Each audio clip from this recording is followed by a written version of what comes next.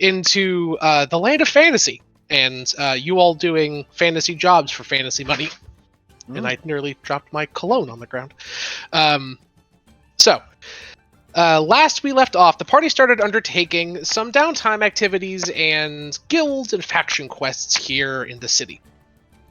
Cecilia went and investigated the incursions of the strange half-machine mutants in the Hive Ward, found an ambush by being ambushed by the ambush, got infected with a strange metal oil liquid substance, and spoke to a very disconcerting necromancer / artificer named Ashnot, who explained that the creatures invading the city are called Phyrexians. They're a dangerous machine species that is able to propagate themselves by infecting other living creatures with a type of oil that will slowly, or realistically rapidly, transform them into machine abominations that can then perpetuate the oil. She gave Cecilia a good old jab in the retina to stave off the infection, and explained that Phyrexian sickness is called phyresis, as I looked up since last time, is practically incurable. Also, are we streaming yet, Mari? Yep. Okay, sweet. I'll hop on Twitch. Phyresis is all but incurable, save for one specific city in a far-off dimension called Dominia Space, and in a plane in that dimension called New Capenna. As she heard before she escaped Dominia Space and fled to here, New Capenna had some sort of cure for phyresis. So, if you wish to get your sickness cured, you will have to go to New Capenna and see what's there. To do so, you're going to have to spell jam and fly across the plains into Dominia Space and then travel through a sub-astral sea of sorts called the Blind Eternities. In there, you can find New Capenna and go there for a cure. If this Phyrexian sickness is spreading throughout the city, Ashnot explained that it's extremely deadly, and a single drop of oil can overtake an entire world. So finding a cure and getting it back here quickly is important. Very important, yes. Yes.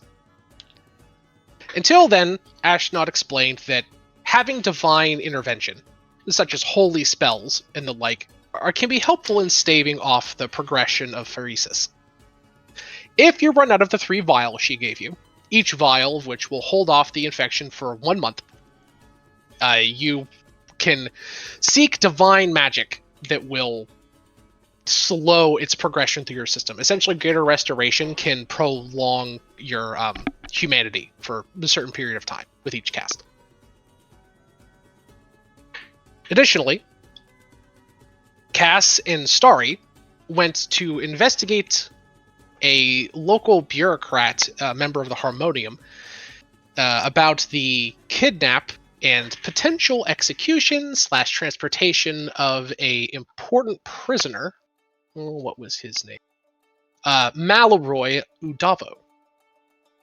They found out by breaking into his complex, or his house tower, really, that Malroy was transferred to Unit 42, or Unit 32, I apologize, in Arcadia. And there was a prison riot that was created inside of the Sigil City prison to cover up his transference with his reported death being orchestrated.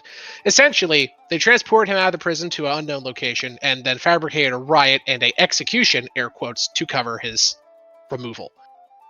He is currently in transit, and the party doesn't know what that means, what Unit 32 is, or what its association with Arcadia is.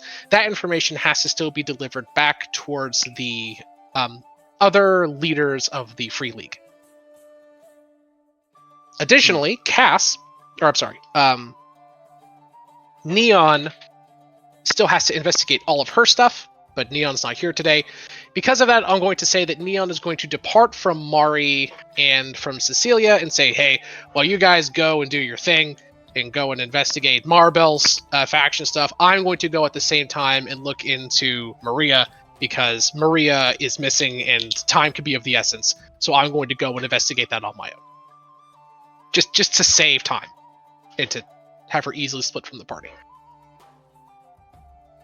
I mean, we could just say that hers is last instead, because I know it took time last time, so we can say she's in the background if she does end up joining this. That's true. She can just chime in. That's a good idea. That's actually a better idea. Thanks. Yeah, we'll just assume Neon's sort of in the background, and I'll just have her do basic attack actions on her turn if you get into combat. And if, Neon returns before session's over, we can pivot to her. Mm-hmm. Speaking of which, we are going to pivot our attention to Maribel. Mari, you spoke to Kelvar, I think his name was, the leader of Black Label inside of the Society of Sensation last time around, and he explained to you that they were able to do some digging on that emblem, or that symbol that you found on the occultic and cursed artwork that had been circulating throughout the Society. It is a symbol of Pale Night, an ancient Oberonth whose whose title is Mother of Demons. She's associated with a lot of spooky, not good stuff, mostly madness and chaos and things like that. Furthermore, since you have been gone from the Society, a disturbing predilection for unusual, macabre, or downright unsavory sensations has sort of bubbled up to the surface within the Society.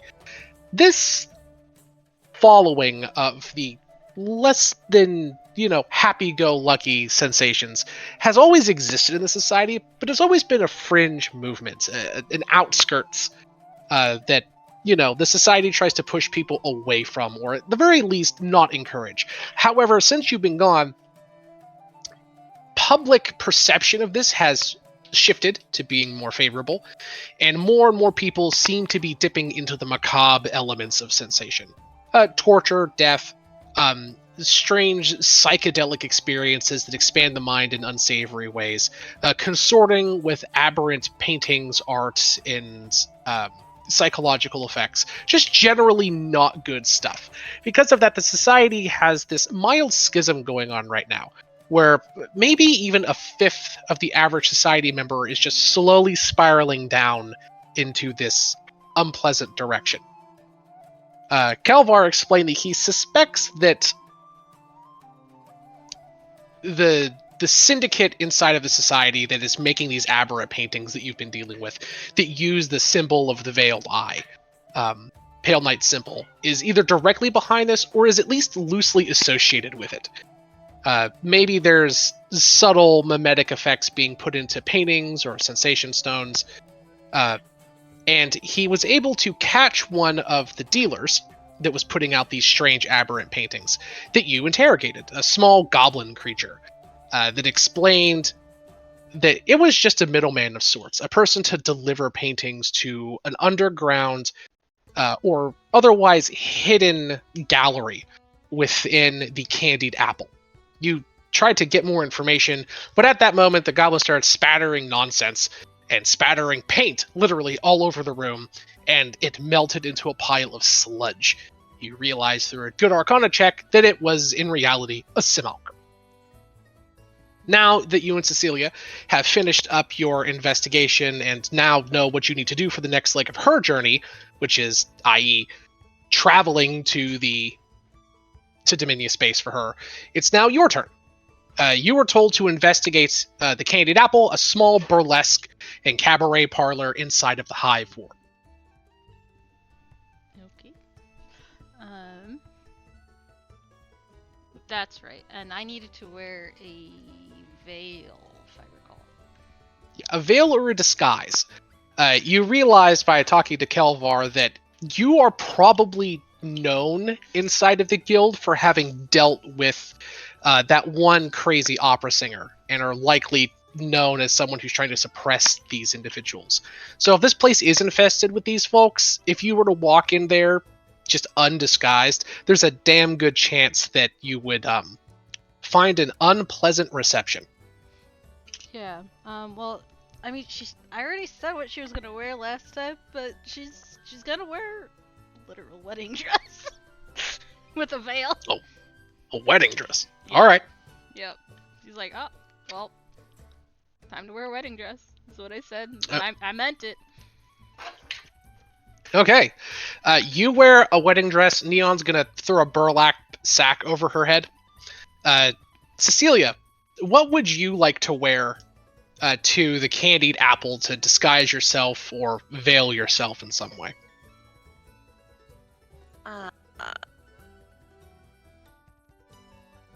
A power armor helmet. You wear a set of Warhammer 40k power armor helmet. And yeah, you look intimidating as hell. So. And I should look full bot now.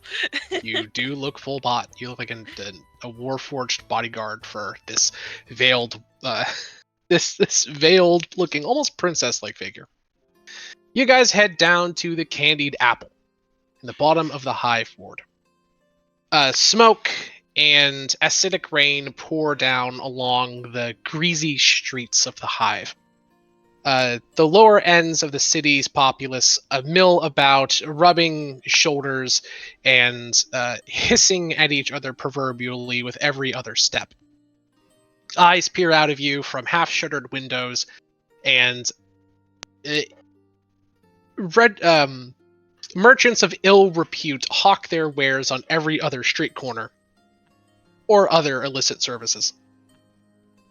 As you make your way down, at the end of a nameless street, the road sort of descends, and a set of stairwells, a stairwell sort of forms out of the cobblestones, and red lights begin to pop up as you enter the seedier part of town.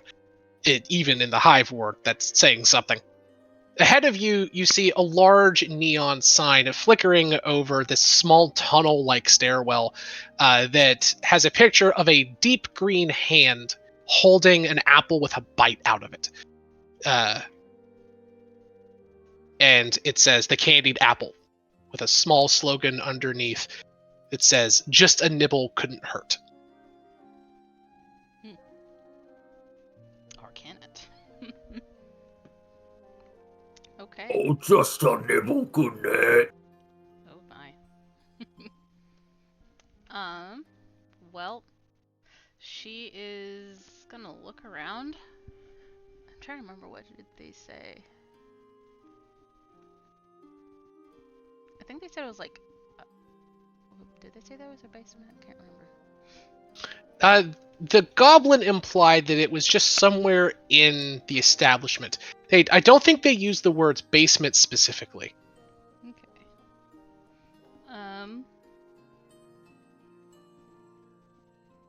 Fudge, man. It's been a week, I can't remember. You're telling me my memory's been terrible this week. Stress, man. Yeah, that'll do it. Well, she's gonna look around, because I think I remember it saying that I had to do something in specific, but I can't remember. Yeah, she's just gonna, she's just gonna look around, trying to see anyone that sticks out, because I think they mentioned a hag somewhere. Something like that. It is rumored that the owner of the Candied Apple is a hag. You knew that from a carousing check you did. Do you go inside? Yeah. Okay, you and Cecilia and Neon walk inside. The smell of sweat and roses assails you as the air is tacky and sickeningly sweet, with a bitterness undertoning it. Huh? I thought you said Neon was off doing other stuff. Yeah, on the off chance that Zoe returns before this, if she returns some point in the session, I thought it would be better, per Mari's recommendation, to have her with the group anyway, so we could pivot to her in case she rejoins. Oh, my bad, I missed that. No, it's okay. The inside of the main room is about 150 feet long by 100 feet wide. A bar curls around one side with a sleazy-looking bartender passing off neon-colored drinks to various patrons that sit on bar stools. A large central stage highlighted by rosy red lights flashes down with people cheering and whooping around it. Someone in an Eastern-style outfit spins and twirls, slowly taking off parts of their clothing as befitting a cabaret show. In the back of the room, several tables, private booths, and heavily cushioned seating areas dot the smoky, deep red smoke that lifts about a half an inch off of the ground establishment. Women in scantily clad uniforms mill about, passing around hookah pipes, piles of God knows what illicit substances here and there, and other unsavory vices and wares. You see more than one sensation stone across smeared platters on the tables of the patrons of this establishment. And before you ask, yes, I have a map. Place your tokens down here at the entrance. Additionally, you spot various security guards, elven-looking fae, sort of sitting precariously around the edges of the main hall. Another small detail you note, these strange cat-like creatures that look like literally hairless cats with humanoid hands and feet. Deep, beady yellow eyes skitter about here and there, hissing at patrons and purring contentedly at the workers.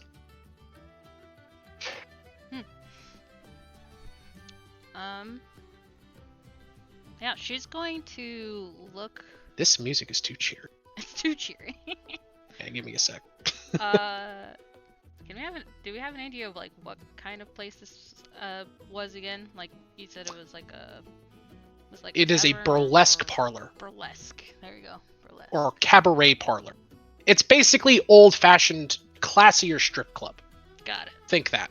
Okay. It's not explicitly a strip club, but it's you know, they used to be like attached to brothels. Women would go around and take off parts of their clothing, and they would typically stop at like corset and underwear. Typically. That's fair. Yeah, she's going to look around. Cyberpunk playlist seems like it would fit good for this.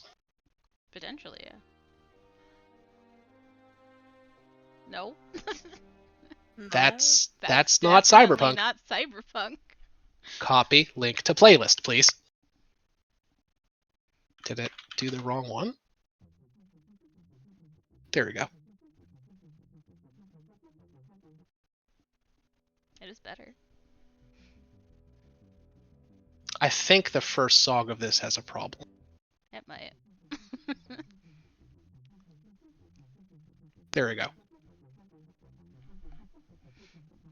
Okay. But yeah, she's gonna look around. I guess she's gonna try to see if she can spot anyone that sticks out to her in the sense of like that philosophy. Sure, give me an insider perception check. The lights in here are low. People are speaking in hushed whispers or hooting and hollering and cheering, completely inebriated. There's no in between. And most of the people here are, either barely clothed at all or going a great deal to not show their face. It's a much like the Feywild itself. This establishment is a place of sordid extremes. So give me an insight. There you go. The first thing that you note is quite a few members of your faction are in here, as well as some other faction members sort of scattered around. All of the hippie-looking people, all the hippie-looking tokens on the map are Society of Sensation Muses. Okay. So you've got quite a few of your people here. You also note a not harmonium, but a Fraternity of Order member sitting at the bar. Mm-hmm. You see a satyr over here. You see a faded member over here. All various fae from different walks of life. Eladrin, sprites, pixies. You don't know what kind of creature the woman is in the Eastern outfit, dancing around on the stages, but she's not humanoid. She definitely is magical in nature. She practically has an aura about her that's drawing in the people that are watching her, some kind of subtle enchantment. There's a Doomguard member in the back over here, sitting quietly at a table, drinking a heavy pint of ale and watching the show. At the very back of the room, you see an incubus and an old man sitting, talking pleasantly with a summer eladrin. You see a tabaxi over here talking with a tiefling woman and a few members of what look to be nobility off to the side. The bartender just looks like your generic sleazy bartender, a very thin, wafy-looking individual, wearing a somewhat dapper but very ill-kempt white button-up shirt, trousers, and vest. Again, there are these rough-cut-looking Fey bodyguards surrounding the establishment. And no one seems to be particularly paying you much mind. To your note as well, you don't see anyone really wearing veils in here. At least not off the bat. Like, no one is visibly wearing them. That's fair. I'm trying to remember why he told me to wear a veil, though. I think he said something. Oh, it's been so long. I feel like this was a long week. Your character, you don't need to do a history check. This literally only happened a few days ago for your character. The paint homunculus goblin abomination thing explained to you that you would need to wear a veil to access the gallery. Got it, the gallery. Not necessarily the establishment. Does that make sense? Yeah. Did he tell us where the gallery would be, though? I don't remember. He did not. Okay. Savvy, throw your character token on here. You're with Maribel at the moment. Let's see. But you said, like, we had to get here to access the gallery, though. Correct. I'm looking Let's for see. Maribel on the page. I'm There down we here are. at the bottom. I see now. Down here.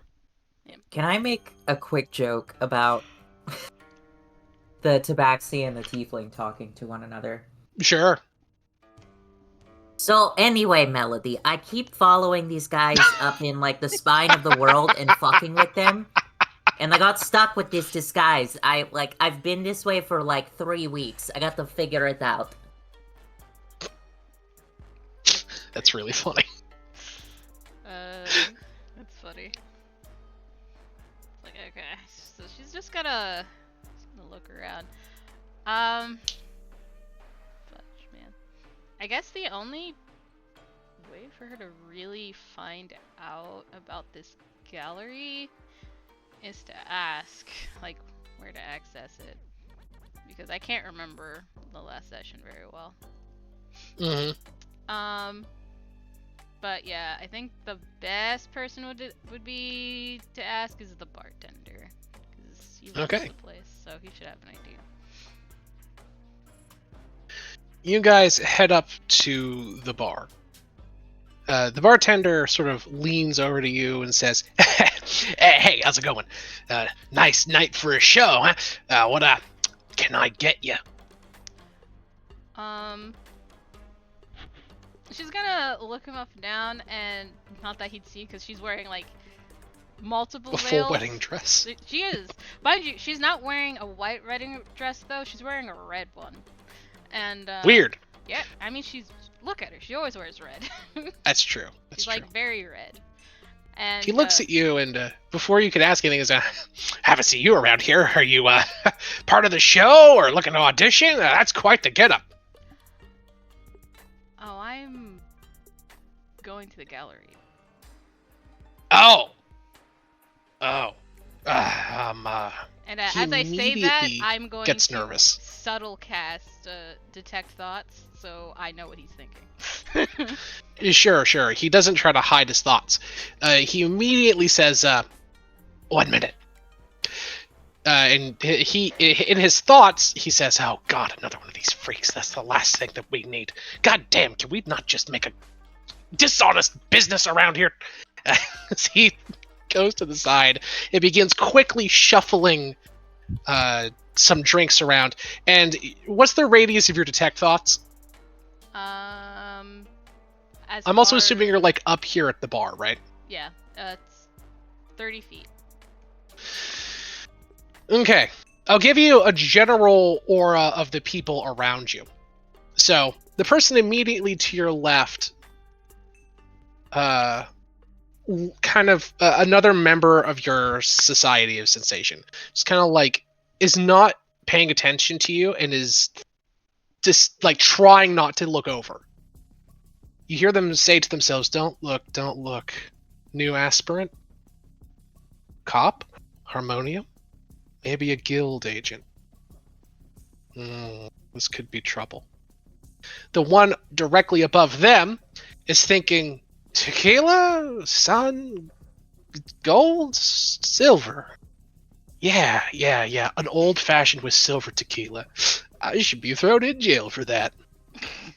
The one to the north of there is mumbling something to himself about divine law, and if what he's doing is technically illegal in Mount Celestia. Okay. These two people here are watching you carefully, thinking, "Oh, great, another set of freaks. We don't have to gut these ones too." You know, they think that you're here to cause trouble and are just waiting. Got it. They're actually bouncers and guards of this place. Yeah. No, it's just Their feelings are not surprising. Yep, not surprising. I can't say what the satyr is thinking on stream. Yeah, we're not gonna worry about that. Oh my. And the girl to the back that's doing the show says, "Oh my, a satyr. He will provide such lovely life energy." Fair. Whatever she is, she's a type of creature that nourishes herself on the essence of other creatures. Something like a The essence, succubus. huh? Maybe, or something akin to that. Yeah, that's why I said something like. Yeah. Yeah. So, you know the only person here who is really sticking out to you to be concerned. Oh, actually, I forgot someone. This little cat creature here. It's having a conversation with someone that isn't here. It's saying, "New guests. Not here to audition. Shame, pretty ones too. No, all of them. In their own way. Except for the furry one. Don't think she'd be popular." Oh, could it be? No, you must be mistaken. She wouldn't find herself here. Maybe. Do you think? Oh, maybe so. Dangerous. I can smell it from here. They reek of magic and death. Interesting. You'll find that she's mostly interested in the one-sided conversation of the cat. That's for sure. Or whatever. It isn't. I say cat. It is a cat thing. It is. It is a horrible little creature. Something cat-sized. Yes. Here, I am saving an image of this god-awful little thing, and I'm going to upload it and show it here. Actually, I'll just throw it in Discord. That's easier. Fair enough. Because I didn't think that you guys would focus in on him so quick. In hype material, this is what these little critters look like. Weirdly cute. They are.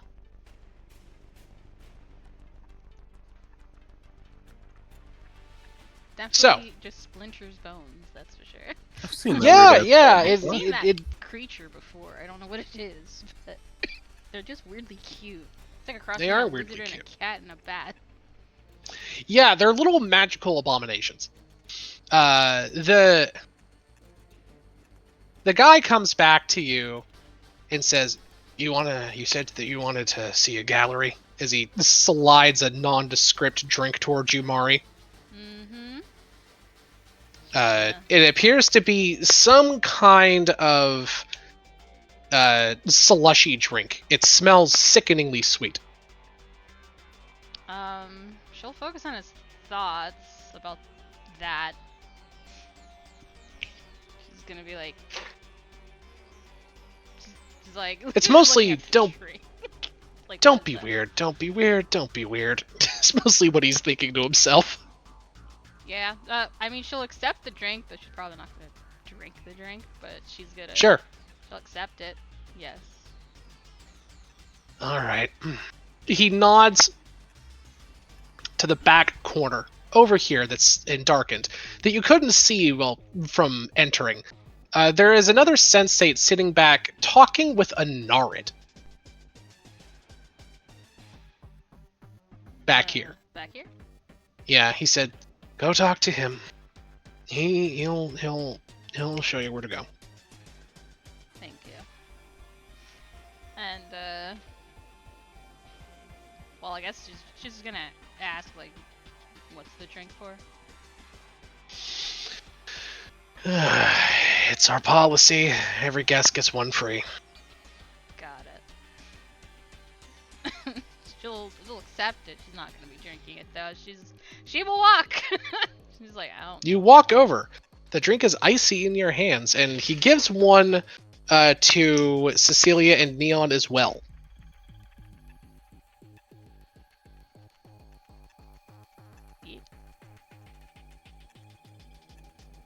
Gonna hold it.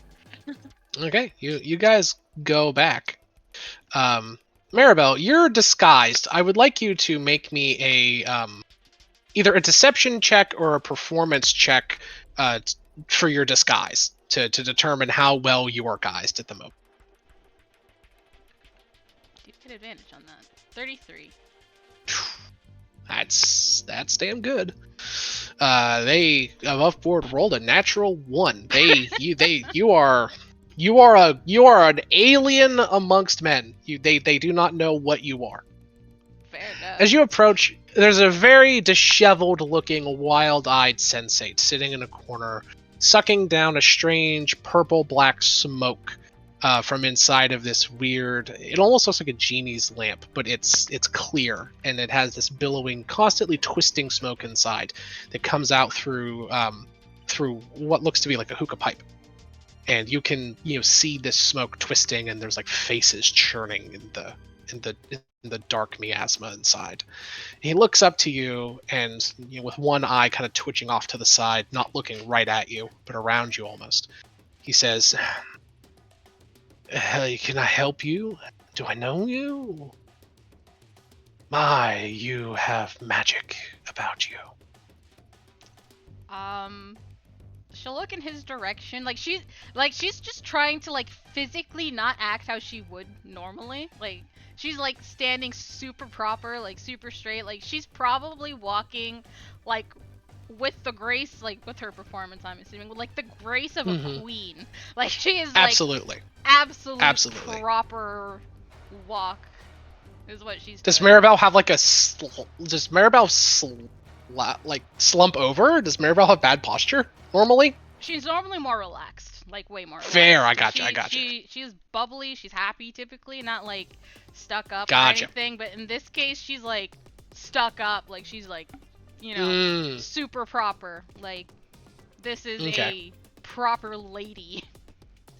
Yeah, your detect thoughts, you're reading from this individual, their mannerisms completely belie what is beneath. Their mind is racing, thinking accurate, curated, specific thoughts, akin to, I don't know this woman, but yet she wears regalia similar to that which the master would demand. Is she here for the gallery? Was she invited? I should have been told of her. This could be trouble. Who is she? The beauty is breathtaking. Things like that. That's fair. She'll, not that anyone can see it, but they can probably feel her just looking the person up and down. Whether or not she's judging, though, probably feels like it, but might not actually. Yeah, Maribel. As you get near, this Mara just kind of slinks off. He's just giving you privacy here, as does this bouncer, out of earshot. And in the corner of the room, Maribel, there is a potted fern that immediately wilts and dies in your presence. Oh yeah, that's Just that poor Instantly plant. dead. Poor Uh, plant. And the sensate member here notices that and thinks to themselves, "Oh, this is trouble. This one has real power. This one has been touched by something else. Perhaps they are seeking the master out. It wouldn't be the first time." She's gonna answer the question because she doesn't know who the master is, and she's curious, but that's not her concern entirely. But it could be related. But she's just gonna say, I'm here for the gallery. What's that? I said it probably too softly. She's gonna say, I'm here for the gallery. Of course. Were you invited? They try to dig a little bit, and they're thinking to themselves, who are you? Why are you here? I should have been told of you coming. This is trouble. Did we ever get a name for that simulacrum? Like, did he tell me that person's name, or did we never have one? You never had one. It was just a goblin-y thing. They tried to Calvar tried to get information from the goblin, but the goblin gave him nothing more than inane ramblings. The goblin spoke to you, but it was barely decipherable. Got it. Yeah, she's just going to say, who are you that I need to tell? I am but a humble servant of greater powers, miss. And you would be? I'm Irelex. Irelex? I don't know if I've heard of you. You want to see the gallery. Let me go check to see if that's okay. You just stay here. Enjoy the show. And I'll be right back. And you hear them think to themselves, Irelex, maybe the master sent for them? Better double check. If I send in someone who's not approved, it could be my skin, or worse. And they just sort of get up and walk over here to where the bartender is. It nods towards the bartender and is let in this back room over here. Where is it? Like, back there? Behind the bartender, down over here. Down There's there? like a little door. Got it. Okay. Alright, there's like a door. Right there. Fair enough. She's just gonna note that. Your high as fuck insight and perception check from earlier. You note several things in the room. Most of the Sensate members now are paying close attention to you. This guy up here, this guy down here, this dude at the bar. That's really about it. Those three other members. I'm going to like post a picture and height material of what she's wearing. Oh, I love that. That's very pretty. It is. Yeah, you definitely stand out. After a few minutes, this little cat's gonna hop over here and kind of like, cat's in air quotes, gonna paw at your feet, indicating that it wants uppies. She's going to look at the cat as, I mean, is it the same cat as before or is it a different cat? Same creature, different individual cat. Got it.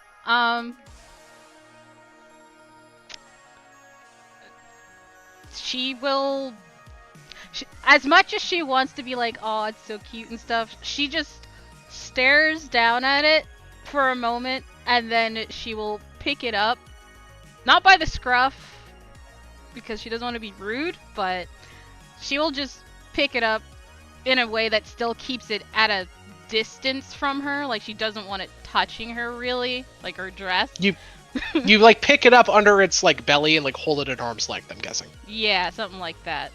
Yeah. like you would a stranger's cat or something. Mm-hmm. And it hisses to you in a whiny, nasally voice, and it says, "You reek of death. You are here for the gallery, so we have heard. Not like the others. No, you are not." And you note that this thing, like, as it says this, its voice twists as if a different set of vocal cords is being pushed through its throat. And a soft, lilting tone comes in, enchanting and as cold as a night breeze. If my assumption about you is correct, you are here to solve a problem for your group, yes? Potentially, depending on with what you were thinking is accurate or not. I don't know your thoughts. But we can feel yours quite clearly. Other sensates have come through here and have met with quite the unpleasant, sticky end. If you go into that gallery, your fate will be much the same. Half of the patrons in here are not truly aligned with your group anymore. They have fallen to the, well, whatever that thing is below. You will be asked to go towards the gallery soon, and then half of the people in this room are going to follow behind you. They will ambush you on the other side and tear you apart. I can help you.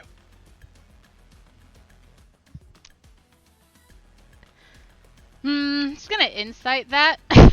Like, do they actually want to help, or? You can't tell. You can incite the voice, but the cat is showing little. It's Whatever more this of the voice is, it's more of the Yeah, voice yeah. insight. I'm just saying, you're not going to get much from the physical cat, since whatever this thing, it's just likely a familiar of some kind, and this person's speaking through them. So, you can incite the voice as much as you want. Go ahead. Okay, she will incite the voice. 15. It's icy. It's cold. It's distant. It's speaking as a matter of fact, and it gave you very little to work on in regards to its genuine or true intent. It did reveal to you, however, that it's currently reading your thoughts and the thoughts of your party members.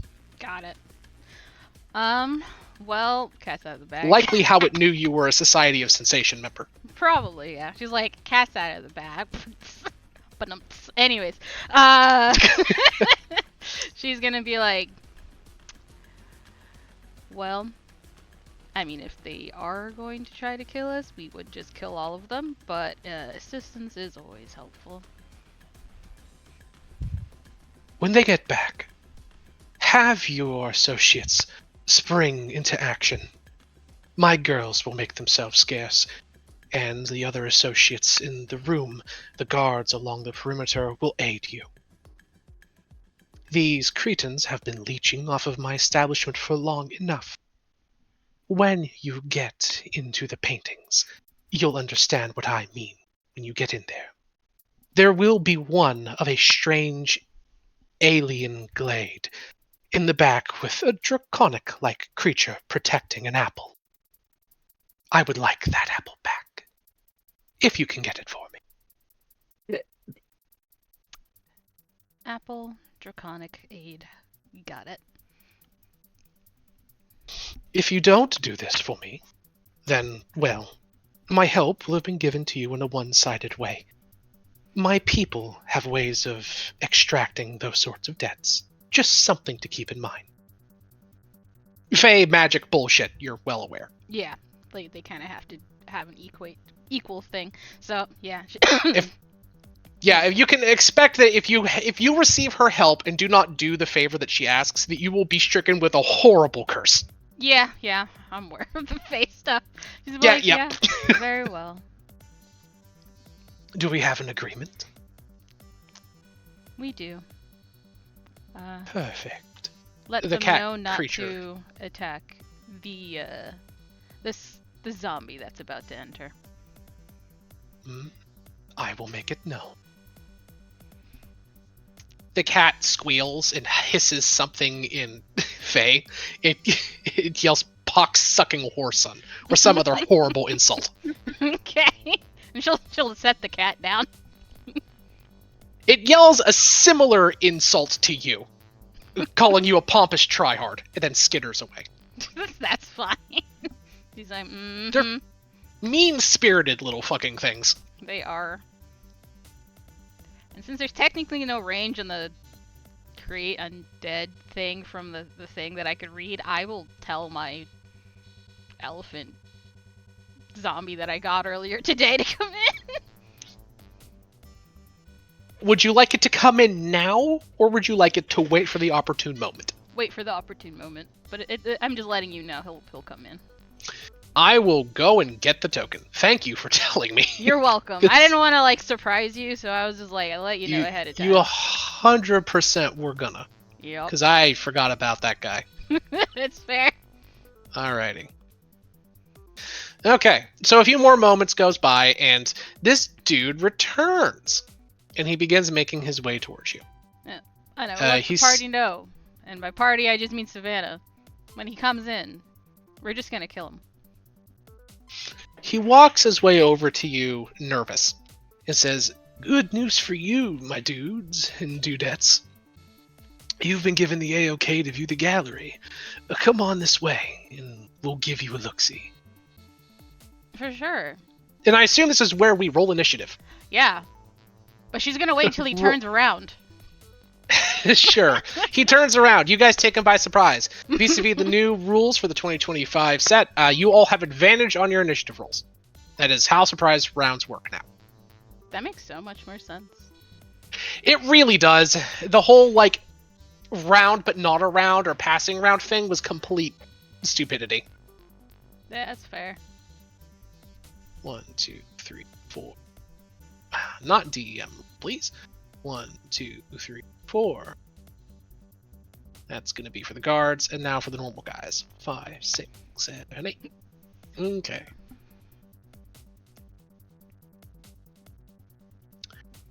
So this guy, 16. This guy gets a 7. This was the same day, right? Or is this a different day? This is the same day. Okay.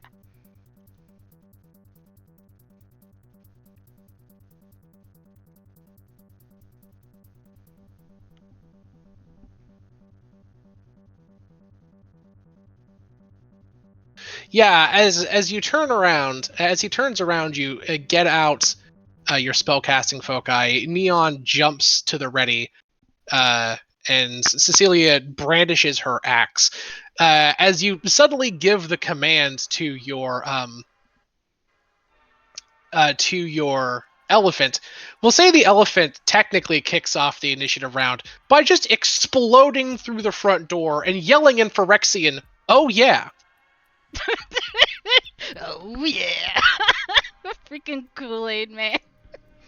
I would love it if the elephant yelled, "Oh yeah," exactly how Sam did. So it's just, "Oh yeah." He breaks in, "Oh yeah." Almost like he forgot. It's so funny. Oh, why did I walk in here? Oh yeah. Pretty much. Oh goodness. Oh, also, very important question. How long has it been since we've been here?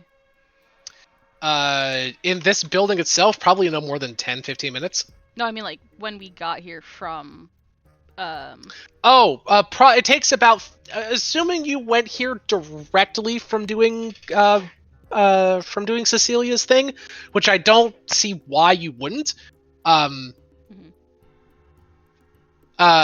3 hours? That's about how long it takes to go from one side of the city to the other. Okay, I just wanted to make sure.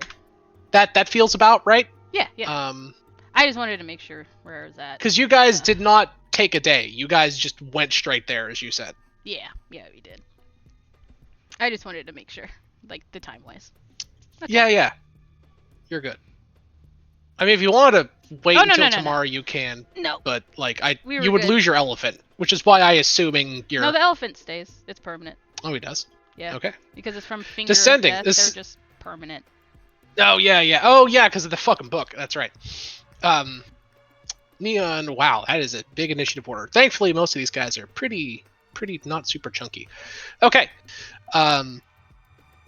Cecilia, combat explodes around you as most of the Society of Sensation members, realizing what's about to go down and sort of half being onto you from the start of this, immediately get out small wands, daggers, and to your horror, cult paraphernalia like shrunken heads, weeping eyeballs, and the like, and begin weaving into casting and leaping over tables as you guys get your weapons out. Combat erupts in the room around you. Half of the cabaret girls scream and disappear into explosions of mist, butterflies, or whipped cream or something. Face shenanigans. What do you do? Oh, well, I assume I'm landing the first blow with my axe. So Probably. Also note, just all of the Society of Sensation members in the room, the hippie-looking guys, are all hostile, more or less. yeah, I figured.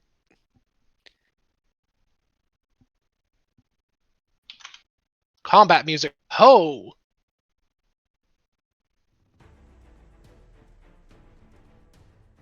Uh, 27 for a 14 on the guy I'm guessing directly in front of you, right? Yep, That most certainly will hit, miss. I was asked to kill him, so Yes, you were.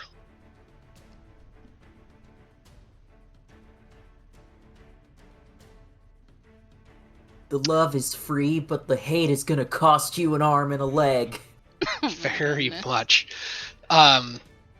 The first hit is going to land. As a reaction, they let out a horrible scream as their eyes turn black and blood begins to weep from their tear ducts. Cecilia, give me a wisdom saving throw. They will take the 14, though.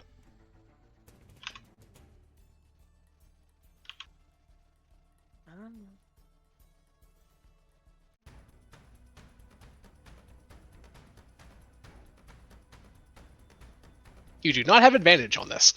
A wave of blinding madness rolls over you. Roll me a d4.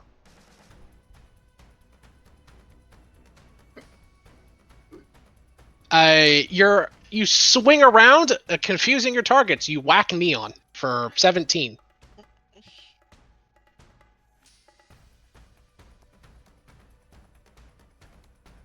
Do you have any more attacks for her? Well, actually, you miss. You swing at Neon, but the 17 is not enough to hit her. but no, that is it. Okay. I just realized since it was 3 hours, does that count as having a short rest, or was it just traveling the whole time? You may short rest if you would like. I would like to, because I forgot about that. Because we You're were good. in a fight earlier. Yep. Yes, we were. This guy's going to leap up here and make 2 attacks with a hand crossbow at this sensate. And hit them both. That's plus 6, 22. This sensate turns bloody. Maribel, it is your turn. She is going to look at the current situation, and then all of these guys are hostile, right? All of the dudes that look like hippies, and the showgirls are quickly teleporting and disappearing away. Okay, so The other tap room members and members of the burlesque group here seem truly flabbergasted and confused as to what the fuck is going on. okay. Well, she's going to I just only 150 feet and then 30 feet. Okay. 1, 2. Yeah, I think she's just going to yeah. She's going to chain lightning these 3. Oh, sweet lord. All right. So that guy, and then chain lightning those. That'll do it. They gotta all make dex saves, right? Yep.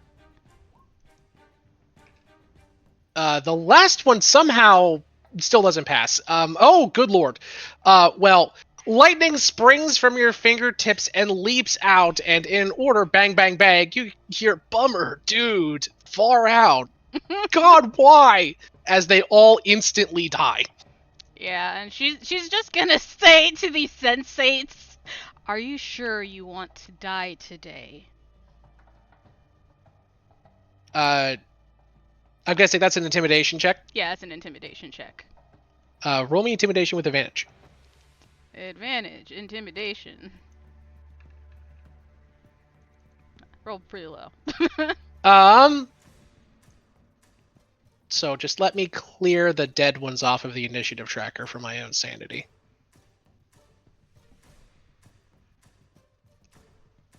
I don't think this guy was on it to begin with. Oh well, good enough.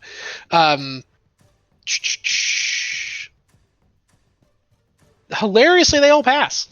I rolled really low. They rolled really well. The one in front of you says, "Our perception goes beyond that of the mortal realm. We see all. Death is but another state." Well, I guess you get to sense death today. And then she'll just quicken spell Mind Sliver on the one in front of her. He is not on the initiative board. He is now 7. Intelligence saving throw. Sounds good.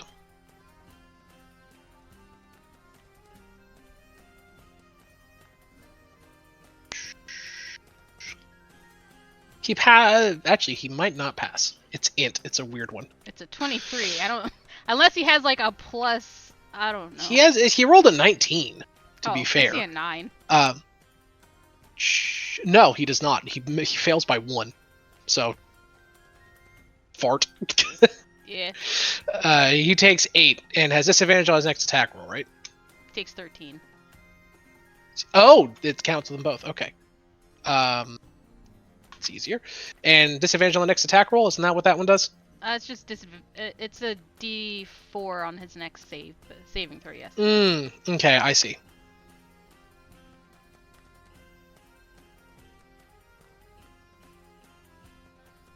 And that's all right. And then this thing attacks the ogre counting thing. It will take the dash action to this guy and there use one right trampling. there? Yeah, there's one right here. Oh, shit. Yeah, well, he'll run over and use his trampling charge ability. That's a hit, and he'll attack again. That's also a hit. So that's... It's 18. He just runs over and looks down at this thing. He looks up and says, "We did not see you in her visage," and gets smashed, and just a fountain of blood just shoots up from where that chair was. Nice. Also, this one also got chain lightning, by the way. Is it 4 targets? It's the initial target, and then it chains to 3 others. Yeah, he's dead. Yep. Alright, so medium hard encounter trivialized. Chain lightning, beautiful spell. Hey, it's a hell of a spell. It is. I'm like, will I ever use this spell? Yes. This encounter is big enough for a chain lightning. This guy has 40 health caster with left. the AoEs went off first round. Yeah. And there's a bunch of ads. I mean, they're not even ads. They're CR4 cultists that all can cast inflict wounds, and one of them can cast fucking harm. These guys they're hurt ads. They're hard. ads, though. They don't have a lot of HP, right? They don't. They're ads.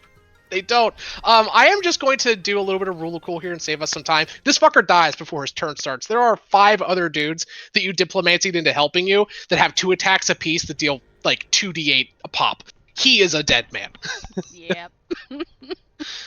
At least I think. Yeah, this one's already dead. Yeah, he dies. This guy gets out his magical staff and is about to cast a nasty spell at you when 8 arrows hit him in the back. His eyes roll up in his head as the lethal doses of poison quickly replace 1/3 of his bloodstream, and he dies.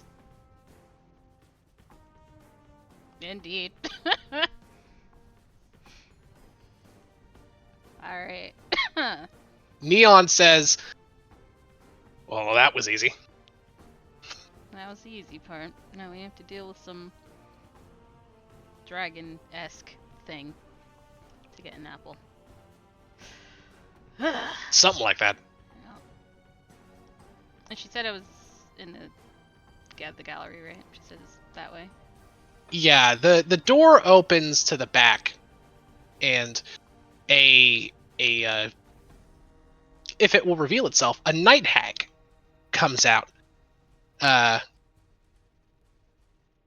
says, "Here you are, dearie. Thank you so much for ridding me of my rodent problem." She walks over, rifles through the belongings of this guy, picks up what looks to be a small, it's like a painting knife. You know those little like triangular shaped wedge knives that oil painters use Palette to knife. palette knife. Thank you. Used to scrape. She picks up one of those and goes, "Here's the key. Come with me She will... and torture and kill them dearly." I have been practicing. Anyways. I can tell you smell like death. Everyone's saying that. She sniffs herself like, I swear. I shower. It's every not day. a literal smell. I It's- know. it's the book. That's the joke.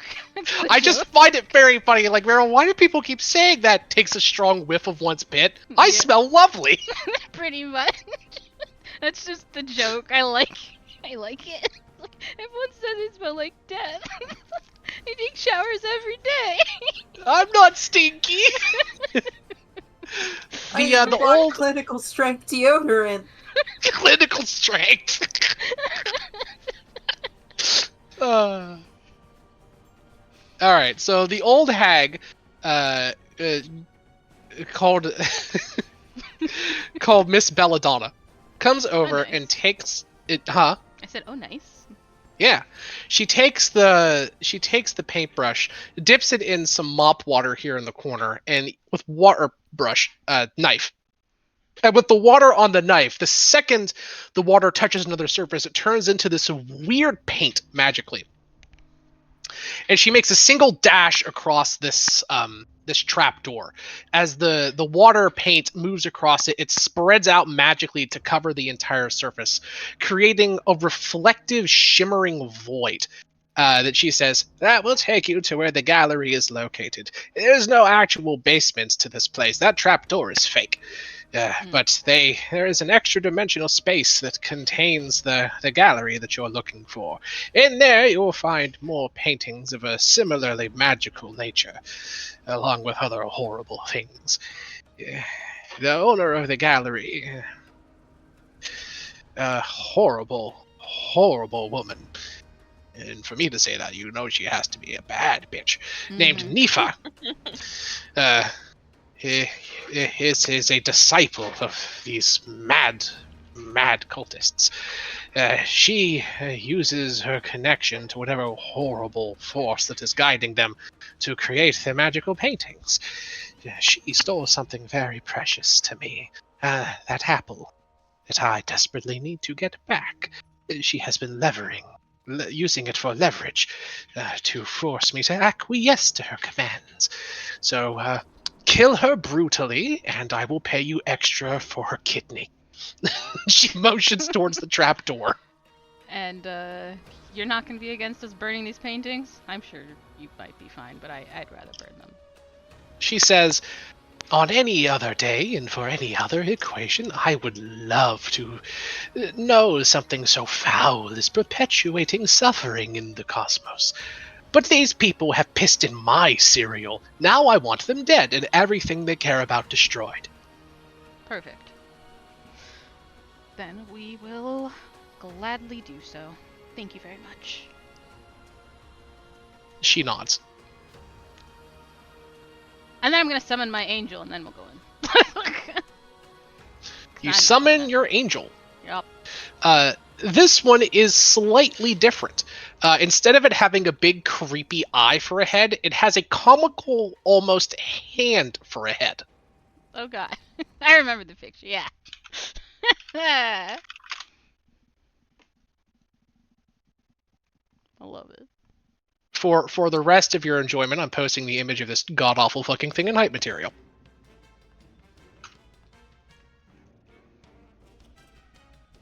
Okay. It's great. He just needs to have Huh? a cigarette Man. in his hand. That is his head. That is his middle finger, I think. I know. I'm just saying he needs to have a cigarette just because it's That's funny. true. That's true. What'd you say, Evie?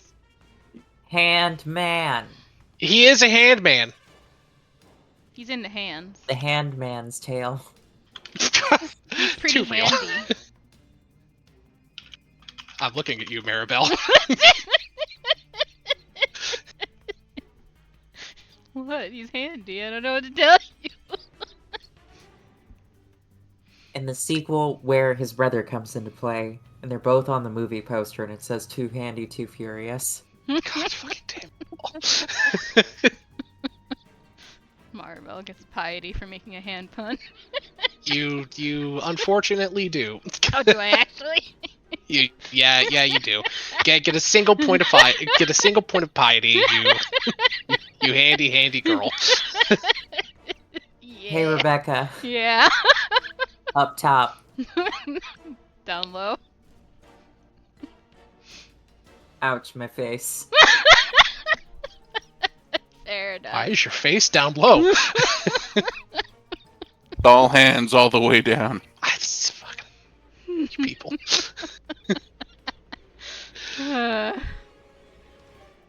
Oh, I had a horrible thought. Do What? tell. We're listening. No. No, you can't put it out there, then take it back. Yeah. Yes, I can. What is it? We're on a stream. Fair enough. You can Oh, type it. yeah. That's true.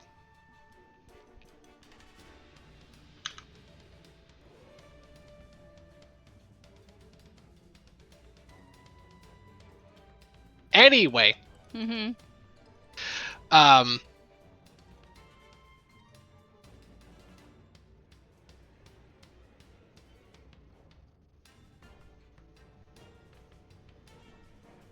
Sorry, I'm just grabbing an image here real quick. Do you hop down through the gallery? Yes. All right. You hop into the gallery, and you are brought through a strange warping vortex here. You pop out in front of this door into a large, beautiful art gallery. Through a huge stained glass window in front of you, you see that you are still in Sigil. You look to be, at a first glance, somewhere in the upper echelons of the ladies' ward. Okay. She's looking around. I assume there's no windows, but yeah. There is a window in the very front. Oh, very fun. Okay, she'll look.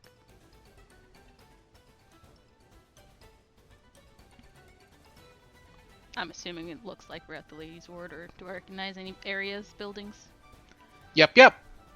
Looks like we're in the ladies' ward, guys. I hope you guys are not against arson. Artson. Arson. I'm not sorry. Don't be. I didn't ask for an apology. I'm Fair. asking for one. You're not getting one. I don't like artson, by the way. I think that, art should be preserved and kept. But I do also think that not all art adds objective value to the world. Some art is just trash. I'm looking at you, Stone Toss. Fight me. It could be removed from existence. Fair. So here we are. And you, as you were told, there is all manner of strange and eclectic artwork in this room. In the center of the long corridor, you see several big display cases. It looks to be a strange horn, a magical sword, and a literal cannon. Several other baubles and bits decorate display cases to the immediate left and right. Books, strange sculptures, glowing crystals, a lamp that seems to be continuously whistling a tune. And then on the border of the walls, you see several other strange and horrific scenes. A tree composed of human faces screaming amongst a labyrinthine forest. a twisting metal spire reaching towards the night sky, one of impossible geometric shapes, a shoreline that seems to loop in on itself infinitely over and over again, that you literally can't stop staring at. If you start looking at it, you have to physically pull yourself away. And the like. Yeah, fair. None of it good. None of it good. Good to know. Well, she's generally looking around, but not like staring at anything, because all of these are hazards, as far as I know. Pretty much. None of them are good. You know that. Yeah, and she's gonna, she's gonna look at her handy angel and just be like, destroy all the artwork. The angel nods. He looks to you and says, oh, what would he say? The destruction of the art is at hand, my lady. And then it floats around and begins blasting. Huh? What was that? I don't think anyone said anything. Oh, I thought maybe it was just a click on a mic. It begins blasting the artwork. And as it hits the first two, they disappear and get destroyed. The third one responds, and a blast of arcane energy explodes out and deals about 60 damage to the Celestial. It appears as though the frame or something about it was trapped. Well, he dies with the 60 damage, so. Oh, well, that's no problem. Also, none of the ones that he destroyed at first were the ones that you were looking for. So these 3 paintings are destroyed. Okay. Oh, also throw your tokens on the map. Boop, boop, boop.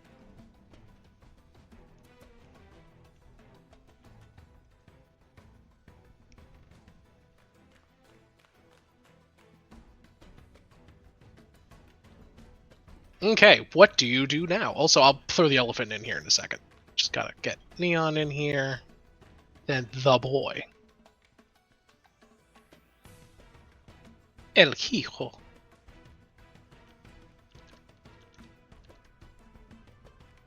Okay. Now what? So she's gonna note the one that blasted back. You said it was the Mhm. frame itself, or?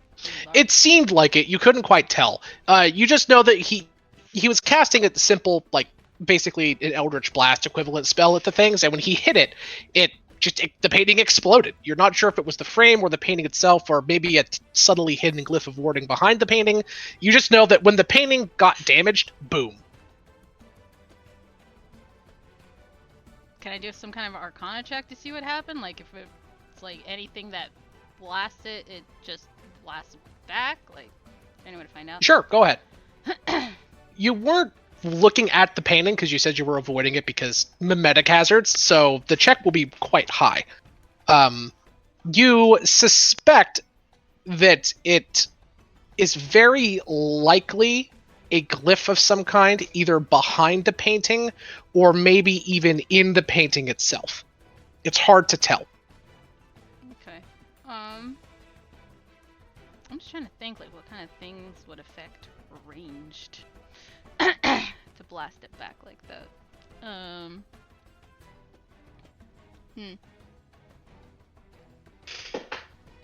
not sure.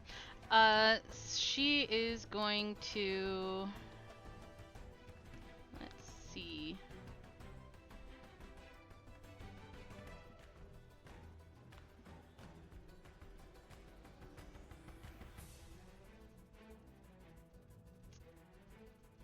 She's going to, I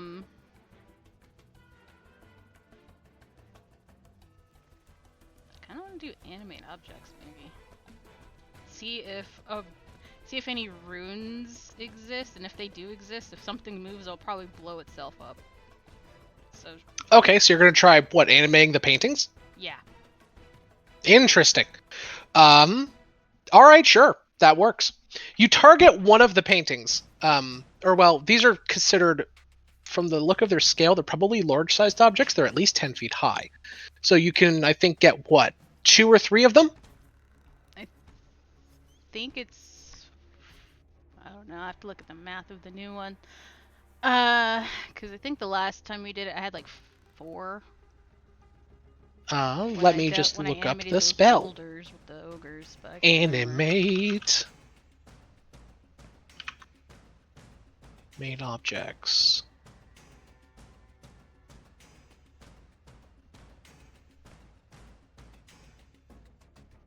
Two large objects. Okay, so you, do you want to? And you do see the painting of the apple with the dragon creature in it. I'm assuming you want to ignore that one. Yeah, she's not gonna do that one because she has to get the apple from that one. Yes. You rip. Something weird happens. The first painting explodes. You try to pull it from the wall. A rune glows from behind the frame. Boom! Painting explodes and is destroyed. Mm-hmm. So that. This one is of a whoops. This one is of a strange geometric landscape that looks like a bunch of impossible stairwells, very MC Escher-esque. Mm-hmm. As you rip it off of the wall, the frame and canvas rip up and are destroyed, but the actual paint of the painting itself remains floating in space. Interesting. A thin, flat paintbrush stroke, thin, literal wall of shimmering, rippling paint is just sort of floating where the frame was. The frame falls apart and is destroyed. And there's no rune behind it, so no trap respectively activates. Okay. Since that one didn't activate, she's gonna just run it into a different painting. Like, it's just gonna attack a different painting. Sure, rune explodinate. Painting destroyed. There is a single one left. Right. And that's the, is that the apple or is So, that a different one? A different one. You have 3 total paintings left. I'm gonna mark the apple with an A, Thank you. and the geometric one with a G. The other painting is still up. Okay.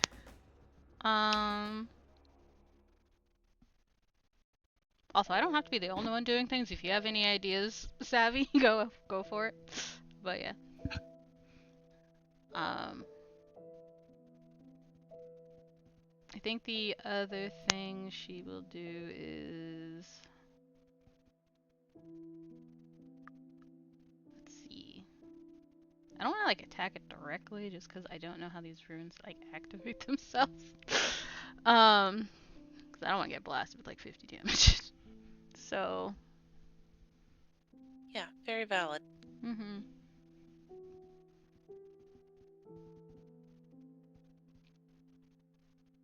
I don't really think I have anything else that does anything. She's just... I assume there's, like, a lot of splinters and stuff around, so... Yeah, probably.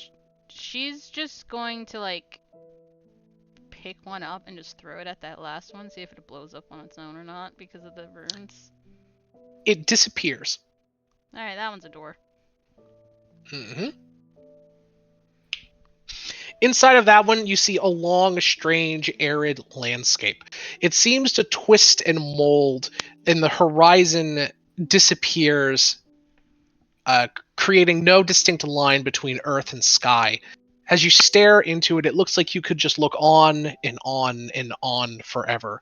A strange sense of liminal unease washes over you, as you don't know where that is, but it's wrong.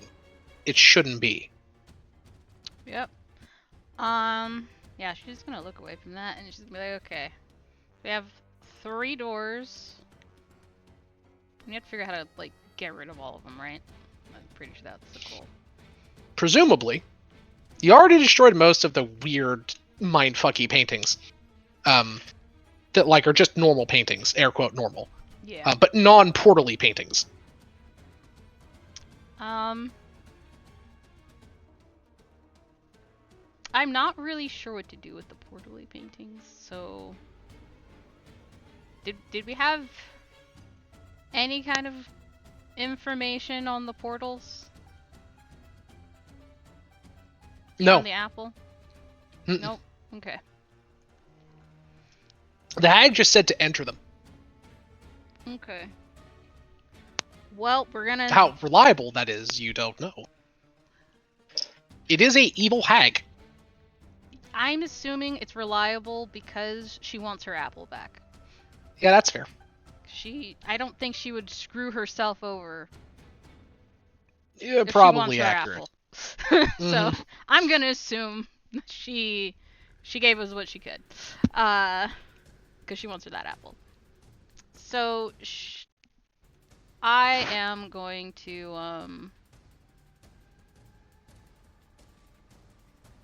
I Mari 064. Mario. Oh, Mari. Mario. Oh, Rebel and said Mario 64 because you're literally Mario. jumping through fucking paintings here Oh potentially. yeah, that's Mhm, fair. mhm. That's fair. Mario 64. Got it. Swing. Swing. All right. Well, she's gonna look at all of the paintings and all right. Well, Tara, I don't know where all these paintings go. That one's just wrong, and I don't want to go in there. But we need to I go in mean, that none one. of them are good.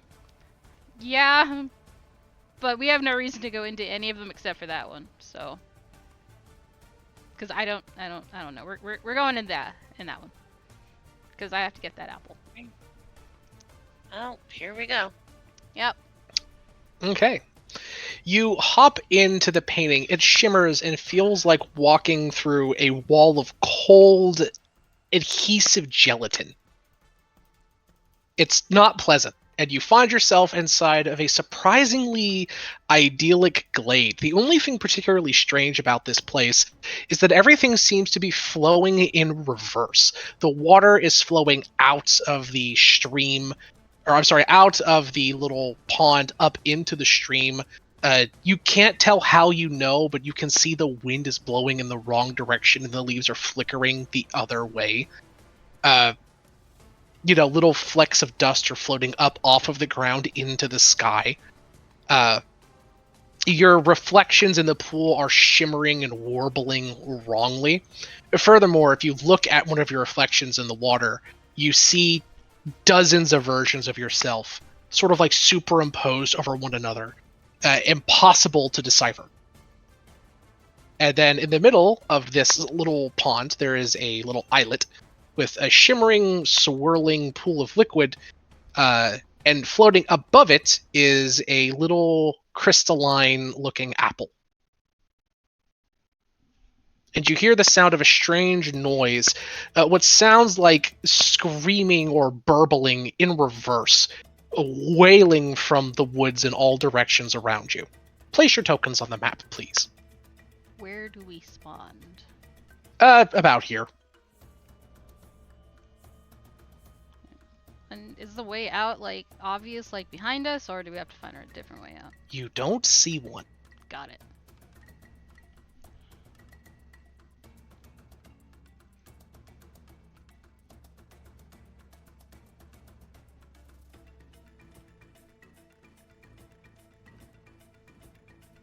What do you do, party? Well, if the painting's anything to go by, I'm going to assume there's a dragon somewhere around here. What kind of dragon was it that we saw on the painting? Like, what It color? looked weird. It didn't look like any dragon that you immediately recognized. Got it.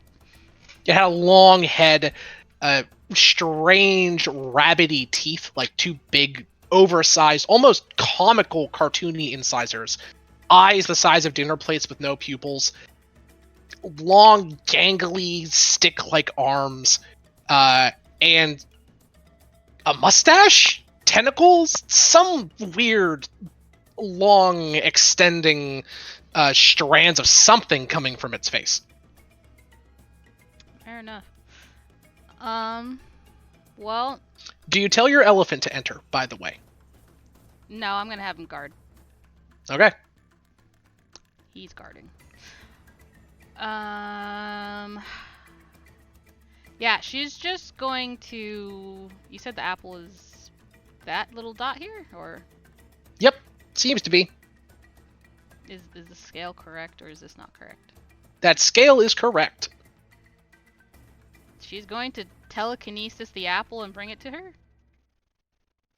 You attempt to telekinesis the apple, but it doesn't seem to work, as if there's some kind of barrier or something blocking the spell from reaching the apple.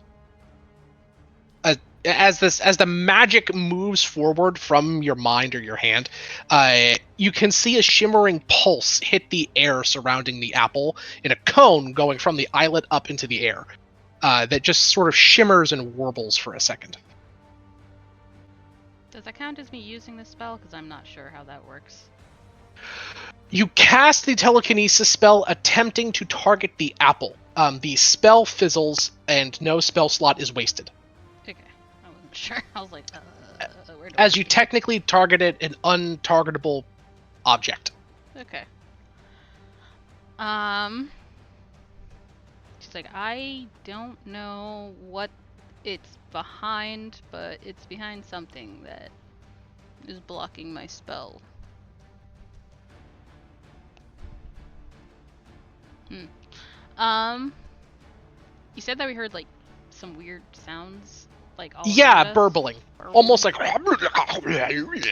but like in reverse and weirder. Would you say it's like deep speech or something else? Incomprehensible gibbering. Got it. So you just gibberish. The technical term is burble. Burbling. Okay. Well, I don't see anything. I just hear the thing. We know there's some strange creature here, and that thing is behind some kind of wall. She's gonna... I don't even know if detect magic is even a good idea. I feel like this is just a whole magical plane, actually. Yeah. Well, I guess she's just gonna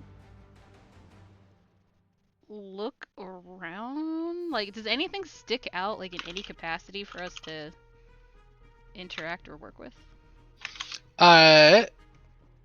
Give me a perception check. And how do you look around? She's just, like, looking around, looking at the water. Ooh, not 20. 22. As you look in the water, you see something strange glistening from over here, rippling inside of this puddle. Or inside of that little off section. Okay. I guess she'll jump over to that side. Yeah, you hop over to that side. Neon will hop over and follow you. What will you be doing, Cecilia? I will also follow. You also follow. Mari, you look down into the water and you can pretty clearly see, maybe 2 or 3 feet down. You see a purple weird sword.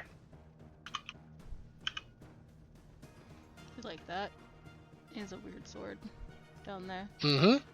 It's deep purple. And shimmers strangely under the weird, almost thick-looking water.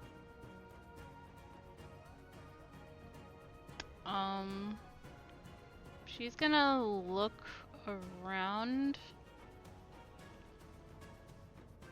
And then she's going to,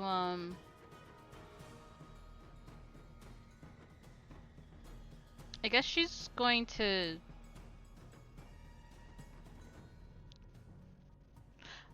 Can I tell if this is like normal water? Like It doesn't look normal. It's flowing in reverse and looks thick. Okay. I think she's just going to like drop a rock in there, see if it like reacts weirdly. It plunks down and it moves. It hits the water and then bounces off of it almost like rubber. It makes a strange sloshing noise. And as it does so, the sound of the forest becomes eerily quiet. Well, that's not normal water. In any capacity. And then, in any capacity. and then these trees explode. Oh, that's not good. And out comes burbling a strange draconic creature. As time begins to flow weirdly.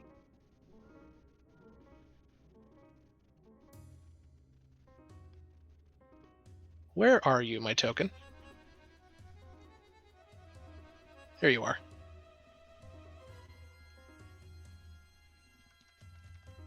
Everyone roll initiative. As it looks at you, it begins burbling inanely. And just strange noises begin to echo around you. The hairs on your body begin to tingle. Its eyes roll. Oh, that's not good. Roll in two different directions, pupilless. It reaches down, it takes a bite of a rock as if gnawing on it to sharpen its teeth, and it shears through it like paper and scissors.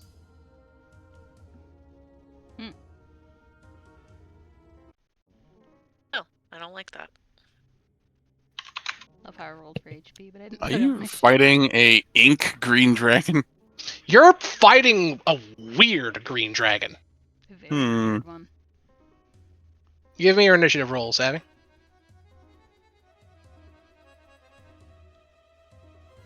Get him, Mario.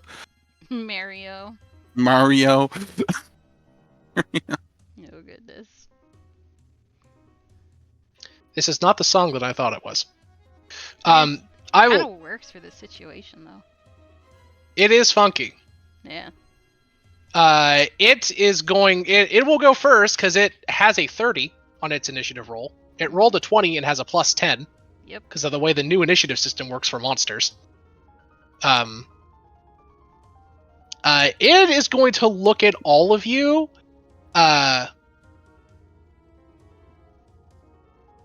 And it's going to hop right here. Oh yes, each of you will make me a dexterity saving throw as its eyes light up and beams of searing laser energy shriek forth from its gaze.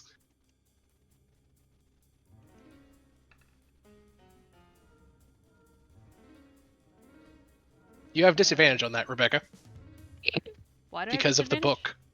The book, you have disadvantage yeah. on dex saves.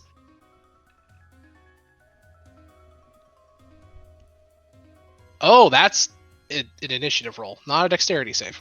That's better. Neon takes no damage because of evasion bullshit. Maribel. Oh wow, Savvy, you hot rolled that. Maribel, you take full damage. Neon takes 0. Savvy, you take half of this.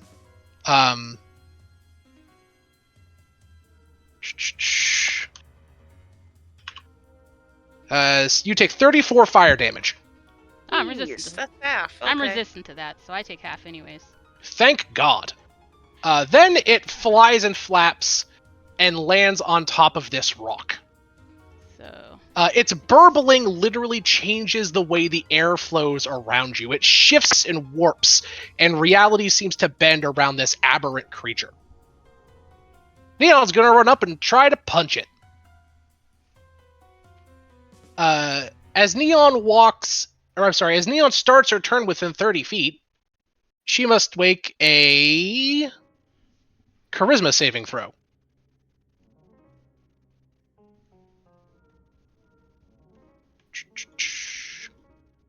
That's not good. She rolls a d4. Neon, her eyes go in two different directions.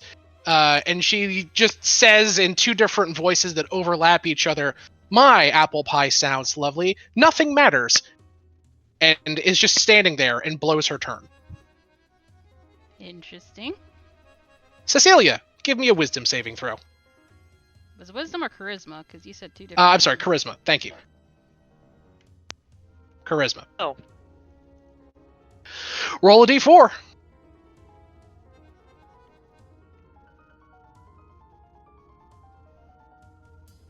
Two. Cecilia, roll a... Oh, wait. Roll a d8. Okay.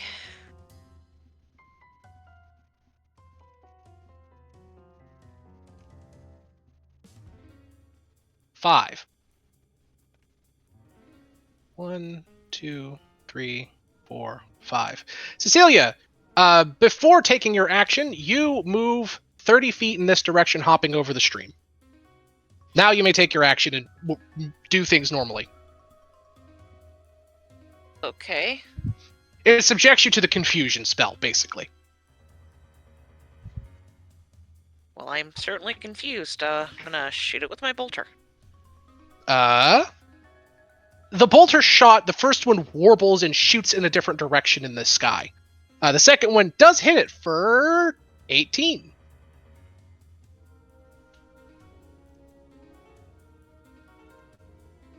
It bleeds viscous paint-like blood. Maribel, charisma save, please. Disadvantage, right? I believe so, unfortunately. Let's see. So, 3. You pass. There's no way that 14. you cannot pass that with. Oh wait, that's a 3. Never mind. That is bad. Yeah, it's a 14. Is that a fail? You must use your main action to make a melee attack against the nearest creature, which would be Neon. If I fail, Your I'm gonna do something because I can add to it if I want to. You do fail. All right, I'm gonna use my chosen by the gods. Roll 2 2s. That's 16. very unfortunate. That's still not enough. No, I'm Yeah. sorry. I was so unfortunate. I was like, oh, I the don't warbling like weirdness compels you to punch Neon in the face. that. I'm like, I don't like that.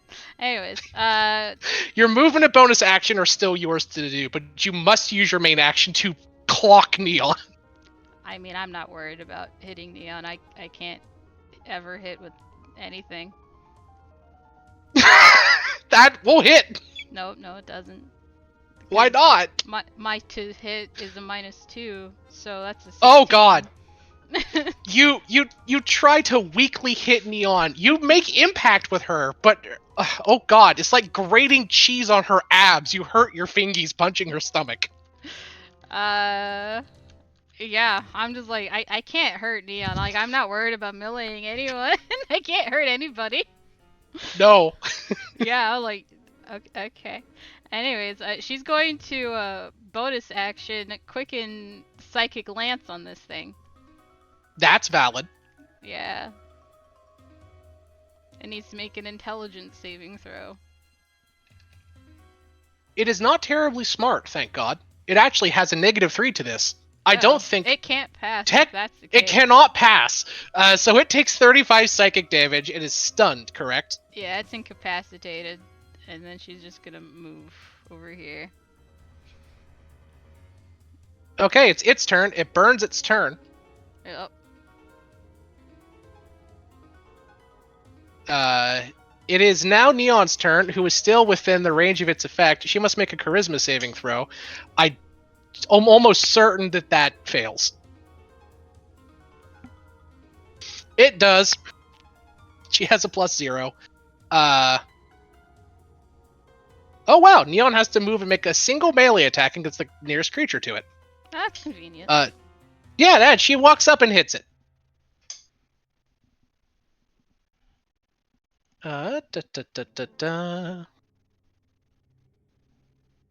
Actually, I don't see why she couldn't use her Black Album as a bonus action.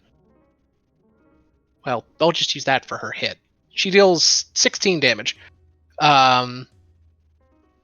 Is it the rush? No. Arms? No. Summon? There we go. The creature must make a dex save. I don't know Neon Sheet. It fails. This turn is taking a whopping total of 13, 17, 30 damage. Nice. Okay, Savvy, you are not starting your turn within 30 feet of this fucking thing. You may use your actions and things normally, as you are not subjected to its confusing burbling. Thank God. Okay. I'll I rage, and I'm gonna bolt her it again. That's fair.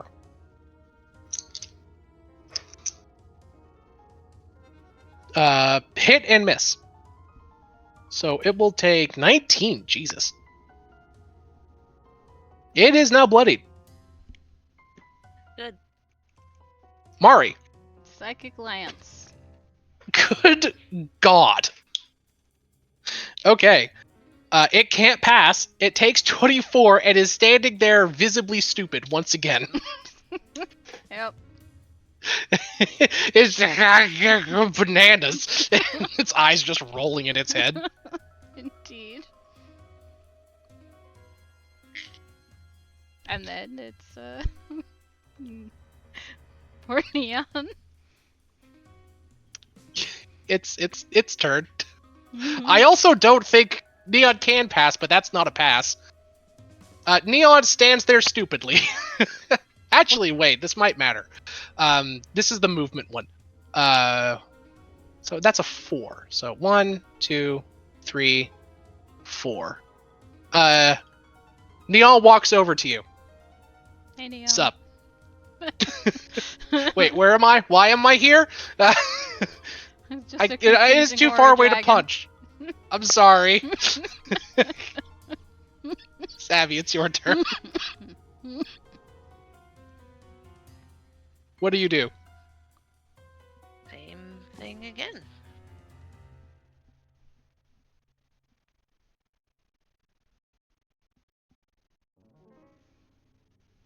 Boom, boom. Miss and hit. It takes 9.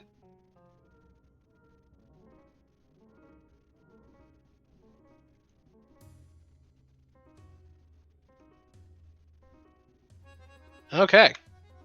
Maribel, it's your turn once again. Guess what? Psychic Lance. Yeah, you guessed that right. Psychic Lance. I did. It is still alive Yup. at 20 health, but it is standing there stupidly. Yup. Blood is beginning to pour from its eyes and mouth as it is dying. But you notice something, Mari. Neon can actually move and do things now. Neon's not going to run towards it. I also don't think Neon has a ranged weapon. I think Neon can run towards it and just run away because she's a monk, right? She has movement speed. Oh yeah, that's a good point. She's gonna run up. Order it. I know she can do like 5 attacks, so we're just going to do 1, 2, 3, 4, 5. Oh, nice, a crit. 3 attacks hit. Boink, boink, boink. 7, 15, 23. The third one kills it. You just see her run up, and it's just with his eyes rolling in his head. It just bah, bah, bah, bah, bah, bah, bah. You hear the sound of cracking ribs, and its eyes roll up, and it falls down. It lolls, burbling, stopping. And then melting into ink. Huh? And then melting into ink. No, it just stays, but it does lie down. Okay. Okay. Cecilia, it is your turn. It's my turn again. More of the same. It is on the ground. Shoot it again. I don't know what's going on, but shoot it again. That's my opinion. Taking your suggestion of shooting it again.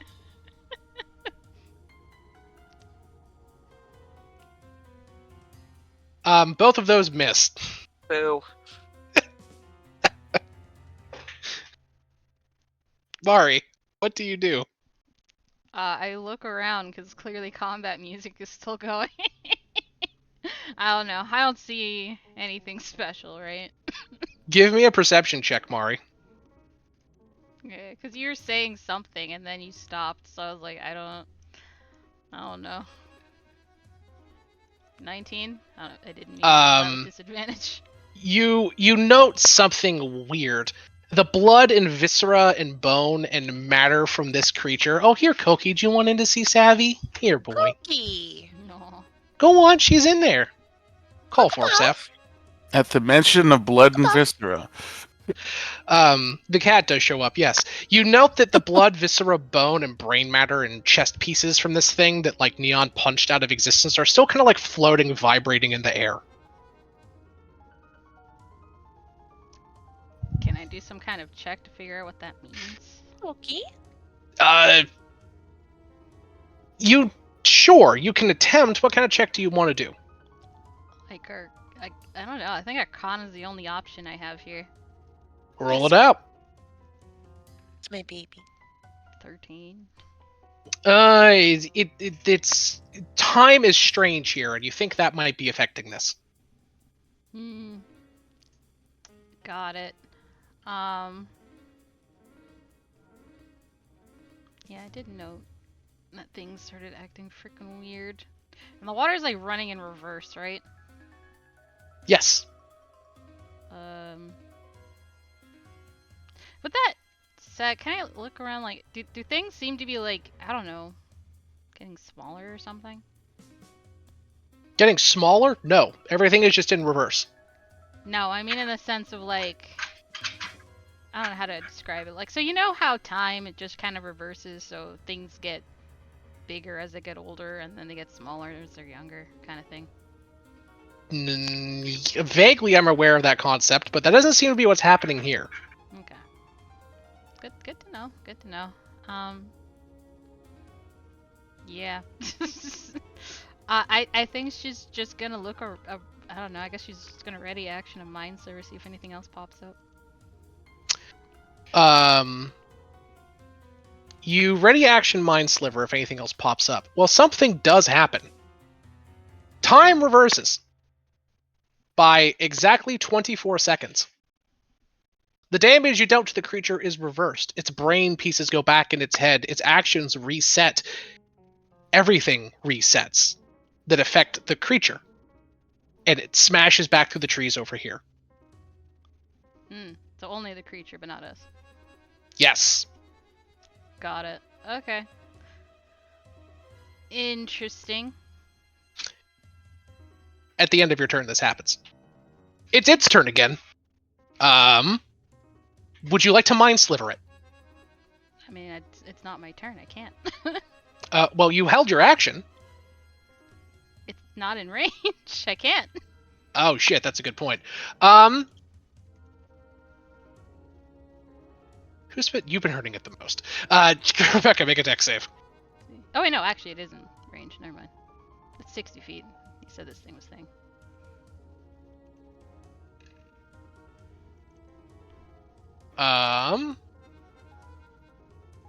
It can't pass. It takes 13. Yeah. It has disadvantage on its next attack roll. It's not or something like that. disadvantage, it's a D4 to its next save. Okay, yeah, sure. Rebecca, make a dex save. It can only hit you with this spell. Well, it can hit anyone, but it's targeting you. Okay. Also, it doesn't know I was doing it because Psychic Lance. No, it's targeting you because you fucking cast Psychic Lance on it 4 fucking times. Yeah.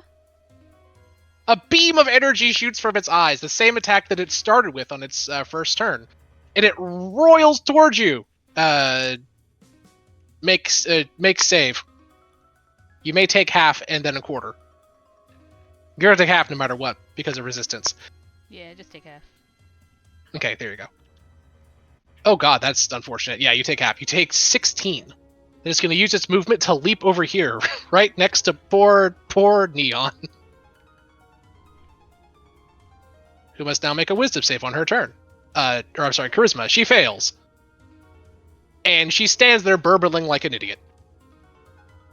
Cecilia, you now can clearly see that killing this thing outright does not work. You reduced its entire health pool to 0, its head exploded, and then time reset and basically restarted everything. It looks completely unharmed. And just seared Maribel like it started off with the last time it jumped in. Something here is obviously strange and fucky. Fighting this thing outright will not work. Great. Great. There's another objective here. There might be more than one, or there might be more than one solution. The creature might be the puzzle.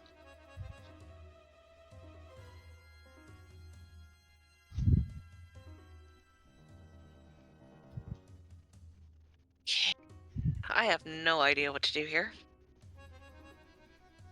Anyone else that is paying attention might chime in with advice. This even though this is only these three characters, the players can still communicate freely and openly and help each other out. I mean, I have an idea, but I have to wait until my turn, so. Not to say it out loud as a player. Meta. I mean, It's all okay. I'm gonna Meta. do is Bigby's hand the sword and the thing, but I have to wait. Like, I don't know. That's fair. So you think the sword might help here in some way? Yeah. That's an idea.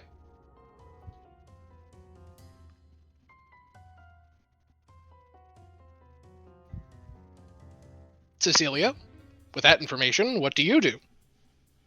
I mean, I don't know that I can get to the sword you're talking about. You could dash and get to it pretty easily. Or you could do a running jump. You're above it. If you did a running jump, counting as a dash, you could easily land where the sword is and get it. Okay, I will running jump. You running jump and slam into the water. It's like plowing into... That's going to use all of your movement speed. You still have your action and bonus action with the way new jumping mechanics works. You plow into it. It's like slamming into thick, thick molasses. The water's time is in reverse.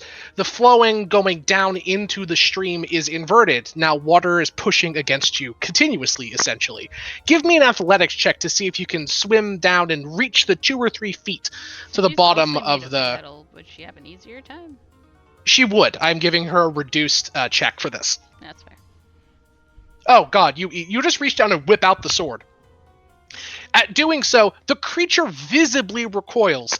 Cecilia, you pull out a Vorpal blade.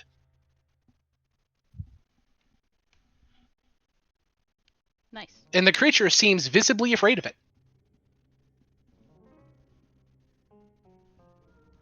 Hey, someone might finally figure out what's going on here.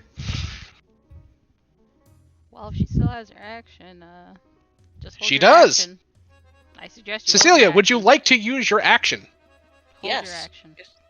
To when I will you... hold my action. Yep, just hold your action. I got you. Maribel, what do? I'm gonna move over here. And then I will vortex warp her next to the dragon.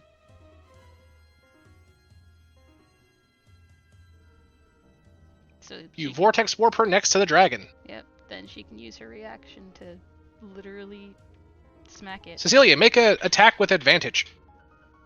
Alright. Am I just gonna roll a d20? Yep.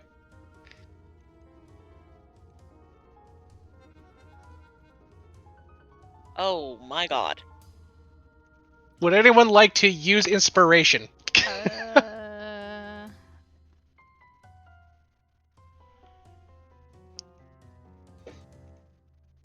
Neon will. Roll again, Savvy. Veronica. I was checking my inspiration source because there was a parenthesis. The DM is. I was like, I can use an inspiration for you. I just had to check my source. That's fine, and that very much hits. With a single swing of the horrible blade, the creature wails and its head comes cleanly off as the Vorpal blade goes snicker snack and chops off the head of the Jabberwock. Nice. Thank you, Starry. Frabjous day, Kalu Kalay, he chortled in his joy. Indeed.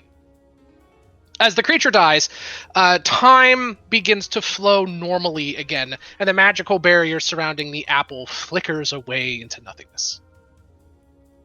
Well, that's good. Good job. I just like the idea of having a boss monster reset itself to scare the crap out of people. It does bring concern, that's for sure. A tad bit. Okay, do you retrieve the apple? Yes. Yep. You all retrieve the apple and get a single point of inspiration for doing so. Inspiration, yay! Okay. Now that that's done, you guys proceed outward, out of the not out of the dungeon, but out of this encounter. You find yourselves back in the gallery. If roll 20 will load for me, please, with the crystalline apple in hand. And as you leave the portal with the apple in hand, the picture crumbles to dust. Just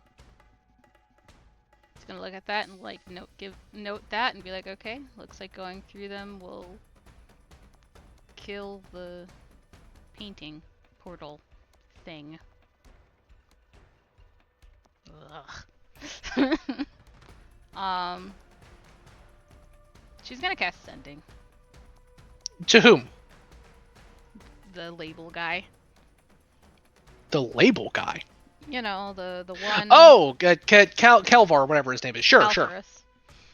Calphus, thank you. Celebrimbor! DM does this on purpose. Anyway, she's gonna... Kelp mass.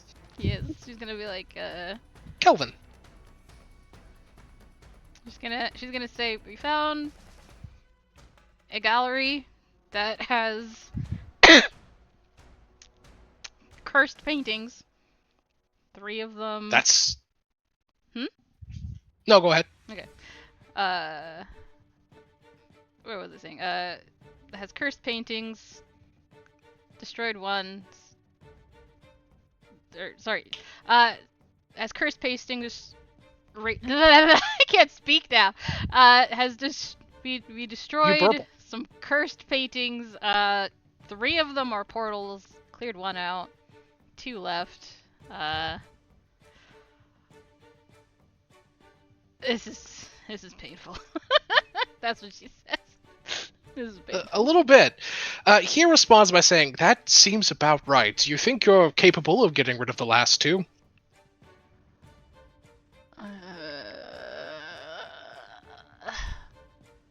She doesn't respond because you know, spell slots. Mm-hmm. She doesn't respond to that. She's just sticking to that one message, and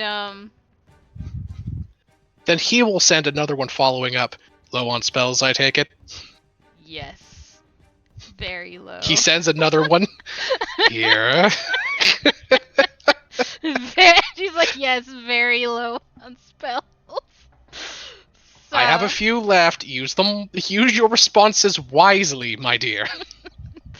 She's like, yeah, I'm working on it. I may be able to clear out 2 more if I can solve, I guess, the answer to the paintings. And then with I don't know what these paintings look like, but with as little words as possible, she will describe the 2 paintings after telling him how this last one worked. One looks like an infinite horizon that melds sky and earth, and the other one looks like an MC Escher painting with a bunch of small rooms and doors in it. Yeah, she'll describe those to him. Those sound miserable. I wouldn't go in them if it was me. So he says. Yeah. Yeah, that's why I don't really want to do that, so. Just, I'm just giving you a heads up. That's all that they are here. That's all. But Well, look at it the like other this. ones otherwise. You're immortal. Mm-hmm. He says that, but she's like, yeah, no. Does not mean I'm a masochist. Anyways. All right. He doesn't know how to help. He has no context for the situation. He can't help you really. Yeah. And then she's gonna look to the party and be like, okay. So we probably want to get rid of these other 2 paintings too. So let's try to avoid combat and see what the hell will end these paintings if we can. Okay. All right. So you have the geometric one, and then you have the infinite horizon one. We're gonna do the Infinite Horizon last. We're gonna do the geometric one first. Okay. All right. You go into the geometric painting. Mm-hmm. Inside of it is a series of endless halls and twisting, winding, impossible stairwells. You find yourself in a central area with literally impossible stairways. Don't stare at this too long, it'll give you a headache. No, it doesn't make sense. Yes, that's the point. You spawn in right here. These are open platforms connected by stairs. All of these platforms are visible as if you were looking at them from up above, even if you are physically below them. Okay. These squares are 5 feet, and as you enter in here, a water genasi with flowing hair that seems to move in different directions, with floating runes about it that resemble eyes, looks at you and says, "Who are you, and how did you find your way into my sanctuary?" Throw your token down here, Cecilia. He's gonna look at her and be like, "Are you real or are you a painting?" All but reality is illusions of reality, and the present is but the past of tomorrow, which is nothing more than an Okay, illusion and then itself. she's going to vortex warp her over here.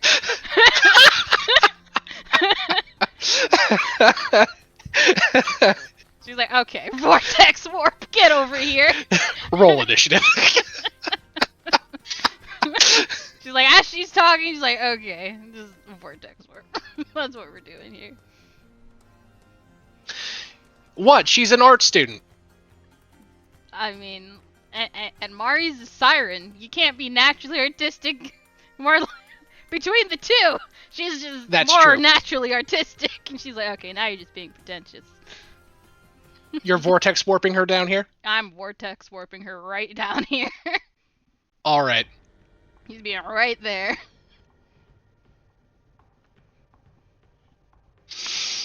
Okay.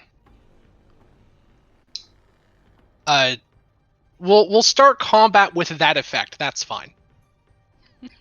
Oh, I almost forgot Neon's initiative. This is the last combat of this, by the way, guys. The other one is going to auto-solve when this chick dies. Oh, that's good. Yeah. So once we're done with this, we'll hop over to the other party and we can do your guys' stuff. Descending. Neon's turn is first. She gets vortex warped here. I think you said. Yep. And she technically Neon gets is a going save, to. though, so What's that? she does get a save. Like it is. A Oh, save. she does? Yeah. It's think I had a her Constitution up here. saving throw, but she'll be She doing actually at can disadvantage. pass that. Her con is not terrible. Yeah. She'll be doing at disadvantage though, Interesting. Why the disadvantage? because I'm using a sorcery point to give her disadvantage. Okay. She is going to burn a legendary save. Okay. She looks at you and kind of shakes her head and says, "You dare? This is my world. I made it. And I'm gonna burn it. No accounting for taste amongst the common sensate, clearly." No, I'm Neon's better turn. Oof. Sassy. than that. Yeah. Neon's going to take the dash action and run over here. Okay, it's her turn.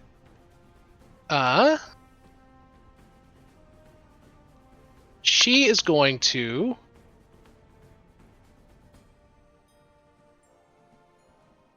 run over here and jump down from her position.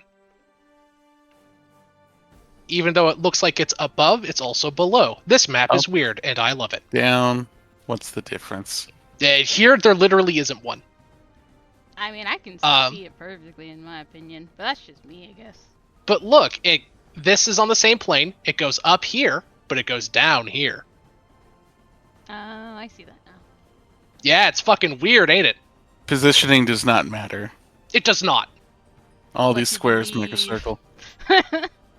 Yeah, all of these squares are functionally on the same plane. Ignore the stairs is literally the rule here. Mhm. You can so the mechanical rules here is you treat falling and jumping as the same. Okay. Does that make any sense? Yes. It's very stupid. She points right here between you and Cecilia. A void of strange geometry explodes out as space ruptures in on itself. I counterspell. I need you both. Huh? Counterspell. It is not a spell. Oh, it's not a spell. Okay. It is a Layer just a action. monster ability. It's a thing that a lot of new bad guys have in the new DNG. Okay. I need you to both make me a strength saving throw as your mass is pulled towards a single point. We're just gonna assume I fail at this point, so don't worry about it. That's valid. You save, Cecilia. You only take half of this. You take 15 damage. Maribel, you take 31 damage. What kind of damage? Force. Force damage. Okay. And are pushed back 10 feet, knocking you down 5 feet onto this platform above you. Above, baby. And you take an additional 3 damage.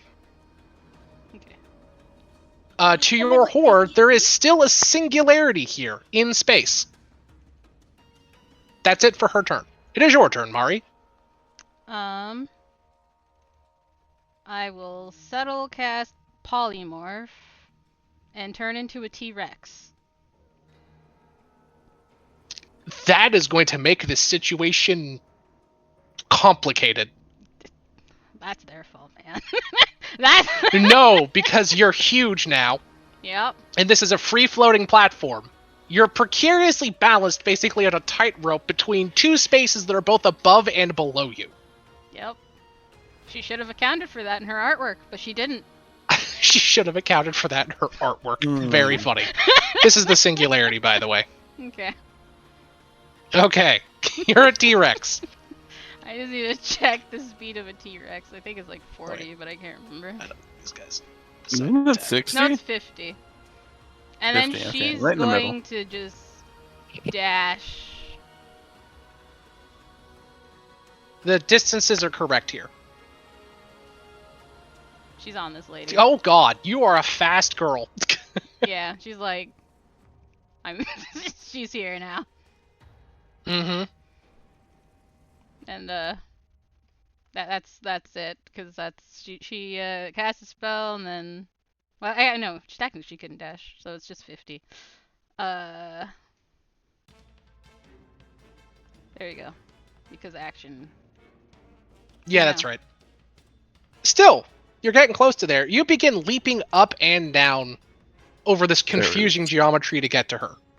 Mm-hmm. Cecilia. There's nowhere she can run. She's Nope. literally always within She's your always fighting going to range. be. She's like, oh no, I didn't account for a giant dinosaur trying to kill me. That's very true. She did not.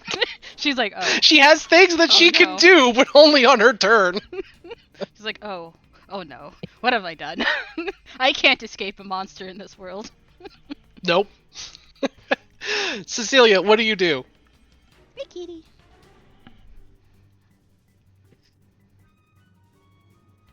So just freaking shoot. You very much can. Both of those are hits. As that's 19, 34, 35.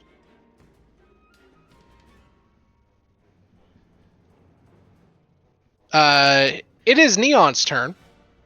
Neon, now understanding the rules of this space, is going to go here, jump down to here, over here, jump up to here, and land next to her. Her Black Album is still out. And she is going to...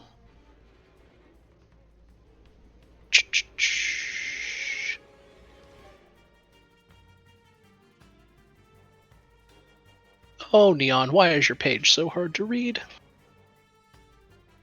The 1, 2, 3, 4, 5. All but one of those hit.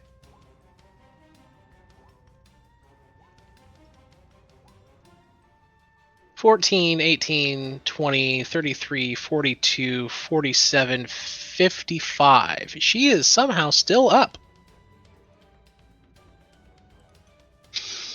It is her turn. A bonus action Misty Step, for fuck's sake.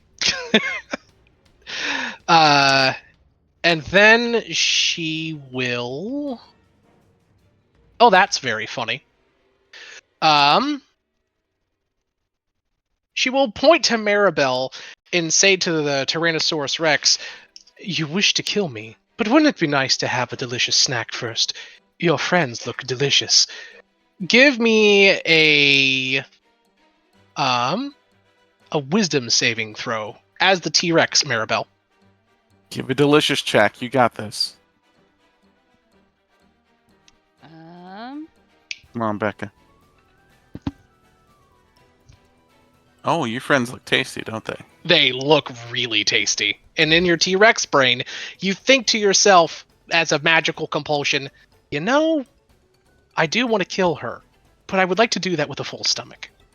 Maribel, it's your turn. What spell is it, like Dominate Monster or something like that? Yep. Okay. Doesn't that mean Becca has advantage on the save? If they're already in a fight? Let me double check to make sure. Dominate. I'm pretty sure if you use that on something you're already fighting. The Targazer, you are correct, thank you. I have not used the spell in quite a time. Becca, I helped! it would still be a 7, because you would still have disadvantage, so it negates the disadvantage. So we would take the first roll, which unfortunately is still a 7. Yeah, I'm like, I don't think it makes a difference here. It doesn't matter, but yes, unfortunate. Yep. I can use an inspiration, see if that even works. I don't think it will, because Go my ahead. stuff sucks, but... I will give you the option. Would you like to take the 16 or do a new roll? I'll just take the 16 out. It probably won't matter anyways. 17. What is the T-Rex's modifier? It'll be 17. That is exactly enough to pass. Okay. Your friends look delicious for a second. Then you remember to yourself how much damage this bitch is doing to your guild, and you feel inspired, and no, actually, she looks delicious. Yep, she'll just be like... I'm gonna turn, look at Tara, look at... Tara, you're here suddenly. And then... yeah, Tara's here suddenly. Look at Cecilia, look at Neon, and then be like... eh. And then just, like, jump up here and just get on her. By the way, she has 40 health left. Go ham, fam. Yeah. Yeah. Anyway. I mean, we'll see how it goes. There's a chance that I don't actually kill her, but my average is There 33, is. Her so AC is 15. that's fair. I get plus 10, so we'll see. Oh, God. Yeah, So, go ahead, roll. 2d20. She is a dead woman. And then... It's like, what, 3d10 plus 12 or some bullshit like that? Some Yeah. ridiculous shit? It's 4d12 plus 7. That's it. Mathematically, she's dead. Should be. We're very close. Close enough that if she's, like, alive with him by 5 or 6 health... Oh, yeah. I rolled that. You did.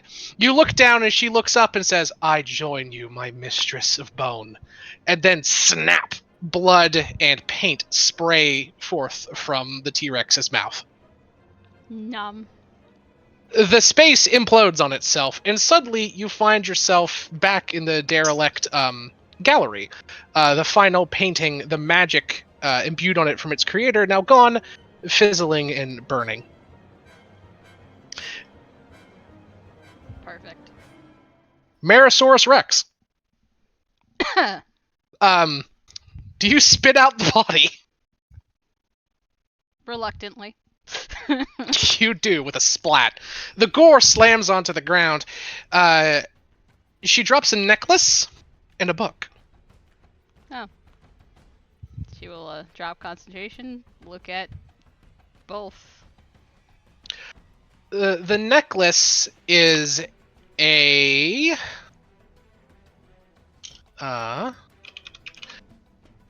Whoops.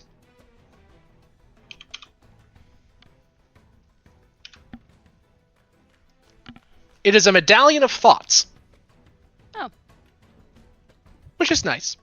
And the book is a journal. A journal / memoir entitled "My Journeys to the Beyond and that which I saw there." Okay. Well, she'll note that journal.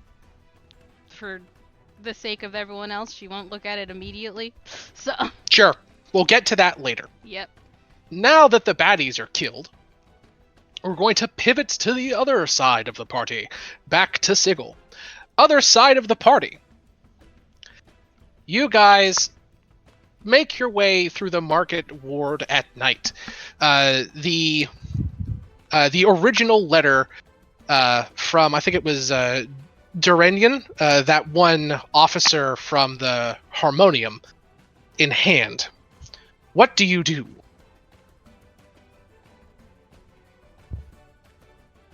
Oh, let's get going.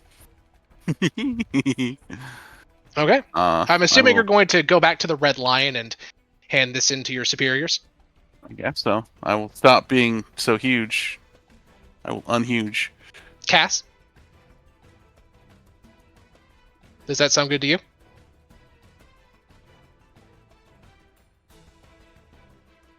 You are muted, Cass, so we cannot hear you. Yes, no.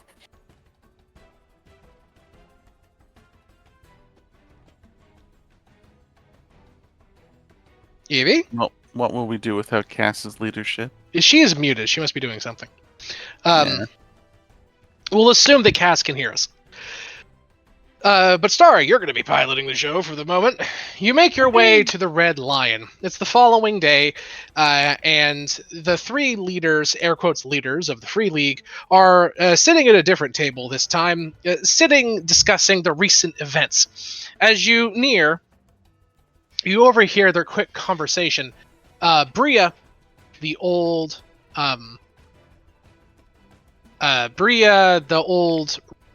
bard / duelist, says quietly to Lysandra and Lathander, what are their names again? Lithia and Lysander. Bind those two things. How many more have gone missing? And don't tell me we've lost contact with them. Lysander, the male Wemmix, says, "We have. They've gone into the prison, and they've not sent word out. Their legal representation can't even get to them. This is all but some horrible coup against us." As they see you approach. Hi. We got No. something for you. Do you hand over the letter? Here's the letter. It's full of real sweet stuff. Bria opens it up and scrolls through and says, "By the gods, this can't be true." The two Wemmings look at it as well and visibly snarl and say, "I told you the rumors were true. Those bastards are circumventing Sigilian law. The prisons are real." And Bria just looks visibly disheartened. "I never would have thought that they would have stooped to such wretched lows. I'm sorry, Miss Starry, Cassandra. I assume that you aren't in the loop on this particularly vile rumor." No? Very well. I don't listen to hearsay very much. Now, all the better, but in this case it would have likely helped you. She leans in and says, "Rumor or cant around the market ward recently has been, well, I say recently, it's really been a reoccurring whispering amongst the Leaguers and other members of the factions for years, that the Harmonium and the Fraternity of Order operate a series of extrajudicial prison camps located around the plains, primarily centered in Carceri and Arcadia, the two most lawful planes that still allow for these sorts of actions, and the places where the Harmonium hold the most power. We have set out several investigations trying to find the veracity of this, all of them have come back dead empty. However, this, Unit 32, seems to at least imply that these camps, these prison systems are real. Mm-hmm. Legend says that those that cross the Harmonium are drug away once they're put through the Sigilian prison system. That is, if they're a particularly violent or inspirational rebel that seeks to unseat Sigil's carefully and precariously balanced order. They're then ferried away in the dark of night through clandestine portals to Arcadia, where they're never heard from again. Or, if they're particularly dangerous, to Carceri, where they're certainly never heard from again. Ooh.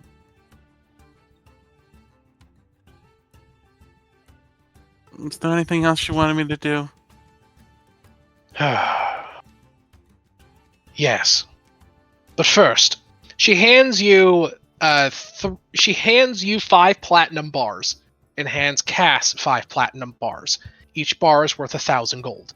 Or, I'm sorry, each bar is worth 1,000 gold or 100 plat. So you each get 5,000 gold. Yay! What's next? Come on. I want to see some action this time. She holds up her hand. Furthermore, the gift from our personal coffers. She hands you something, Starry. It looks like a squirt flower. One of our associates picked this up while inside of the Astral Sea. I thought you would like it. Ooh. It's a squirt flower of horrendous acid. It allows you to cast the Tosh's, vile spew or something? Maybe? Tosh's Caustic Brew. It allows you to cast Tosh's Caustic Brew at the 3rd level 3 times a day. And it does not require attunement. The spell save DC for it is 15. Ooh.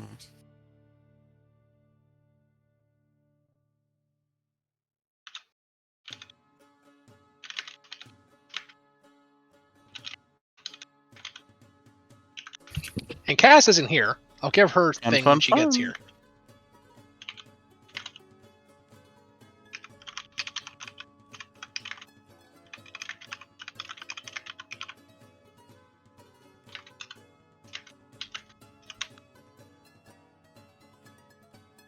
There you go. She looks up at you and says, yes.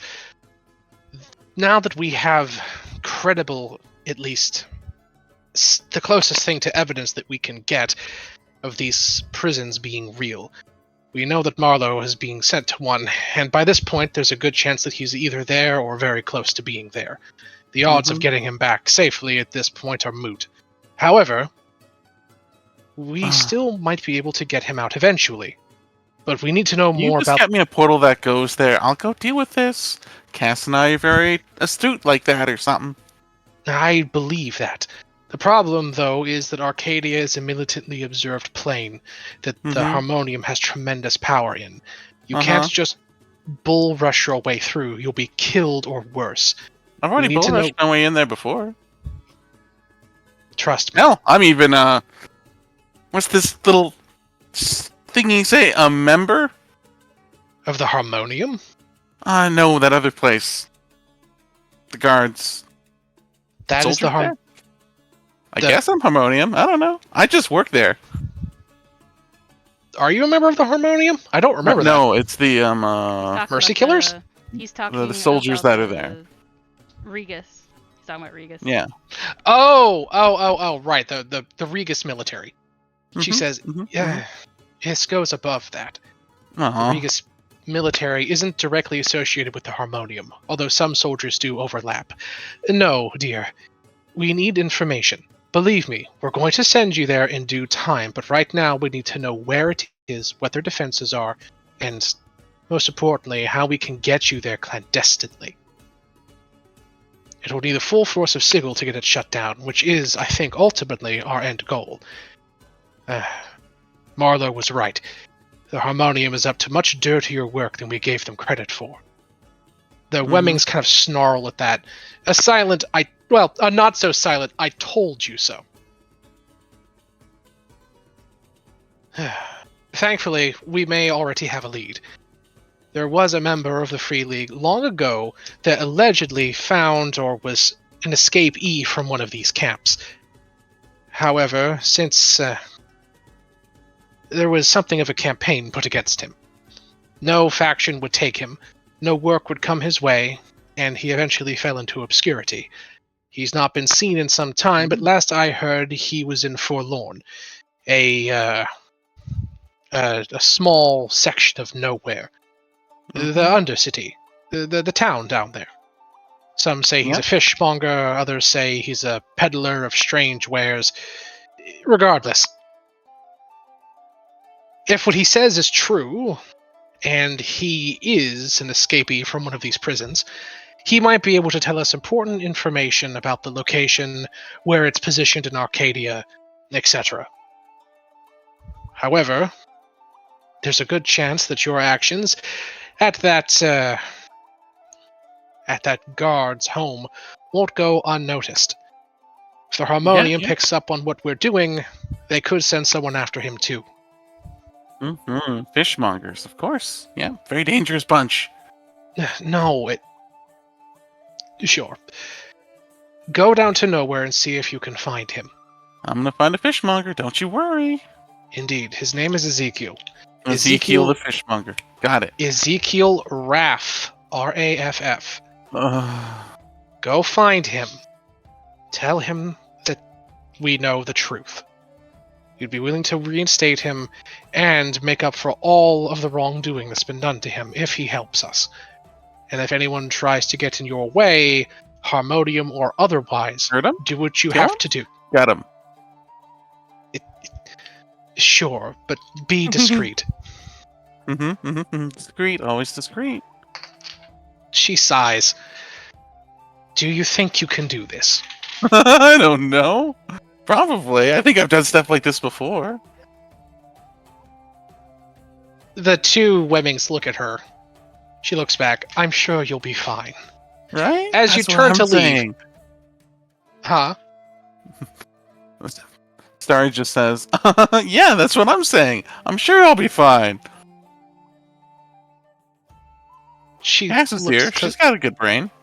she I've looks seen to it. the Wemmings and says, how did the fate of our guild come into someone like that? 2 plus 2 means I don't know. Terrifying. Cass, are you here? Evie. I think she is AFK. Things possibly erupted, came up, who knows? Potentially. I don't see anything in any of the chats. Yeah, I don't know. Anyway. Phone call? Maybe. How about this? We've been on for a couple of hours. We know Cass and Starry's next mission. Let's take a 15-20 minute break, go grab a drink, go grab a snack, and then when we get back, hopefully Evie will have rejoined us. Sounds good. Okay. Well, I'll see you guys in 15-20. Great. Sounds good.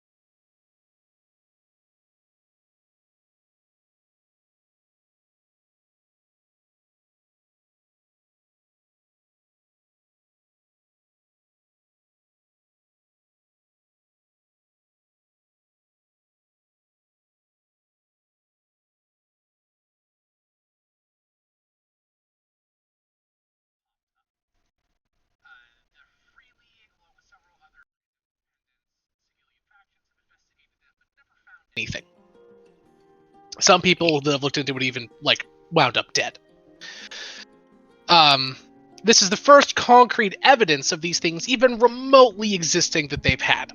So this is big news. It also shows pretty directly that the Harmonium is up to some shady shit, illegally targeting Free Leaguers and other independent, chaotic aligned factions in the city. However, this doesn't really say anything concrete, at least nothing as far as the law is concerned. They need more info. Thankfully, they know of someone who allegedly broke out of one of these prison encampments years ago. He, however, when he got back to Sigil, was basically blacklisted by every faction. They suspect thanks to the work of the Harmonium. He tried to work in the Free League for a while, but it didn't work out. Since then, he has lived in Sigil's underbelly, and under Sigil, as it's called, at nowhere, as a fishmonger or something along those lines. And now that they have concrete evidence to support his claims, at least allegedly, that he broke out of one of these camps, they could use his help now. He's the only person that they know of that actively knows where one of these things is, or even how they function. With his help, they might be able to find a way to get you guys into one of these prison camps, or at least on the right path to finding them, and maybe bringing the Harmonium to heel and getting Malroy, out and free and not in an extrajudicial camp.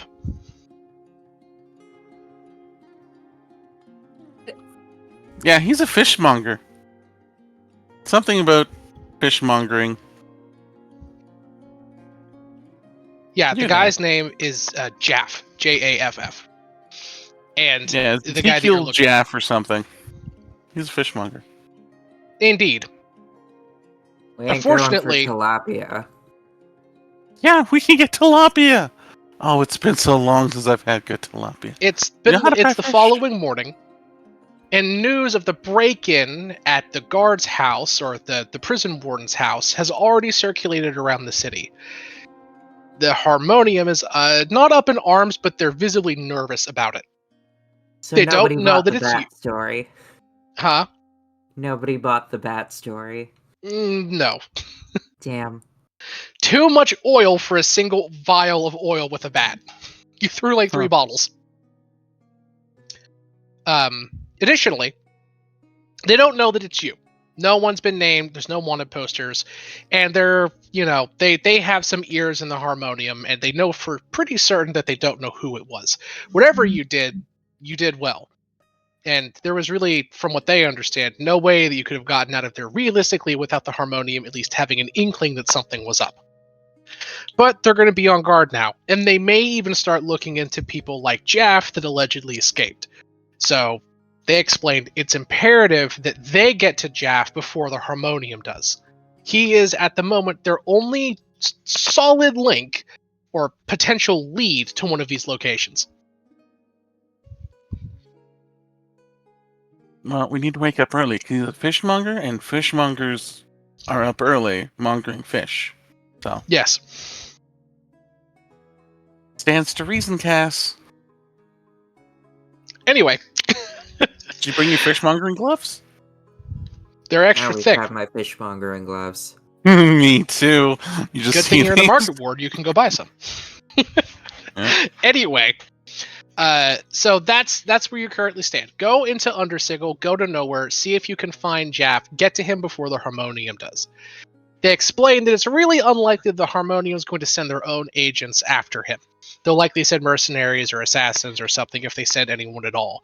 That being the case, defend yourselves and do what you need to do to keep Jaff alive. Mm-hmm. So this is the next day? It was In the like morning? it was in the middle of the night. It stands to reason that even if the inn was likely open, but they probably weren't there.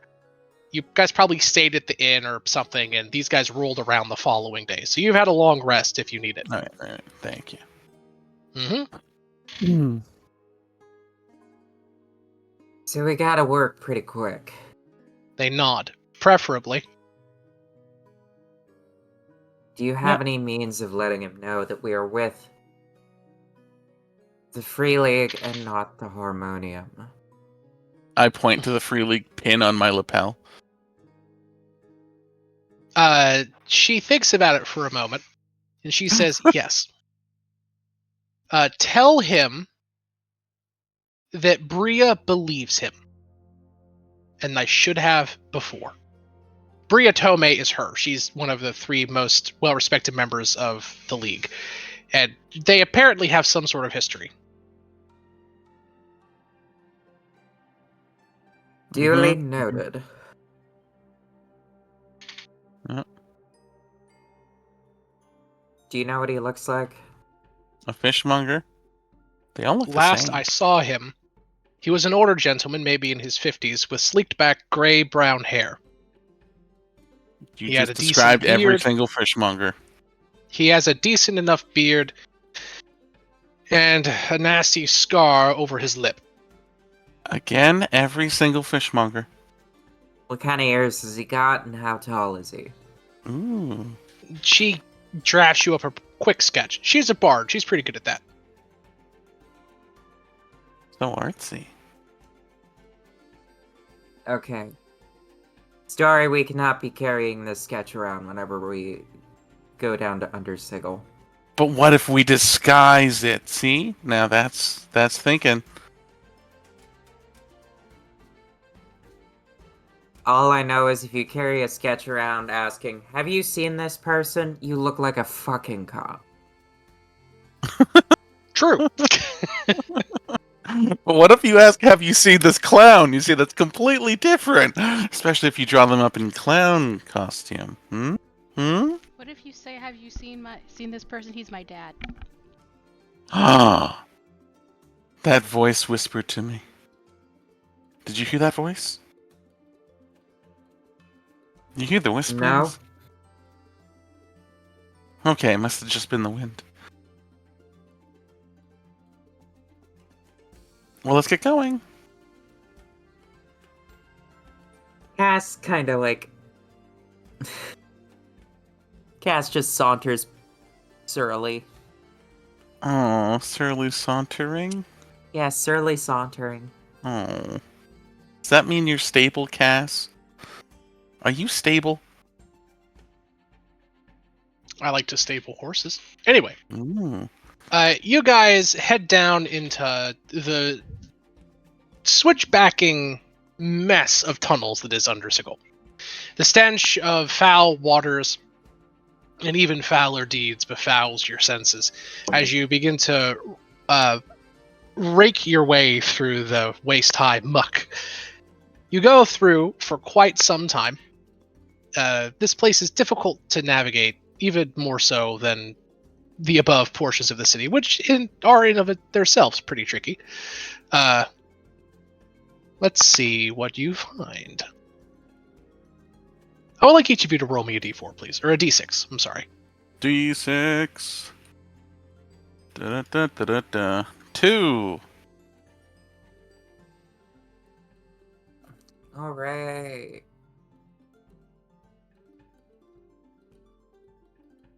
2. 2, baby.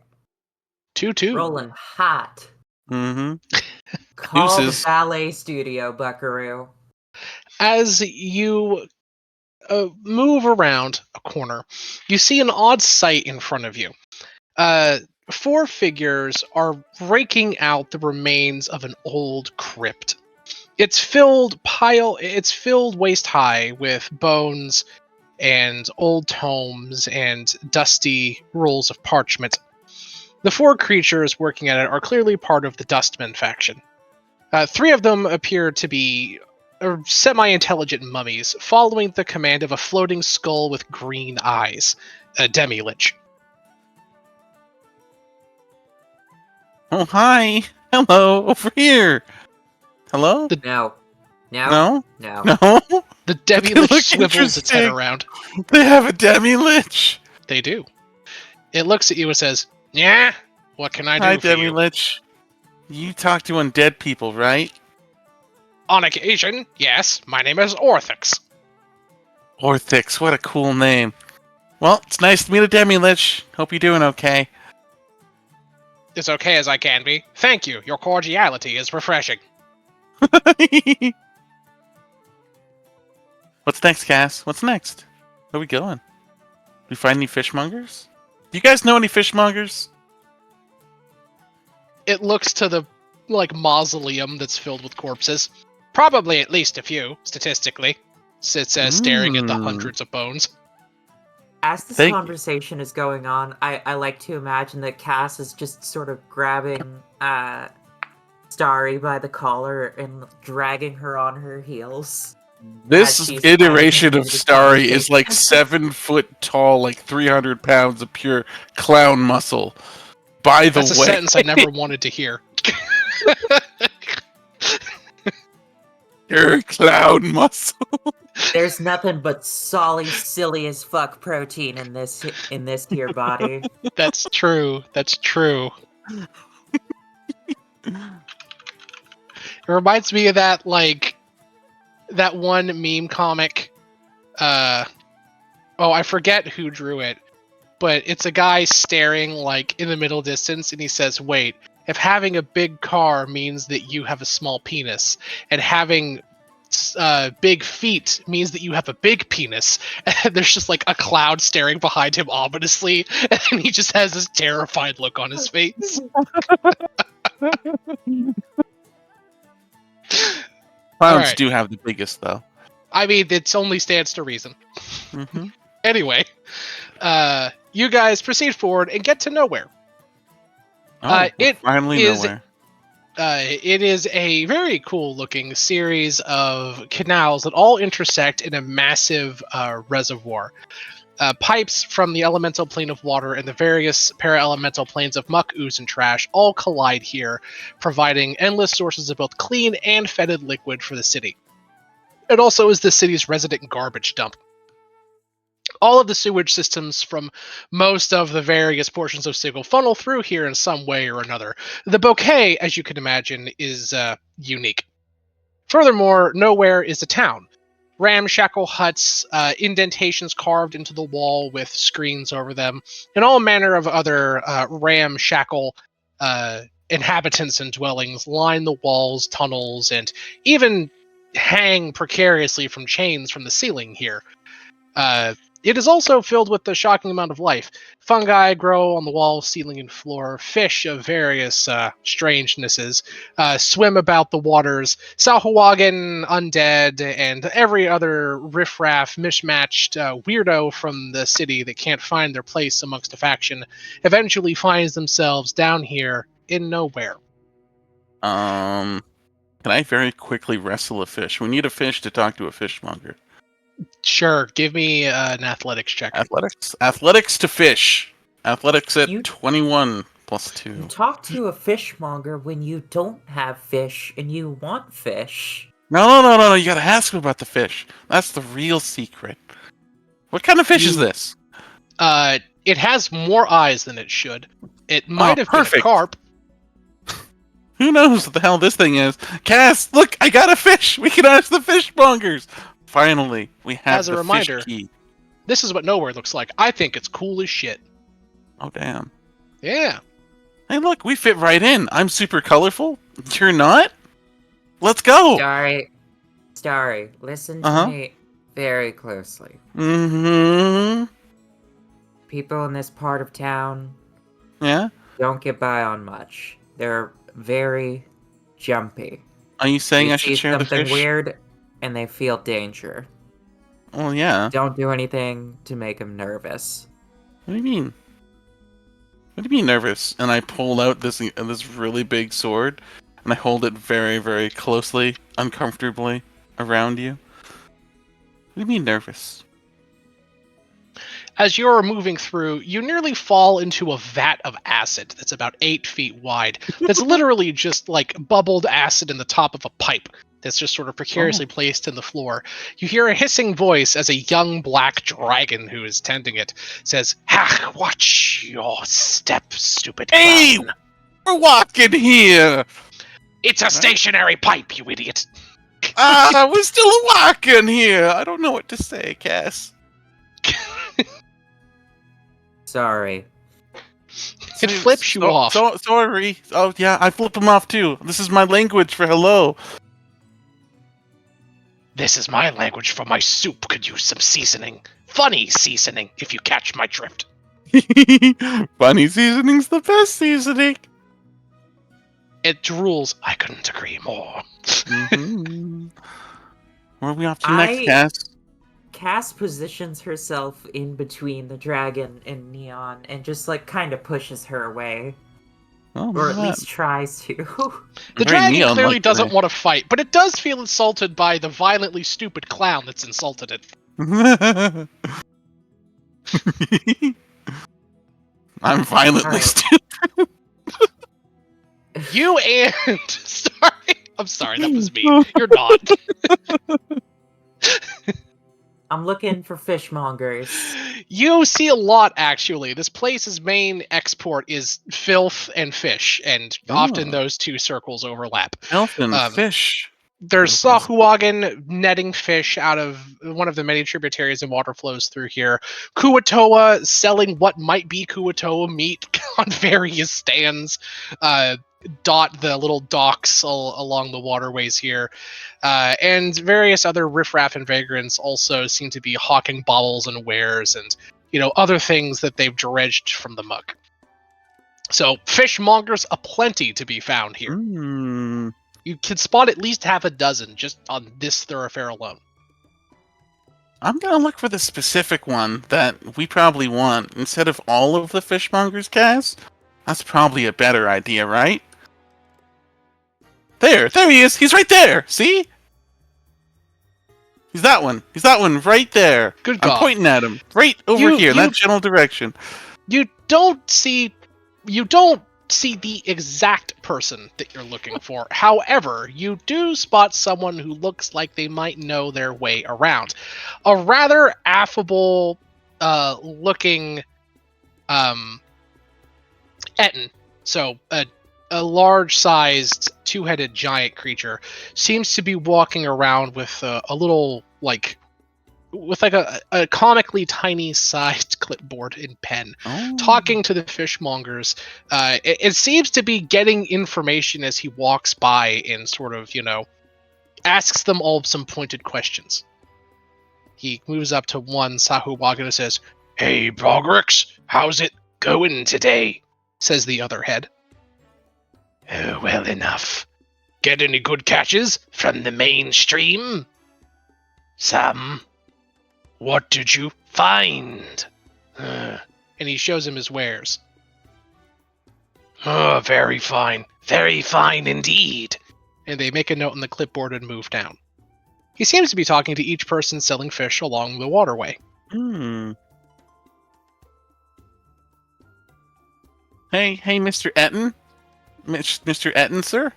It looks down. Sorry to bother you. Etten, sir Etten. Are you a knight? "Our name is Igrix and Igrax. What do you want from us?" Have you seen my clown father? And I show the I show the picture with a hastily drawn, shittily clown costume all around. It tilts his head to the side. It's very colorful. "Space clowns are uncommon around here, but there are some in the deepest tunnels. Ooh. Not kindly lots, though. Rumor Well, says he's a retired space clown, unfortunately. He dropped the suit. My dad's pretty much ashamed of the entire space clown fleet. Understandable. Although, that does look familiar.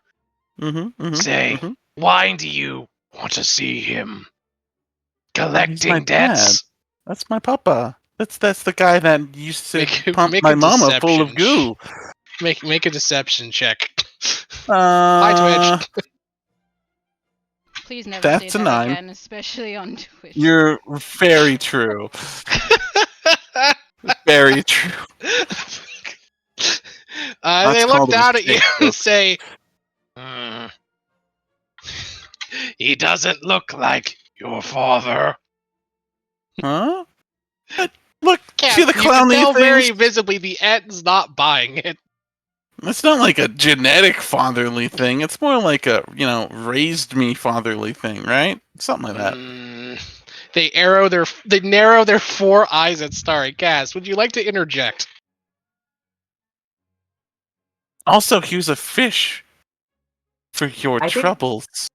Cass is just kind of a little dumbfounded that Starry even tried this. That's 100% no. valid.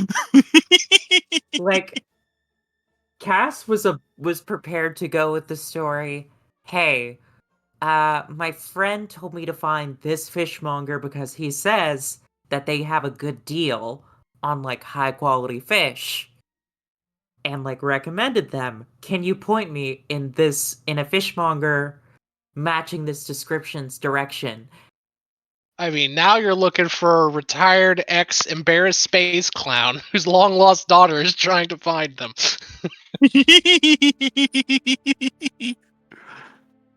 Look, I'm not with her.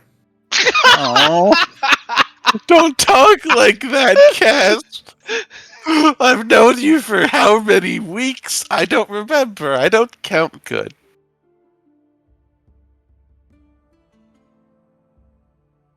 The Attons just sort of cough and say, "Well, so A friend of mine just told me this guy has fish at a good value. give me a more reasonable deception check. This one with advantage because it's not mind-bogglingly stupid. I'm God trying to damn. bribe him with a fish to answer it for advantage. I mean, Bribe? the Fish bribe? the 15 and the 14 is enough to at least get something out of the Etten. It scratches its heads and says, "What business of it is ours? If you want to go, talk to him. Old Raff isn't selling fish much these days anyway." Jaff, whatever his name is. He's mostly trying to gamble away what little coin he has in the bloated rat. And they point down a side tunnel. Gambling parlor. Lowest of the low. Highest bets. Only a gold. I like gambling. You didn't hear it from us. Uh-huh. I don't know why the fuck you're even talking to me. I don't know who you are. Goodbye. Oh, And the Ettins walk off. Star's like, no, that is at 1 and Etten 2. Because completely doesn't remember. I mean, neither do I. All right. So you guys go down to the bloated rat, I'm guessing. Yeah. The bloated rat is little more than a small, broken down hovel, set precariously between some switched back stone walls. Inside, there's a couple of barrels sitting around a corner, as well as some dusty, nasty ass boxes in the corners that act as. Oh wait, why am I describing this? I have a map that act as tables. The only proprietor of the establishment is a rather nasty-looking bookie, who's a big, what looks to be half ogre, half tiefling in the corner, who's just sort of like continuously chewing on something as he oversees people gambling back and forth. It's over here, by the way. The main proprietors of the establishment are lizard folk and some Sahuagin. Furthermore, on the inside, you see an old man, half blind, pushing copper coins around a half broken barrel with some old ruddy cards in his hand.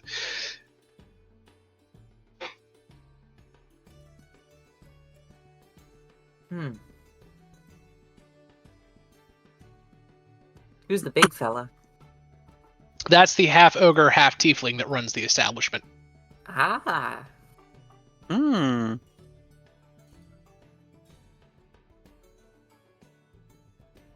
Does the old man match the description? He, in a way, he does. He looks very similar, at least his facial structure does, to the piece of paper that you have. However, he's much more disheveled than the image. That picture was drawn from a memory of years ago. Time has not been kind to old Jaff.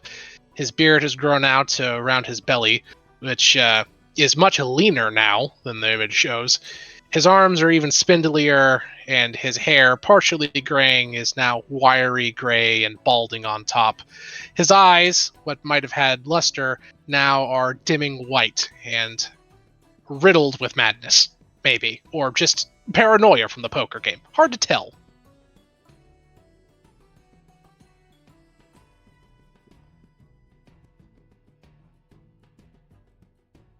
Pair of threes, ace high, the old man rasps. The Sahuagin giggles. And it says, 4 of a kind, 7s. The last one, bust. They all shove their chips to the 4 of a kind Sahuagin. Grumbling, the old man throws down a few more copper coins onto the barrel. Put me in for another round. I think Cass is gonna put a couple silver pieces down and not ask, "This seat taken?" They look up and just wave their hand at you to sit down. There are tokens on the board, and speak of how you interact. You guys feel distinctly all of the eyes of the other patrons kind of narrow onto you as you enter into the very small and uncomfortable. I use the term tap room very loosely here. There does to be alcohol here. A single large barrel of foul-smelling swill in the corner with a couple of very clearly dirty tankards sitting around it.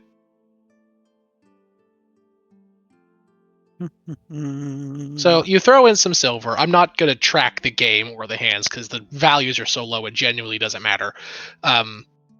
And you play a round of poker with the gentle fish and old man. They eye you cautiously, Cass. Give me a perception check.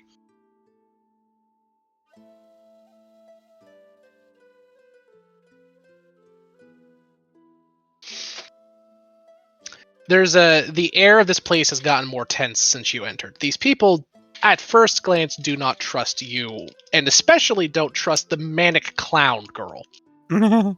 Manic pixie dream clown? Something like that. Starry, can you get us a couple drinks?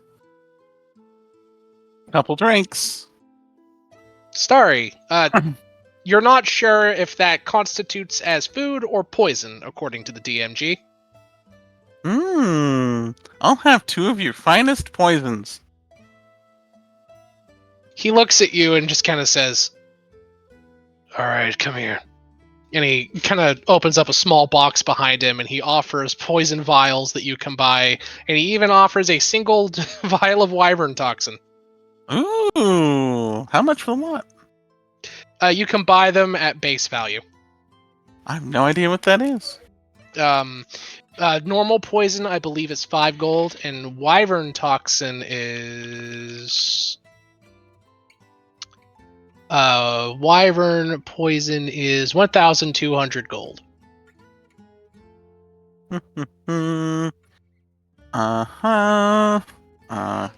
Here is a brick and 200 gold coins. I pass him I think it was a platinum ingot with 1,000. Cass, and you got 5 platinum ingots that are worth 1,000 gold apiece. You got your payment for the last job. And also, you got a ring of Featherfall. Wait, 5 platinum ingots each? Yes, you each got 5,000 gold. Oh my god. That's how much you were offered if you were able to not only find out what happened to him and where he went. You guys both achieved that. You also technically have a special item that will be described at some point to you. Alright. Sorry again that I fell asleep. It was entirely You're my welcome. fault. Splitting the party, but I should have been prompter about it. Anyway, so you guys begin. Oh yeah, that's right. You found a ring of feather falling in when you were looting. I forgot to mention that last time. You found a ring of feather falling while you were looting that guy's house. I assume you took it because it's a magical item. And I do have a magical item that I have to describe to you more thoroughly coming. I'll probably get that to you here in a hot minute. Mm-hmm.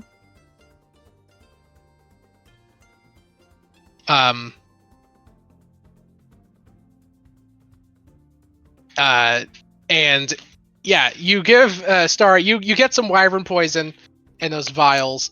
He kind of takes the platinum ingot and stows it, and says, I can't believe you actually bought that.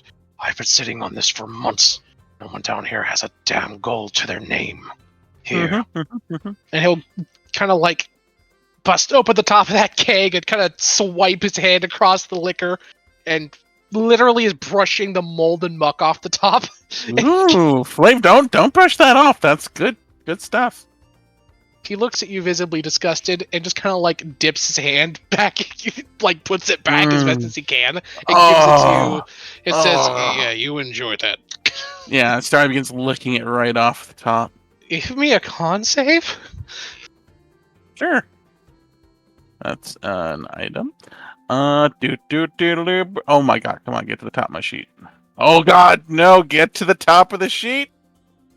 Constitution save. Let's pass that real quick. You don't have food poisoning. Cass, Of course not. you can Sorry, it's tell built just from looking at it. Don't drink this. The cloud is spilling it, but the cloud's biology is strange, and she somehow is surviving it. As you're sitting around here, though, the old man looks at you, Cass, and says, I don't know you. You're not from around here, are you, miss?" No, I am not. The Sahuagin kind of tense up as the hand goes round. "What brings you here? Only the most desperate of the lowest place in this hellhole come here." Give me a perception check, Starry. Ah, fuck. That's not Wait. great. I have a thing I can use. I will blow a heroic inspiration to Sure. roll. There That you is a go. 23. Yeah, Starry, as you're kind of keeping an eye out, you do actually see some things. First off, you hear shuffling coming from the main thoroughfare and a few people talking. As you go and poke your head around the corner, there's a guy out here, along with a fellow here. And you also note this ladder that goes down to a lower section, you hear it rattle slightly, so you think there might be people over here, too.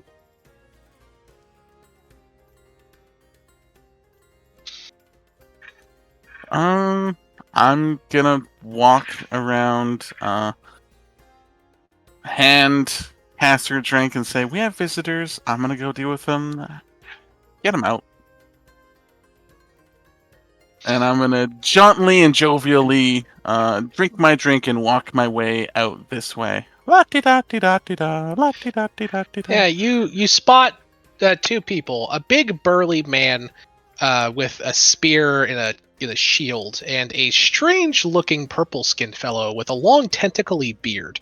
He looks kind of like a cross between a human and a mind flayer, wearing a long sea green robe.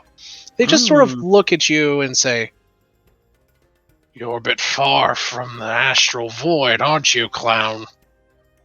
But you're not too far away from my void. The gladiator kind of just turns to you, confused, and says, "Are you coming on to me?" Space clowns are in heat today. Nightmarish! It's an Don't say astrology that on thing. stream again! Bad, Emil! Bad! In heat. That's not terrible. Emil, That- please yeah, stop. you know what? I'm like seriously. Okay. All right. Like tone it down. Okay, so are you just walking up and initiating combat? Not necessarily initiating combat, just drinking a drink and trying to get by.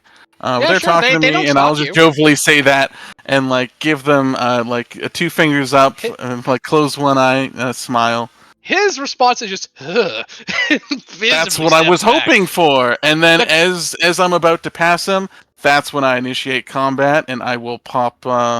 I'll pop my thing. Okay, well, we'll roll initiative then. That's fine. Well, yeah, as Cass, as you Cass hear has Starry, probably another moment or two before combat probably begins. If she wants to probably, talk.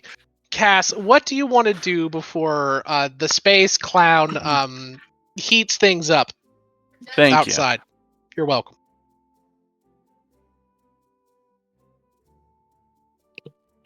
Also, I would like to think that canonically, space clowns reproduce via budding, where they make cotton candy cocoons, which new space clowns pop out of. Oh hell yeah. Listen. What if they start off as space clown grubs? Listening. Like they reproduce by like making a balloon animal together that just like a creature is birthed from that like comes out as a space clown grub that just grows into a space clown. Yeah. Or like, you go the xenomorph route, and Oh a chest god. burster comes out, but it has a little red clown nose. Good god no. Actually, good god yes, I love that. That's horrible. It's literally that one meme version of it where it's where like the chest burster pops out, has a little top hat on, and does the like "Hello, my baby, hello, my darling," and then like kicks its way out of the room. Has anyone ever seen that video? I think so. I have, yeah. I know exactly what you're talking about. It's literally that, but just with a fucking clown nose. Anyway, Cass, you probably have exactly one round before before Starry starts beating the shit out of these fuckers out here. You have the old man says, "Wait, did you just say anything about it? What's that about?"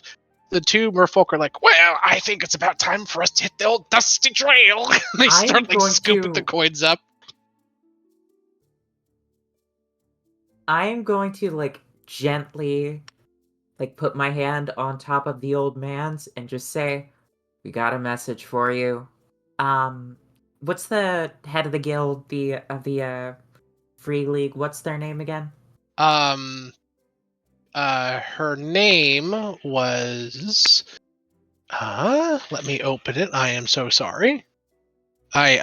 Names are escaping me today. Bria. I almost said Briar, but Bria. Rhea says you are right, and she believes you. The old man just drops his cards, mouth slack-jawed, eyes white but clear with memories. Says, "Oh gods, they've come for me, haven't they?" I don't know. Would you come with me? He just wordlessly nods. Yes, yes, quickly. As you both stand up and get ready to move, this ladder rattles as initiative. I want everyone to roll initiative here, please. Ooh, we're getting a storm over here. Ooh, that's not good.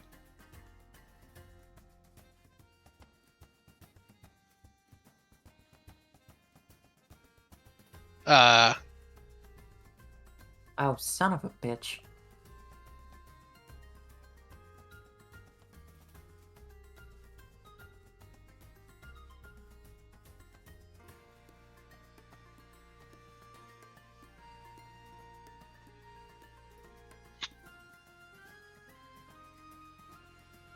Man, how do I get a +9 and I'm still just 2?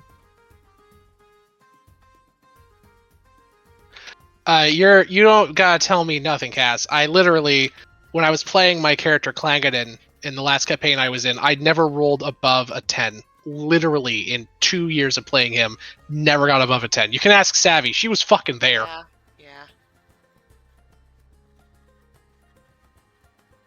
Speaking of which, if you're ever itching for a time to play again, And like, no one minds me DMing another session. No one would ever mind. It was great.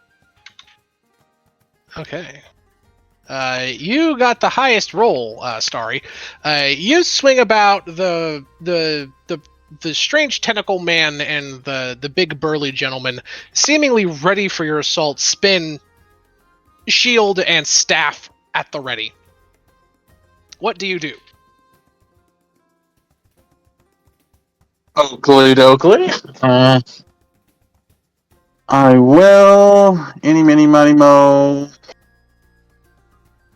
This guy probably looks like the biggest threat. The guy with the weird white face thing. Him. Does he look like a wizard or something? He looks he's tall, purple skinned, tentacle beard, a weird gnarled, almost driftwood looking staff, and a long sea green robe. Alright, yeah, that'd do it. Okay, I will not really cast, but create duplicity. Mm-hmm. Right behind him in the square right around him. And I will action surge after that so that I can take some attacks at him. Mm-hmm. Dibba-dibba-dibba-dibba-dibba-dab-doo. So yeah, a duplicate of Starry appears behind him. He's like, the hell? And then all of a sudden, both of us begin taking swings at him simultaneously. Makes sense. Yep, so that's a 29 on the first one. As a reaction upon being hit, he clangs his staff on the ground and a aura of lightning crackles around him. It's a pseudo shield. You still hit him, but he has temp HP, and on hit you take 10 lightning damage. Ooh, okie dokie. But you do hit, and you do whack for that 10. Bap. Yeah, Nice. you use an axe, or no, you use those fucking demonic swords, which I totally have to Yeah, I use the remember demonic versus sword, shit. which are doing Yeah, something. you slash through and hack at some of that temp HP that he has, but lightning courses over his skin and like goes through your body. It's not pleasant. Okay. All right. So the first one, hamstring. I'll reduce his movement by 10 feet, Mm-hmm.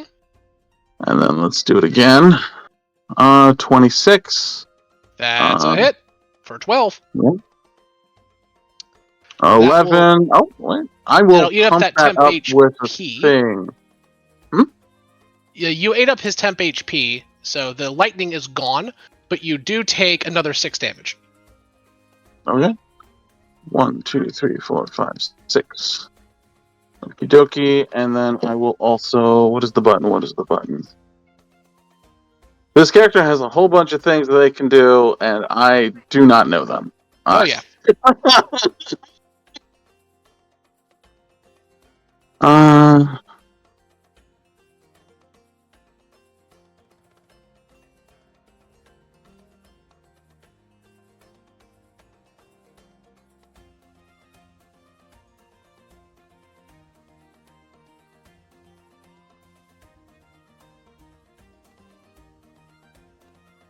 Okay, none of those do. Oh, yeah. This character's not built to do solo combat. Perfect. Okay, just what I want to hear.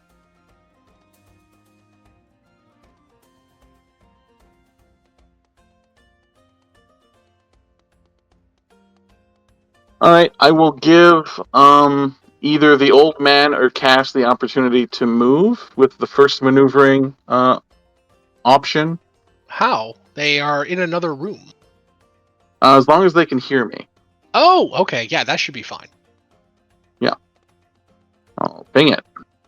Maneuvering attack. You hit a creature in an attack roll, blah, blah, blah. Maneuver one of your comrades to another position. As the period roll, the attack says. If you can see or hear you, that creature can use this reaction to move up to half its speed without provoking opportunity attacks. Yeah. So they can potentially start piling out of here. That'll work. There are only 2 exits. Up here and down here. The old who are you giving it to, Cass or the old man? I'll give it to Cass first, and then yeah. So Cass, you can move up to half your move speed. If you like to pick a location that you'd like to go to. It looks like some folks are about to climb up this ladder, right? Looks like. Okay. Cass is probably just gonna kind of stand at the top of the ladder and They're bottleneck 15 it. feet down, by the way. Just for Alright. reference.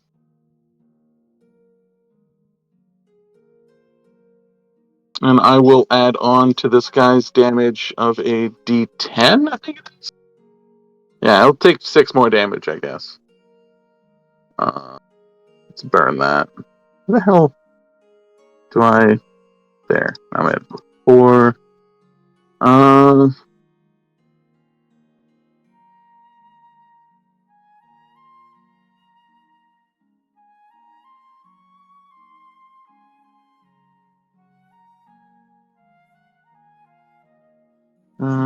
Cobra.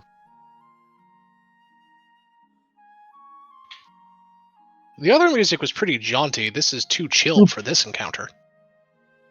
And then I will attempt This is kind of That even piratey in this situation. to I attack. think. Oh, I don't have anything that actually ups the attack. Give me Damn. timbers. My I'll timbers have to are learn how shivered. this character works. Walk Okay. the plank. You know, that wasn't a thing that they did in real life. Mostly keel hauled you, which is much worse. Yeah, whatever. Just walk the plank. So he takes an additional D6. Yeah, Or I'm sorry, take he an takes additional- additional 6 damage. And then I will do it one more time and give the old man the opportunity to maybe hide behind some cover, take some cover in the room, something like that. Yeah, that sounds good. He'll run and dive behind this barrel, giving him partial cover. Perfect. And yeah, this guy will take another D4 damage. How's he looking? Another D4. So that's another 4. Not bloodied quite yet, but hurt. Okay.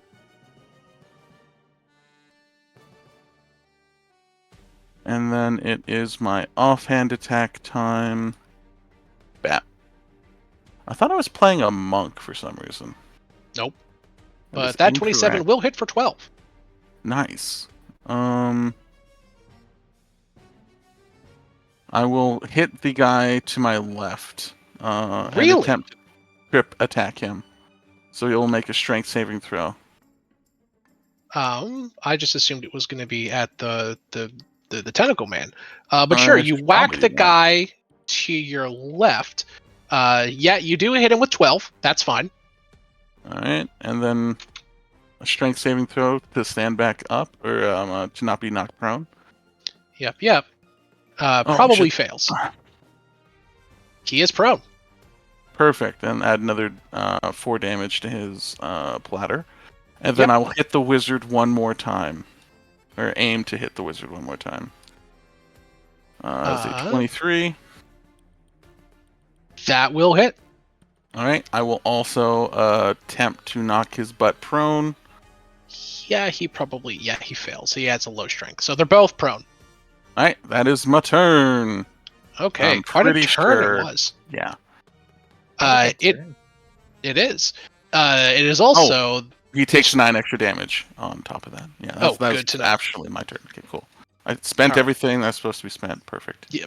The tentacle guy does look bloodied now. It is the drow gentleman's turn. What will he do?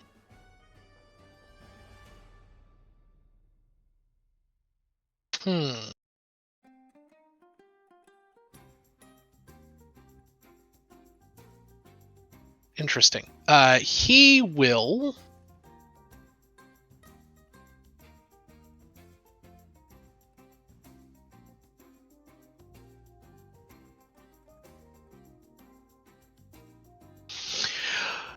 ascend the ladder. He's now kind of standing on top of the ladder, looking at you, Evie. He looks and says, my. Such a heinous cretin in this place. Not terribly surprising. And then he will hold his hand up, point blank at you, Cass. Give me a dexterity saving throw.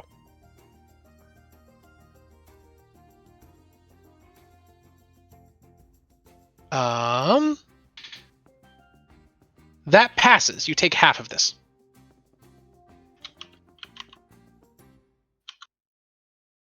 You take 15 damage as a lightning bolt cracks through and blasts the ceiling.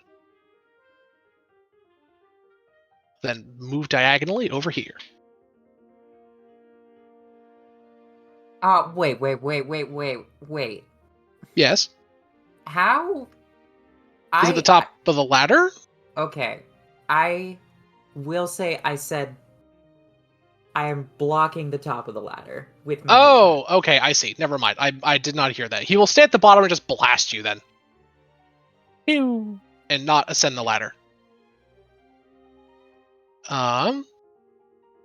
This lady will...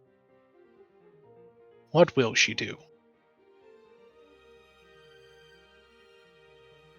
She'll look to the lady behind her and say, do your climbing thing and get up there. I'll give her something to think about. She holds up her hand and casts Magic Missile at the 5th level at you. That will be 8.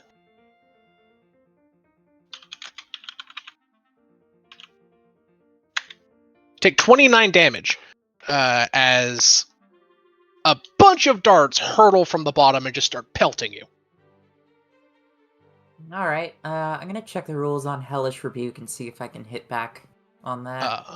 I'm pretty sure you can. Think so. You just have to take damage from something, I believe. Yeah.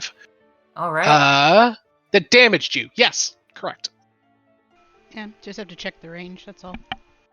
It's only 15 feet away. I think you should be fine. Yeah, 60 feet, yeah. Oh, yeah. Yeah, should be good. Okay. Right.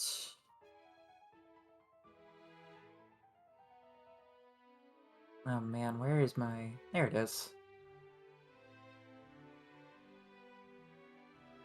Okay.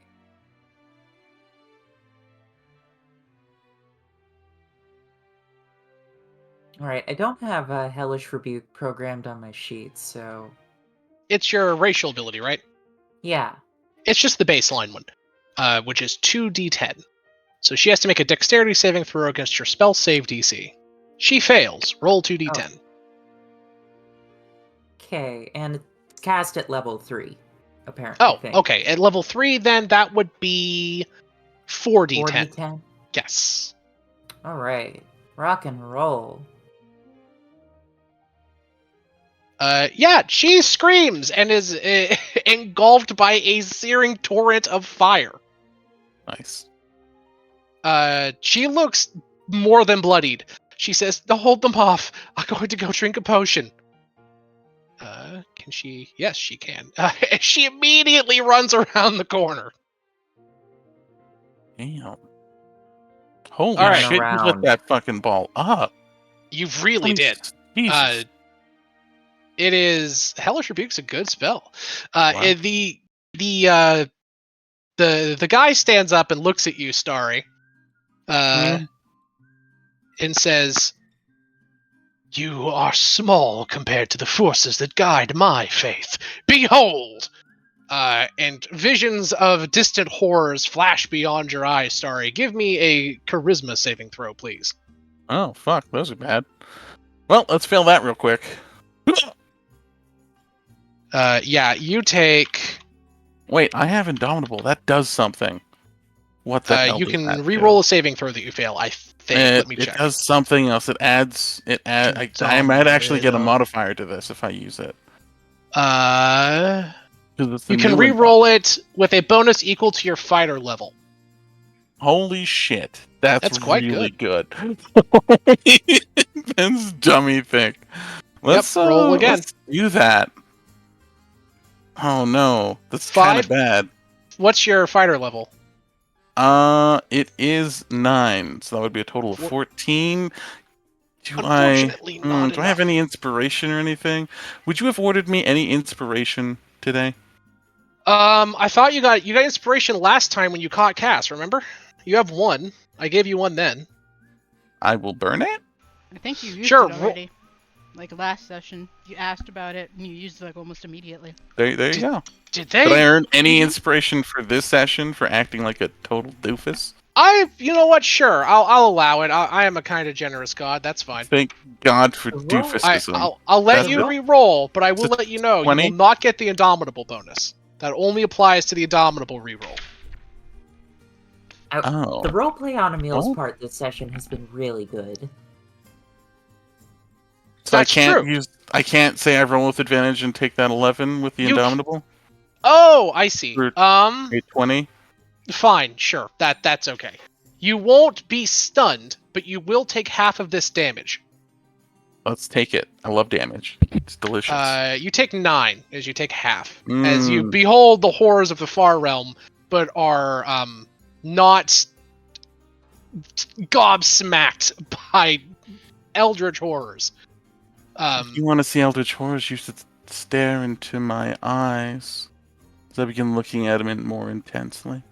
I hate space clowns, the old man says as he stands. You can hear you got this little haunting laughter coming from Starry's eye. Just yeah, As fucking enveloping distant clown darkness. horns of horror. Absolutely. Honk. You mess with the clown, you get the horns, baby. That's Oh my unfortunately fucking true.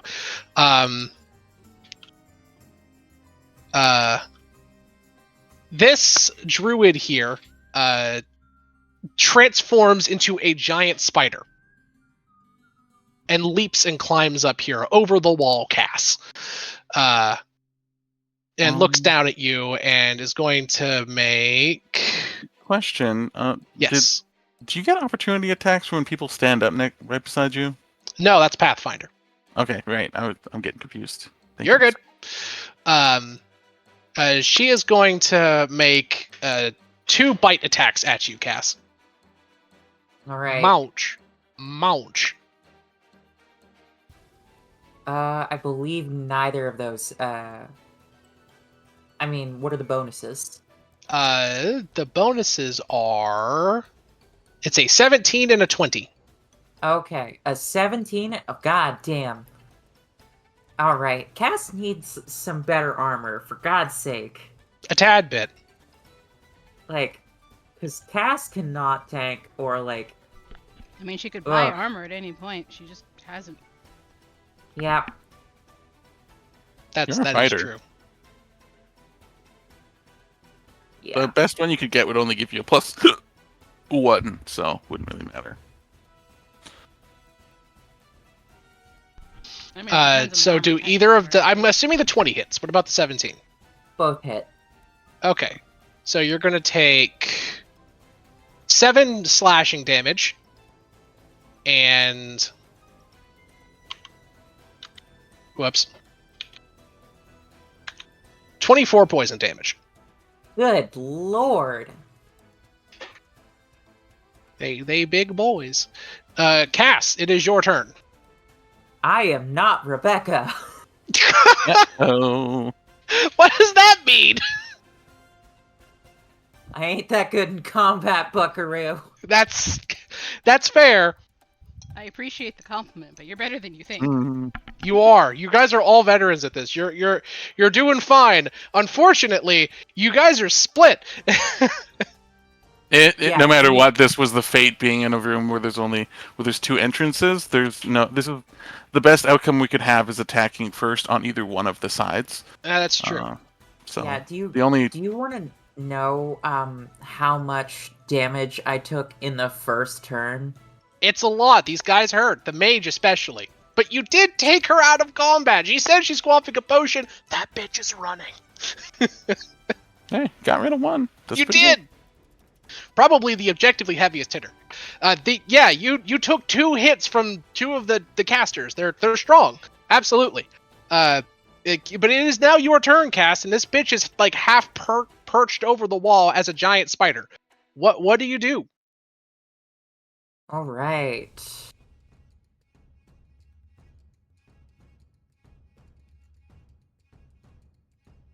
By the way, they Huh. sent an adventuring party after you. These aren't just mercenaries. These are straight up just adventuring PCs that are like the monster manual-ified version of player characters.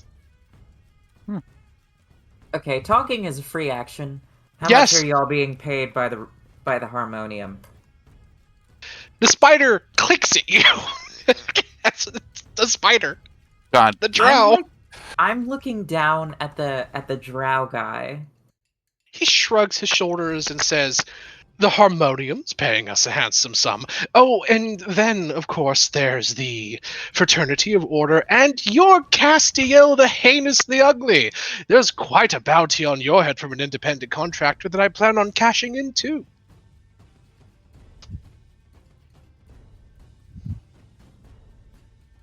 you could ask if we could settle it for like 10,000.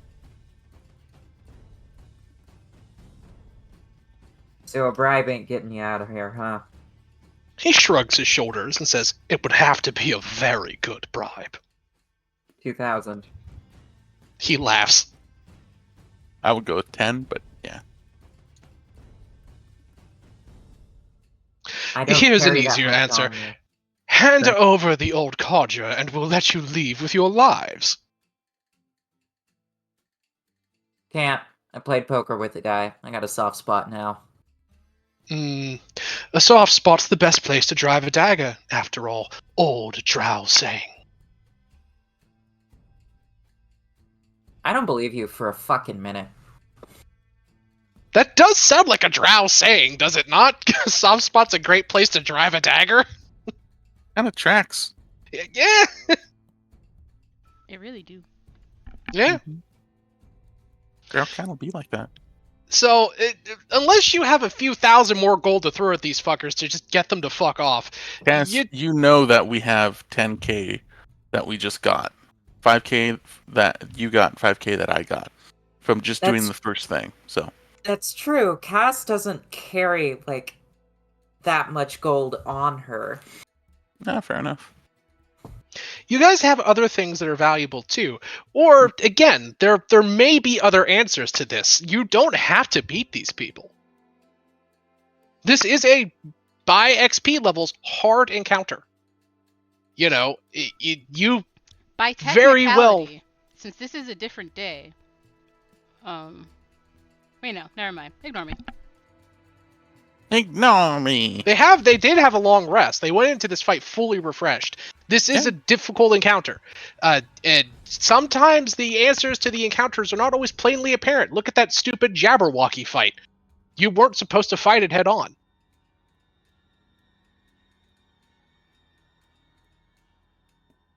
I was hoping it would just be these guys, and then I could distract them while you get the hell out of here. I was Unfortunate. thinking that too.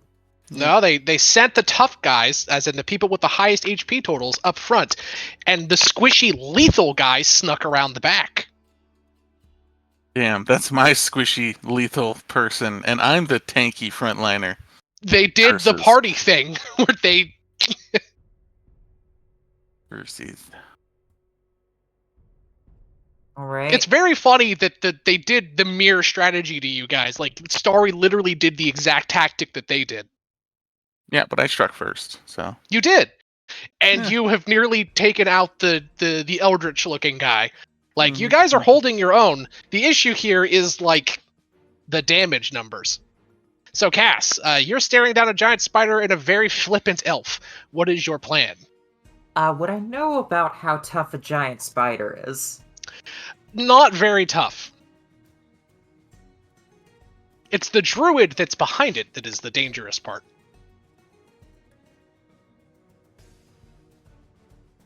If you could take out the druid before it starts making changes, that would probably be best. She I can already give turned into a you- giant spider. Oh, Yeah. problems.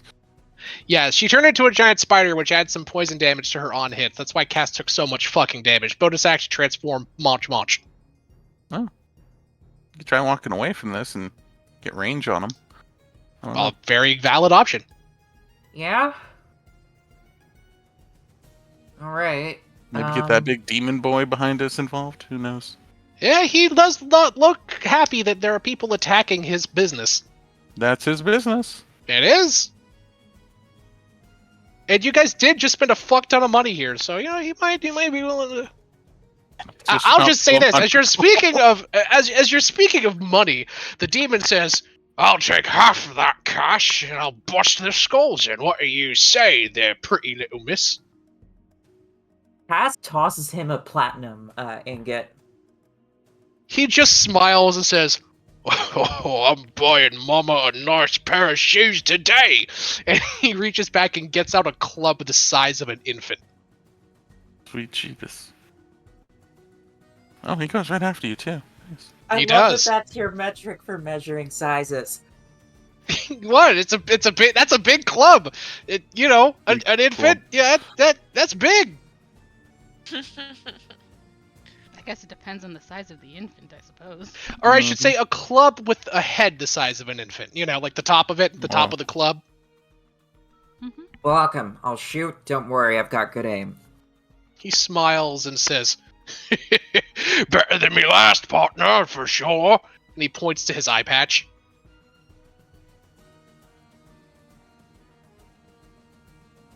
All right, Cass, Reminds what are me you that I have doing? a Cyclops I eye in am my going to do inventory. second wind, Mm-hmm. right? And so that's 1d10 plus 5. Son of a bitch.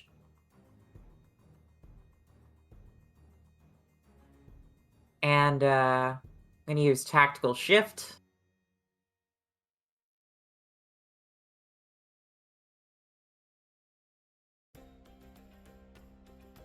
And I'm going to get away.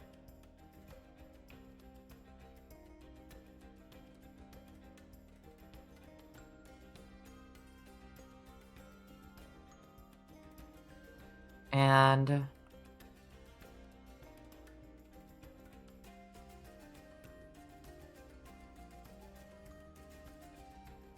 I'm going to start blasting. You start blasting. I think these are going to be like my last bolter bullets. You can always go get more of them at Regus. Mm. The Mechanicum guys are there. They can build you more. Okay. So that'll hit.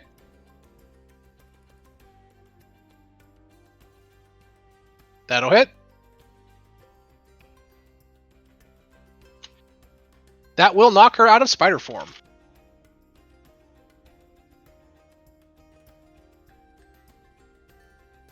All right. Beom. Yeah, bits of spider go flying. A burst of green smoke fills the room. And the Blight Druid is back to her normal self. All right. Now, let's see. I am a fighter. Let's see if I have more actions up my ass. Oh yeah. All There's right. always the ever faithful ball bearings.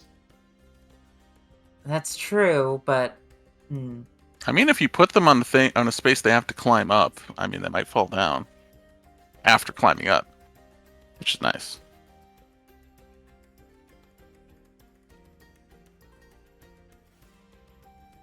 Don't you also have like explosives or something? Some Many. explosive ball bearings or something. I don't remember what they were called. Bomb bearings. the explosive caltrops. Oh yeah, that sounds awful.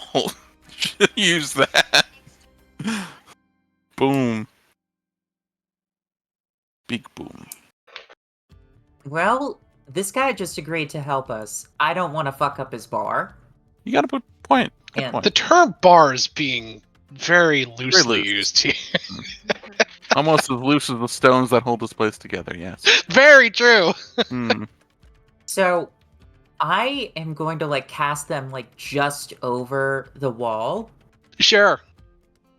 and I'm gonna tell the guy to ram the druid and knock her over the wall. He says, "Great minds think alike." Okay, so Yeah, I will Hmm? use my extra action to throw out those exploding caltrops. Don't they Mhm. cover like a 10 by 10 or like a space? It's a 5x5. Oh, they But only yes. cover one square? I thought they I covered believe like so. I thought that if you blow all of the Oops. caltrops, I thought they covered a big area. My bad. Would you let me use 2 things of caltrops in 1 turn? I'm checking to make sure because it's very possible that I'm just wrong. So just Ooh. 1 sec. I legitimately do not know. It covers a 5-foot square, but yes, I'll allow you to use 2 things of caltrops to cover a 10-foot to cover 2 squares. Why? Alright. I'll go ahead and do that. Yep. You throw out 2 things of caltrops and just circle the squares, or notate the squares that you cover. You got it, Buckaroo. Yep. It's the ogre man's turn. He's gonna run forward and literally just shove this poor lizard folk out of the way, and hit her very hard Oh, with 2 and swings from a great club. yeah. The one attack's gonna miss, but I don't think it matters because the first one definitely hits.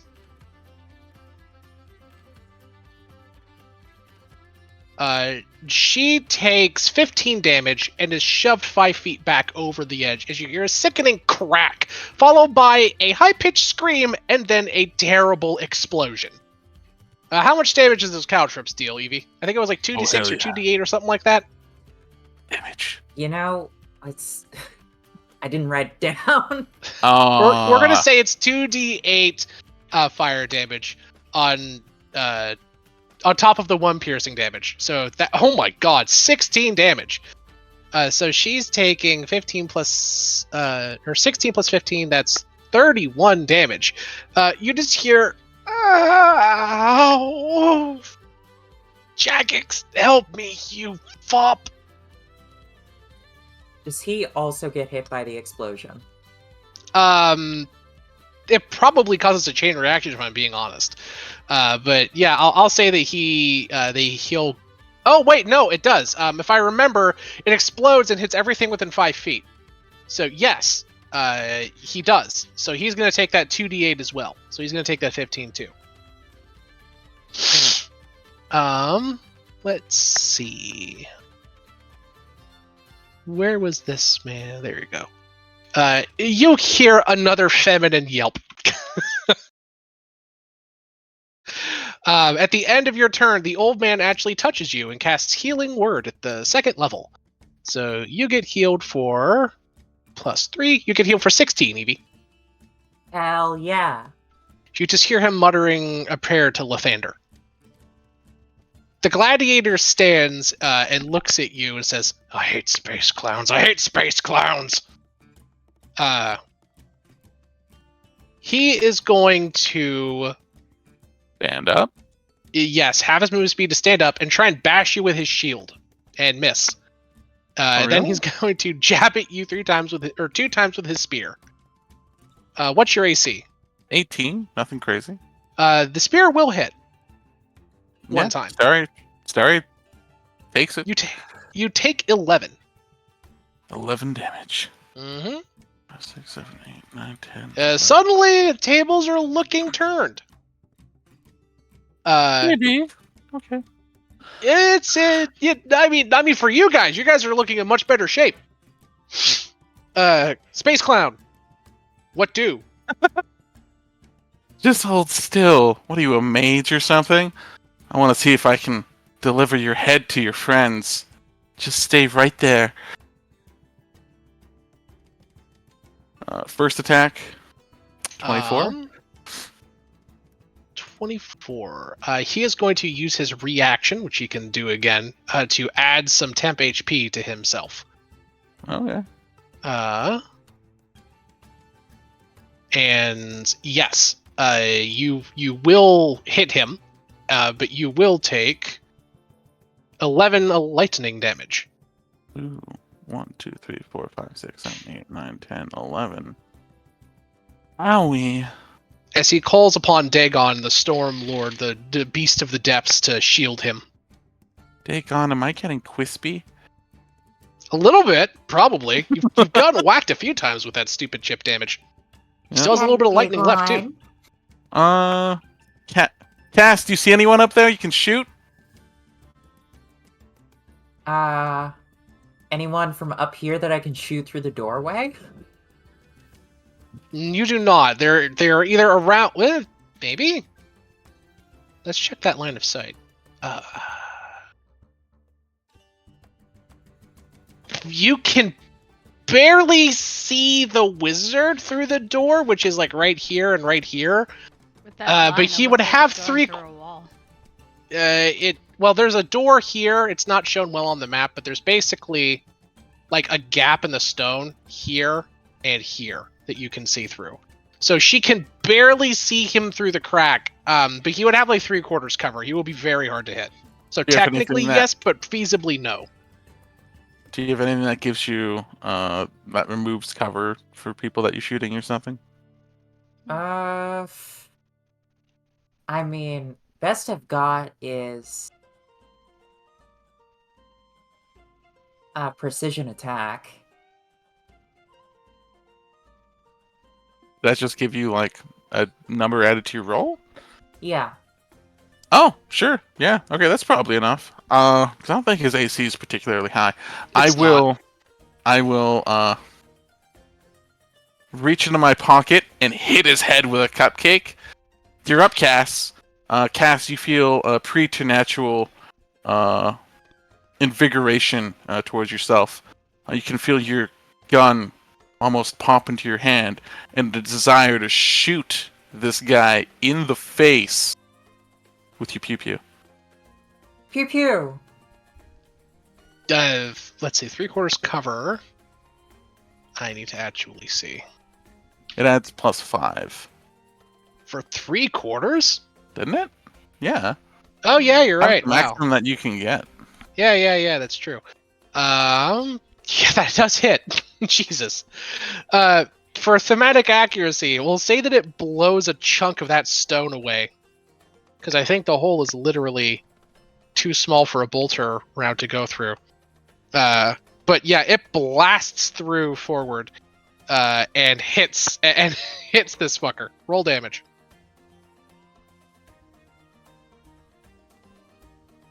For 18, Jesus. Add a D10 to that, as the cupcake also pops a little bit as you shoot it. Jesus. Yeah, roll a d10. Hell yeah! So that's 27. This Jesus. is stupid amounts of damage. That's gonna be. He's still Also, up though. You added your sneak attack to that, right? Did I have advantage? No. She could not have. She did not have advantage. Not fair enough. Oh I wait, no. mean- Yes, you have an ally within 5 feet. There you go. Oh, let's You don't have to fucking have go, advantage. Buckaroo. Yep. All right.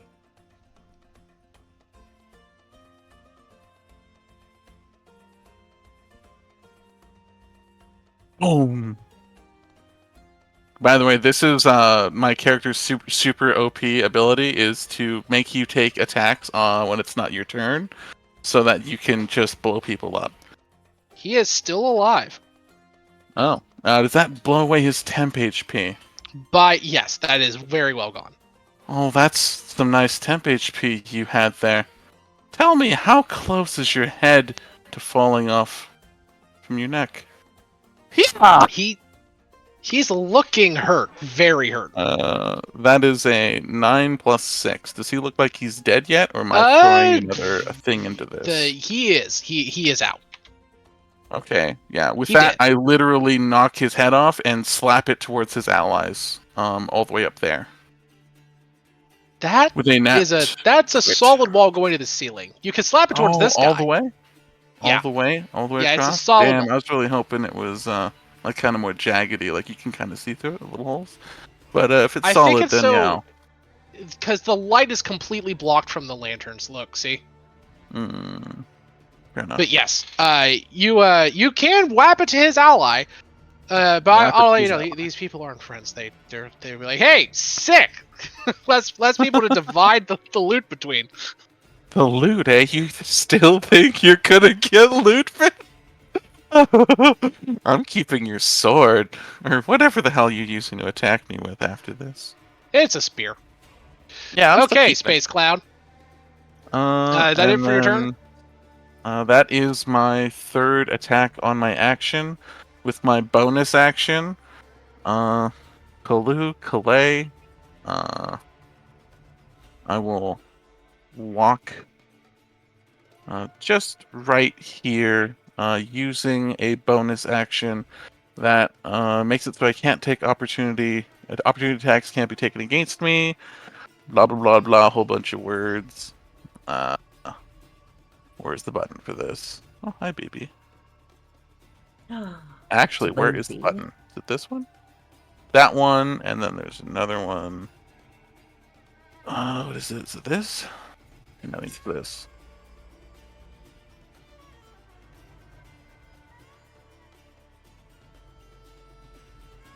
I had a wonderful interaction at my volunteer job today. Oh. Yeah, we sell these Tibetan singing bowls. Oh, nice. All those things that hum. And one of the things they kind of want everyone who works there to be able to do is like actually use them and get them to sing. Huh. And so I was doing it, and a kid walks up, and like he starts getting interested in it, and he's trying to do it, and Joan just like, who's my boss, just says, "Hey, you just learned how to do this. Go show that kid how to do it." Aw. Yeah. That's so sweet. It was a very lovely time, and I looked over at the mom, and she was just like kind of beaming at the kid, and it was a very warm experience. That's very sweet. Oh, I messed up. Where the hell is this button? I'm trying to find what the hell second wind does, and that's just a reiteration of second action surge, which I need to delete and replace. It's you get a D10 plus your fighter level to heal. I believe. Yeah. Okay, so D10 plus fighter level. Use the feature twice. Blah blah blah blah blah. Finish a long rest.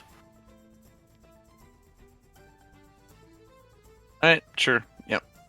I pop that and move half my move speed to stand right there so he can't charge at my ally. Okay. That is my turn.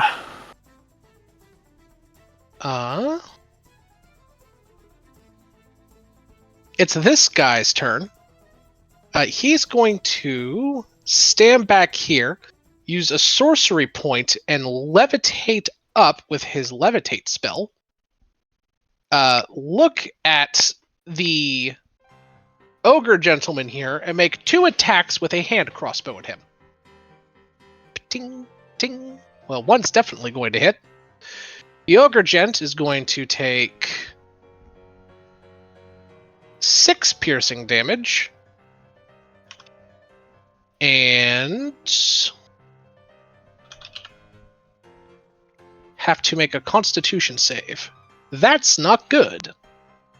The ogre says, "I'm keeping the money," as his eyes roll up in his head and he falls unconscious. And begins shit. eeping. Wow, that was fast. I mean, drow poison, baby. It literally knocks people the fuck out. This lady's quaffing a potion and is in no hurry to re-engage in combat. Starry will yell, "Run this way" with the old man. Kraken Priest is dead. This lady's going to shake her head and curse. Can she do that again? She can. She could do it 2 more times. She is going to turn herself back into a giant spider, trigger those stupid caltrops next to her because she didn't think to move up before transforming. Cass, roll caltrops again. She must make a dex save. You said As it the was giant spider. 2d8? Yep. She passes the dex save, so she doesn't get stopped by the caltrops, but she will take 10 in her giant spider form. So that's this much. And how much is her?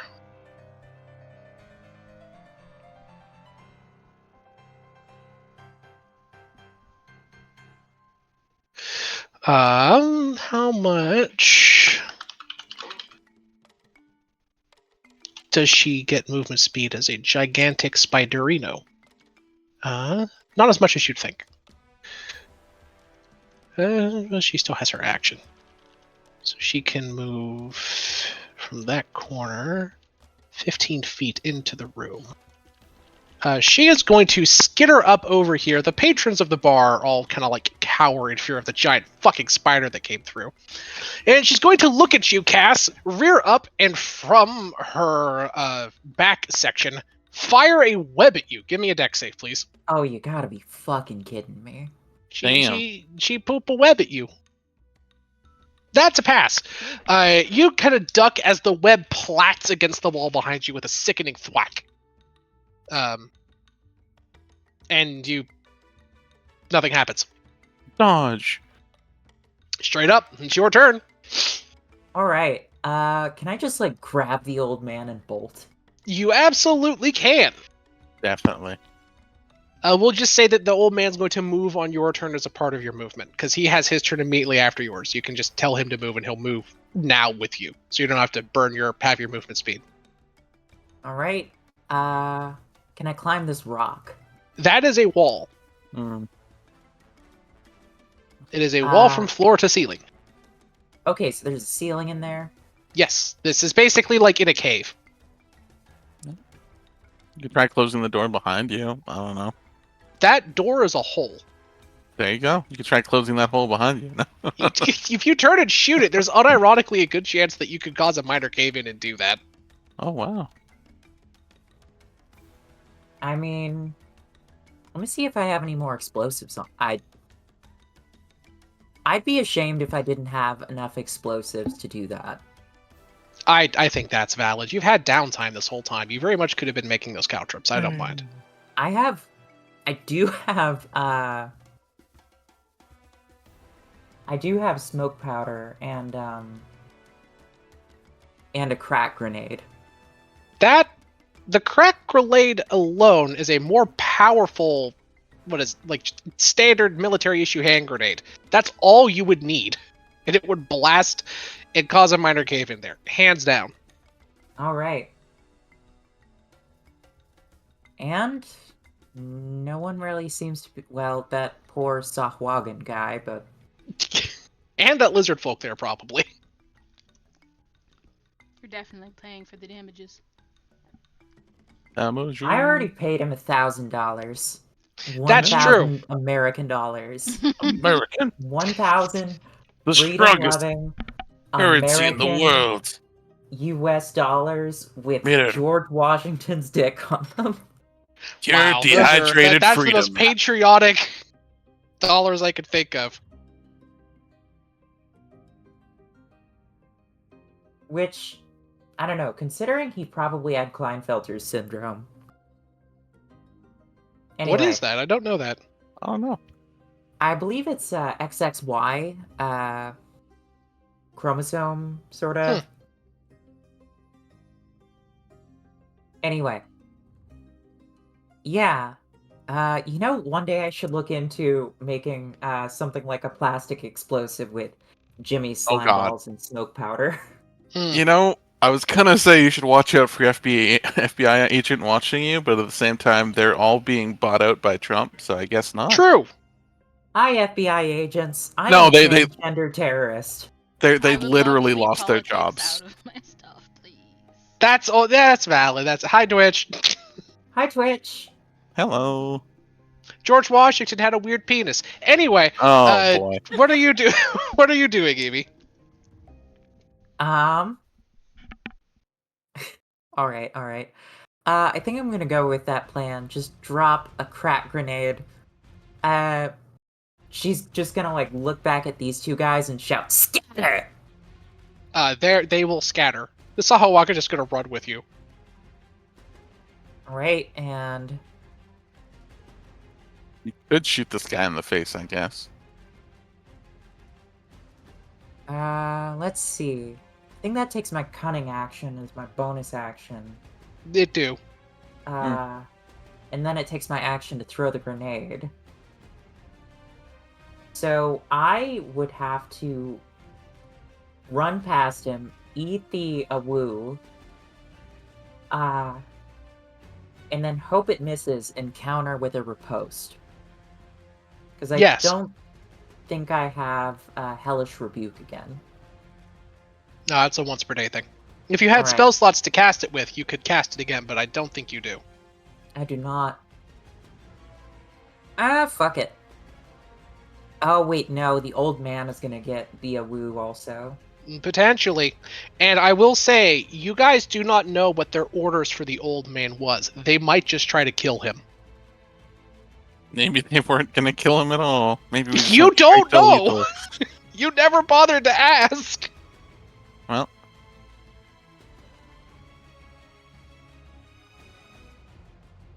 Hey, are you guys gonna kill this old guy? We are now! We are now. I mean, either way, we want the old man. True. They can't have Yeah, him. he's our old man. He's our baby. He's our mascot. We're taking him to a special warm place and we're feeding him soup. Alright. You pace this dude I'm standing beside, and then I'll deal with those guys. I will For be the some wall that reason, the George interposes Washington myself. comment reminds me of this old meme that I'm going to post into the meme slot. Washington, 6 feet tall. What? No, Radiant it's the sun. fucking George Washington is a Jim Bro meme. Oh, what the hell?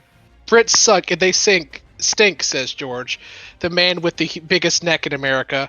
One day we was going to be the bestest country in the world, and he was going to be the bestest president in the world. But we was Brits, said a man from the crowd, and George shot him with the musket. Any other questions, said George. The man with the widest lat spread in America. Dude's back was shaped like a goddamn Dorito chip. What's your routine? Asked a fellow patriot. Kill 6 Brits a week, then neck day, replied George, using his bayonet to scoop protein powder into his mouth. It's the dumbest shit. Anyway. God, why is that? Feeling... If I had a penny for every pixel of that image, I'd have a nickel. You guys have heard of the George Washington song thing, though, right? Yes, I have. Okay, Man, cool. I could have sworn we were playing D&D. All we do is talking about politics. Okay, it was hundreds of years ago. George Washington does not qualify as politics anymore. Listen, I want to play D&D, but we keep getting sidetracked by these jokes. Fine, like, you flee please. with the old codger. Do you choose to shoot the gladiator? I mean, I don't think I have any actions left to shoot the gladiator. That's fair. There is a gut-wrenching explosion that caves in this entire wall. It is now a pile of rubble. Yay! Actually, Cass, roll me a D100. Congratulations. The tap room, loosely termed, stays stable and does not completely cave in. Oh, wow. It is this guy's turn. His ass is... Uh-huh. That's awesome. Yes. It's the gladiator's turn. He's going to attempt to shield bash Starry. And misses. He's going to attempt to stab the shit out of Starry. And hits once. Mm-hmm. Starry, you take 12 damage as he pokes you with his spear. Thank you, sir. May I have another? There's a joke in there somewhere. Okay, Starry, it's your turn. The old man is behind you, and foreseeably the encounter is solved. As the gladiator, seeing the pathway to his allies blocked, is backing off slightly with his shield raised. Starry just cuts him down. If we're gonna narrate this, I'm taking both their heads. He is at full health, has an AC of 18. I have full advantage on hitting him on all my strikes. You do, but I will let you know there are ways for the other members of his party to get to him. That is a brick wall, but one of them does have fireball. I'm just saying, if this goes more than a round or two, which it may with his current HP pool of 134, this boy's chunky. Note he's dealt like no damage to you. He's their tank. There's a good chance I'm the that he could- tank. Hold up. This is true. You But too. what I'm saying is that, like, you're at an impasse here. Are you going to choose, because there is a choice, to stay and fight in what will likely be a prolonged fight for more than a few rounds and risk his allies getting to him? Or are you taking the old man and running? Well, I mean, he's still technically in our way. I mean, he is Did he backing away. Did he step away 5 feet? 'Cause that's the only He's way not we can walk provoking by a him. woo, but he is not blocking you. Okay, if he provokes a woo, maybe. He will, if you try to run, he will not woo you or the old man. I don't trust that personally. As the DM, I'm As- telling you like, he won't. As a character, you know. I see. Why wouldn't he take a strike at the old man? But yeah, because he 'cause doesn't we have want to to put our fucking die. And he Uh, just saw Evie running towards him, who just blew up an entire wall somehow that he doesn't understand. Alright, intimidation check. Passed. He already is intimidated. Piss your pants. All right. He does a little bit. What's that meme? Peed a little bit. Yeah.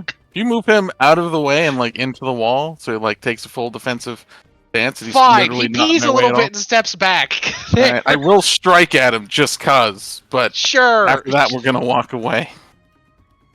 I'm Yeah, taking there it you to his go. head, You- though. Kind of holding Starry back. You whack him in the shin and he grunts, and you drag the clown away. Foaming from the mouth the whole time. Just Yeah. barking. You guys flee with the old man, and you see the rubble beginning to shift. Another 10 or 15 seconds, you all would have been fighting a more uphill battle. Who knows how that would have gone, but we've been going on for a long time, and I'm trying to hurry us along so we don't, go into the weeest hours of the night. The wee hours. Speaking of the weeest, you really embarrassed that poor gladiator. Err. You guys get out of nowhere pretty quickly.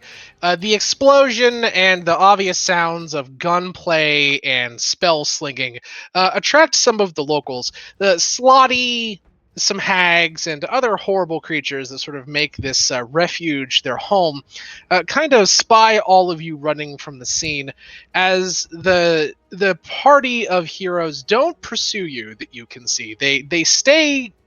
They either stay back or they don't pursue you at all. You can't quite tell. With the switchback in caverns, unless you actively stay and wait, it's no way to be entirely sure if someone's tailing you. But they don't resurface and show their heads as you guys, I'm sure, make your way out of Undersickle.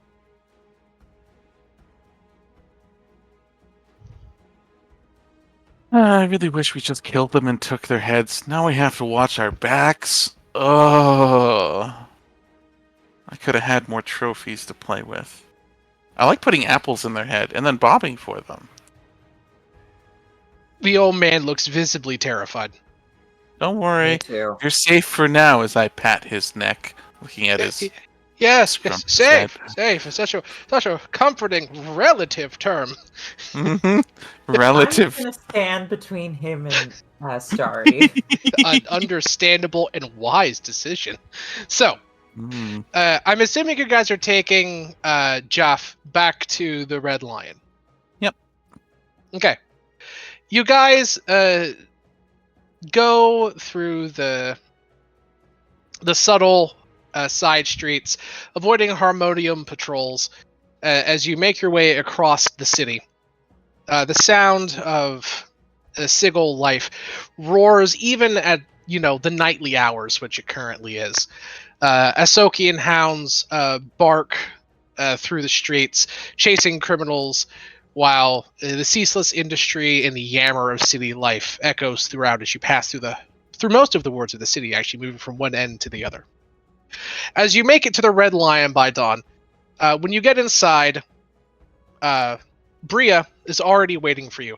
The two Wemix associates that also lead the guild notably absent, as she sees you enter with old Jaff in hand. The old man cuts her a nasty glare as she looks decidedly ashamed.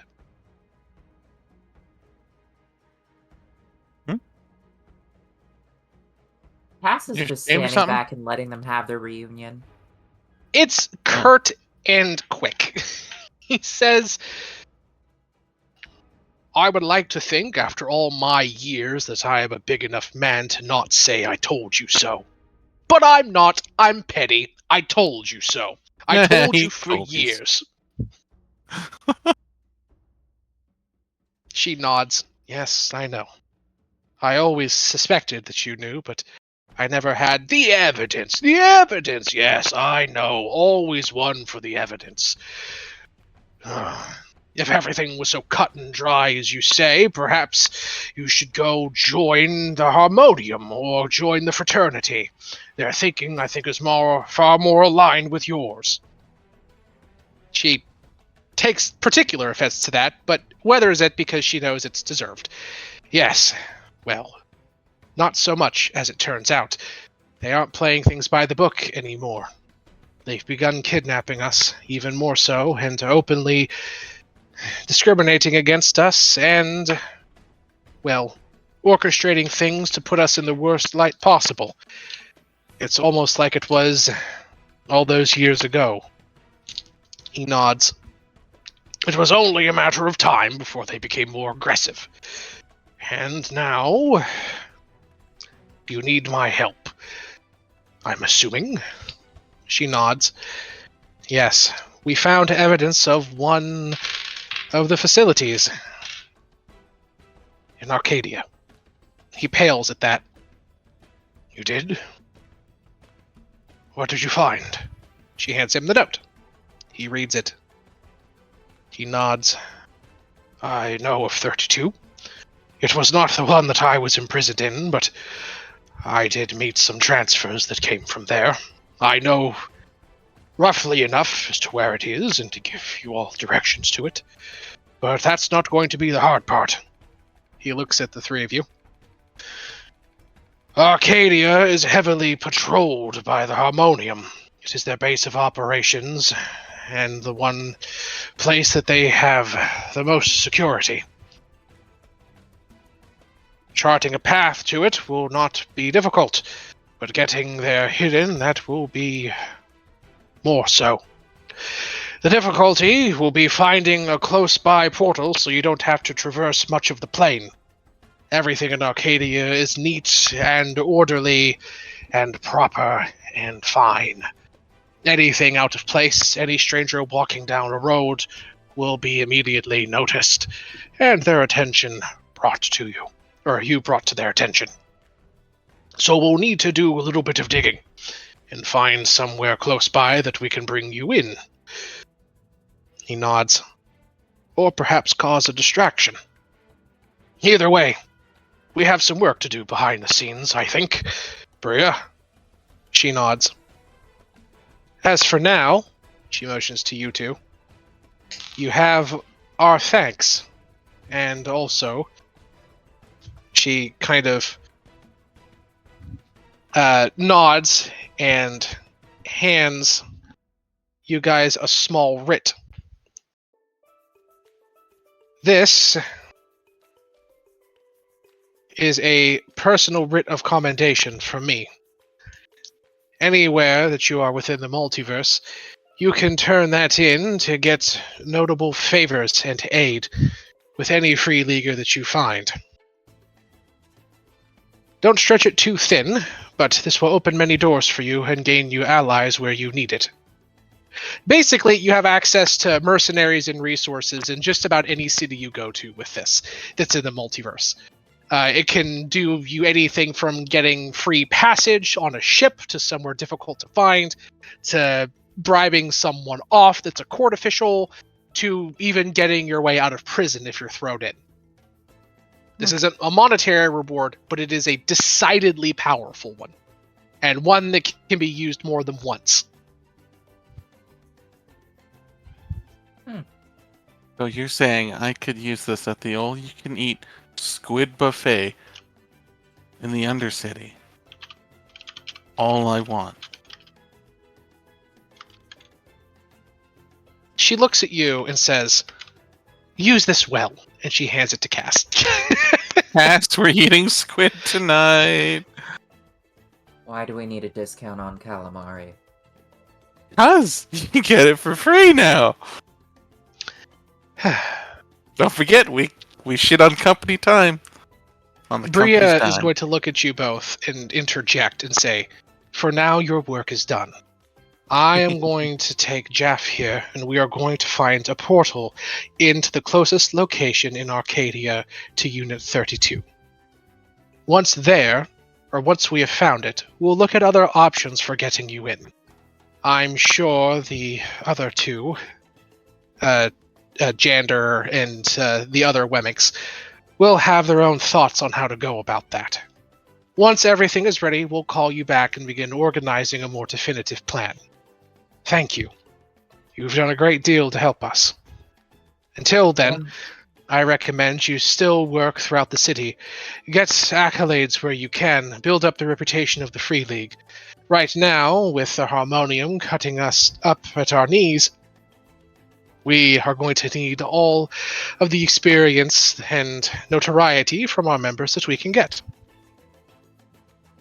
Cass nods and just thumbs over at Jaff and says, "Get him a hot meal and a cold drink on me."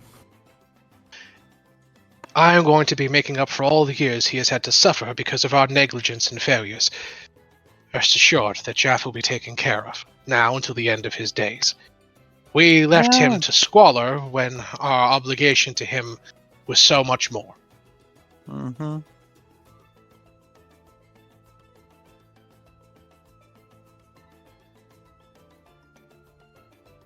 She is notably ignoring you, Starry. The greasy boar has a nice pot roast. Ooh, can we eat pot roast tonight, Cass? Come on, we have an all-we-can-eat pot roast card. It says it right there. Free League, all-you-can-eat pot roast. I will make you pot roast. Can't we could just buy it for free on the company dime? Be reasonable, Cass. Be responsible. Ew. Oh. Yuck.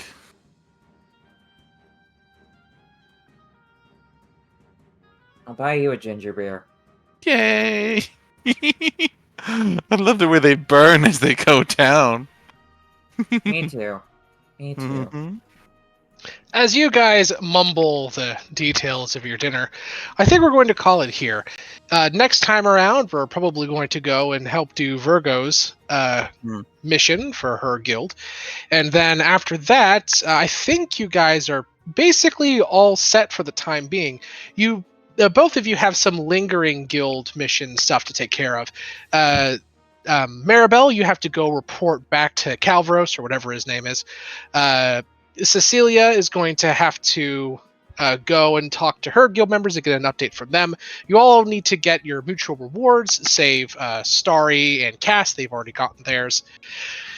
And you're going to have to make plans to go to New Capenna to get Cecilia cured of her pheresis. Yeah. I just want to say, I loved this mission with Starry. I always love interactions between Starry and Cass. Really? I'm glad that you enjoyed it. Yay! It was Like- much fun.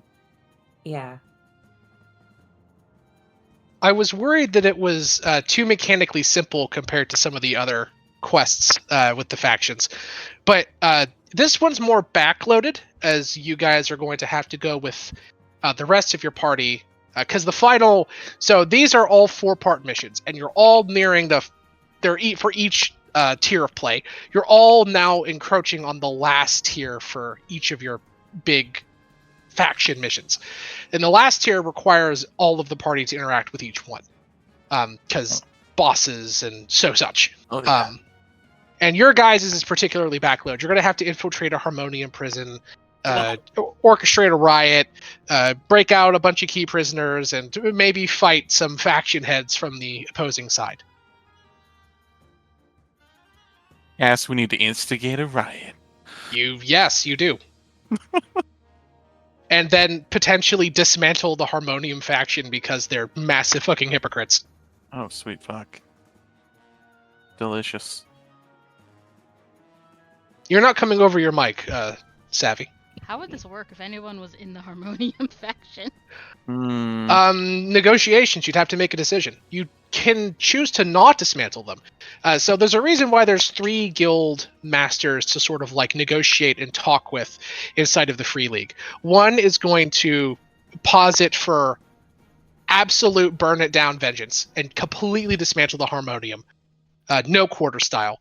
One is going to opt for reforming the Harmonium, cutting out the corrupt elements while still letting the faction function within the city. And then one is basically like, they'll pay us so much money and get off of our asses, we could bribe the fuck out of them and basically keep them under our thumb. Well, each of them is going to present you different options for what to do. That Or you guys can choose your own and do something completely different. makes sense. Makes sense. Mm-hmm. So that's the answer to that. If someone here was in the Harmonium, there would be negotiations. And probably the not burn it down option taken. Potentially. Makes sense though. You know. And did you say that So, what was it? I want to say the transient order. The what? You said that there's 3 factions that was part of this whole thing. It was Yes. Harmonium. What was the other 2? It was the Harmonium, the Fraternity of Order, and to a much lesser extent, the Mercy Killers. Okay.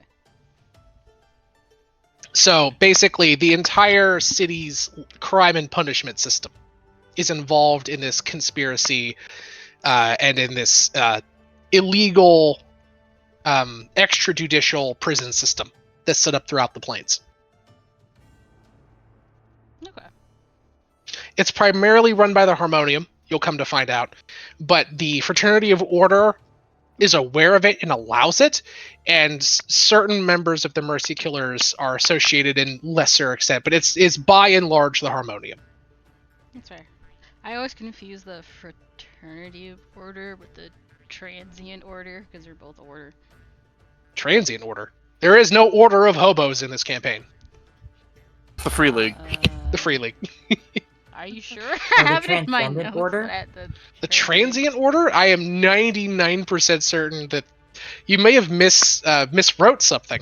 Probably. Because there's There's Maybe the I'm- Transcendent Order. the Transcendent Order. That The one. Transcendent Order. That is those are two. That is a different thing. Transcended to not needing homes and We or are the valuables. Transient Okay. Order. We maintain the rail system. I don't know. Not Sigil. I don't know. I'm bad with names. Of course, I have nothing against transient people at all, but that's a funny pun to make. Yeah, I don't know. It's very interesting. But yeah, I confuse those two. yeah, that's fine. Yeah, basically the city's crime and punishment system is corrupt as fuck. Hmm. As is most crime and punishment systems in most fantasy and unfortunately non-fantasy worlds. Fair enough. Yeah. Again, keeping politics out of the stream. Yes, please continue. We're dismantling the police state in this session. Yep. D&D Look, politics, fine. Real life politics, get that out of here. I don't want it. As much as they may mirror one another. I don't care. I don't want it. Too real. Get it All out right. of here. Unfortunately, yeah. We're to escape the woes of the real world by delving into the horrors of the fantasy. Exactly. Next time around, we will finish up everyone's faction quests. Probably do Neon's if Zoe is feeling up to it. And then after that, more downtime if you guys want, or we can do preparations to begin your personal quests or the main quests. Because once you guys turn in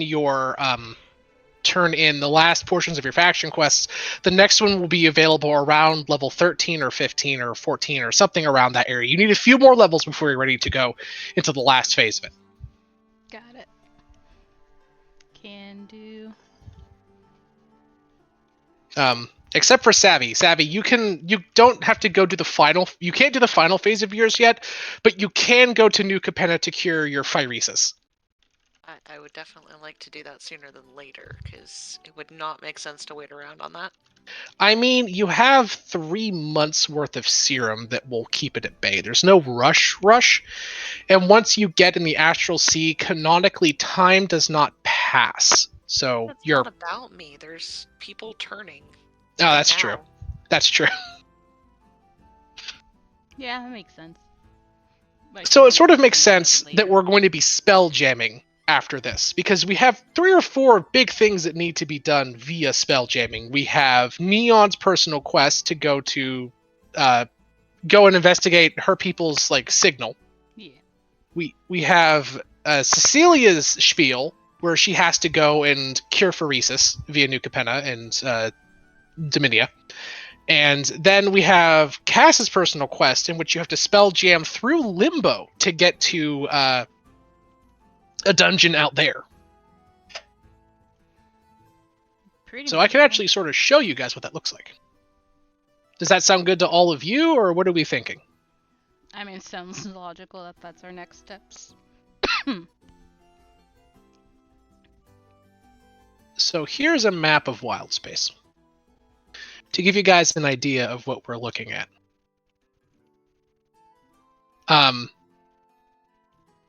This wound up being accidental, but it's sort of convenient. The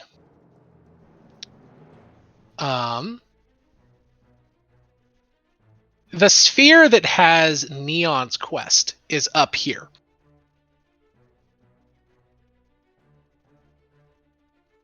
In the top right-hand side. Right conveniently next to Dominia space, which is where Cecilia needs to go. The Lost One's sphere. Mm-hmm. That's its own thing. I like how it says error. Mm-hmm. So good. This map is supposed to be like a screen display on a spaceship. So it's data that is corrupted or didn't pull up correctly. Makes sense. Nice. Mm-hmm. And you guys will probably enter in... It depends on how you want to enter realm space. But you'll probably enter in... I believe it's right here. You'll pop in here, and you'll have to go up and get to here, probably going around Kreen space. So you'll probably take a route like that, I would imagine. Potentially. Or, if you want to go the other way, you could visit Starry's hometown to go to Clown Space. Yeah, that's Yeah. fine.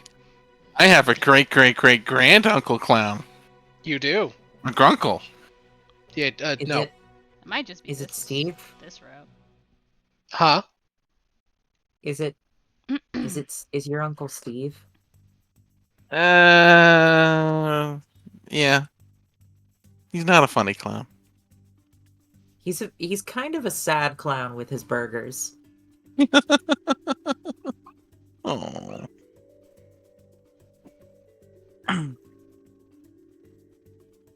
Oh, baby, don't do that. Well, next time around, you'll begin traversing the phlogiston, which is literally what this space between the spheres is called. Start going through wild space and checking out the far distant reaches of the D&D cosmos. Sounds legit. And then the Magic the Gathering cosmos, as you will be literally traversing the blind fucking eternities. Woo! I'm excited for that. I mean, you may or may not encounter Eldrazi. They may or may not have been statted a while ago. I may or may not be even more excited for it. Good thing I don't remember what those things are, but I'm pretty sure they're deadly strong. Rebecca Yeah. is sitting over, just vibrating with excitement. Exactly. I may or may not be eyeing my Eldrazi collection or not. I hope there's Eldrazi angels. Side eyes, Sam. Eldrazi You angels, will can you tell me? definitely encounter the corpse of one, That's 100% a thing that could happen because New Capenna is canonically where Atraxa died. Oh wait, no, that's a Phyrexian angel. I'm sorry, but that's very An angel close. horror, but yeah. You know, it's a Phyrexian angel horror. You know. Yeah. And you guys be prepared for mafioso mob boss politics because you guys don't forget you're entering New Capenna post War of the Machine, and New Capenna got fucking blown up, so things are not fun there. I'm still working on it, but I wanted to show you guys a very rough map of New Capenna that I'm working on because, good fucking lord, there is no map of any Magic the Gathering plane besides Theros and what's its bucket? Ravnica anywhere. Fair enough. Well, before you do, Thanks. since you're still working on it, thanks everyone for watching my stream as we're closing up and we're just doing after D&D talk, so I will end the stream here. Thank you for watching, appreciated. Hope you guys have a wonderful week, as the next session for this one will be next week on Saturday at the same time as today. Good night. Love you all. Bye. Mwah. Ah.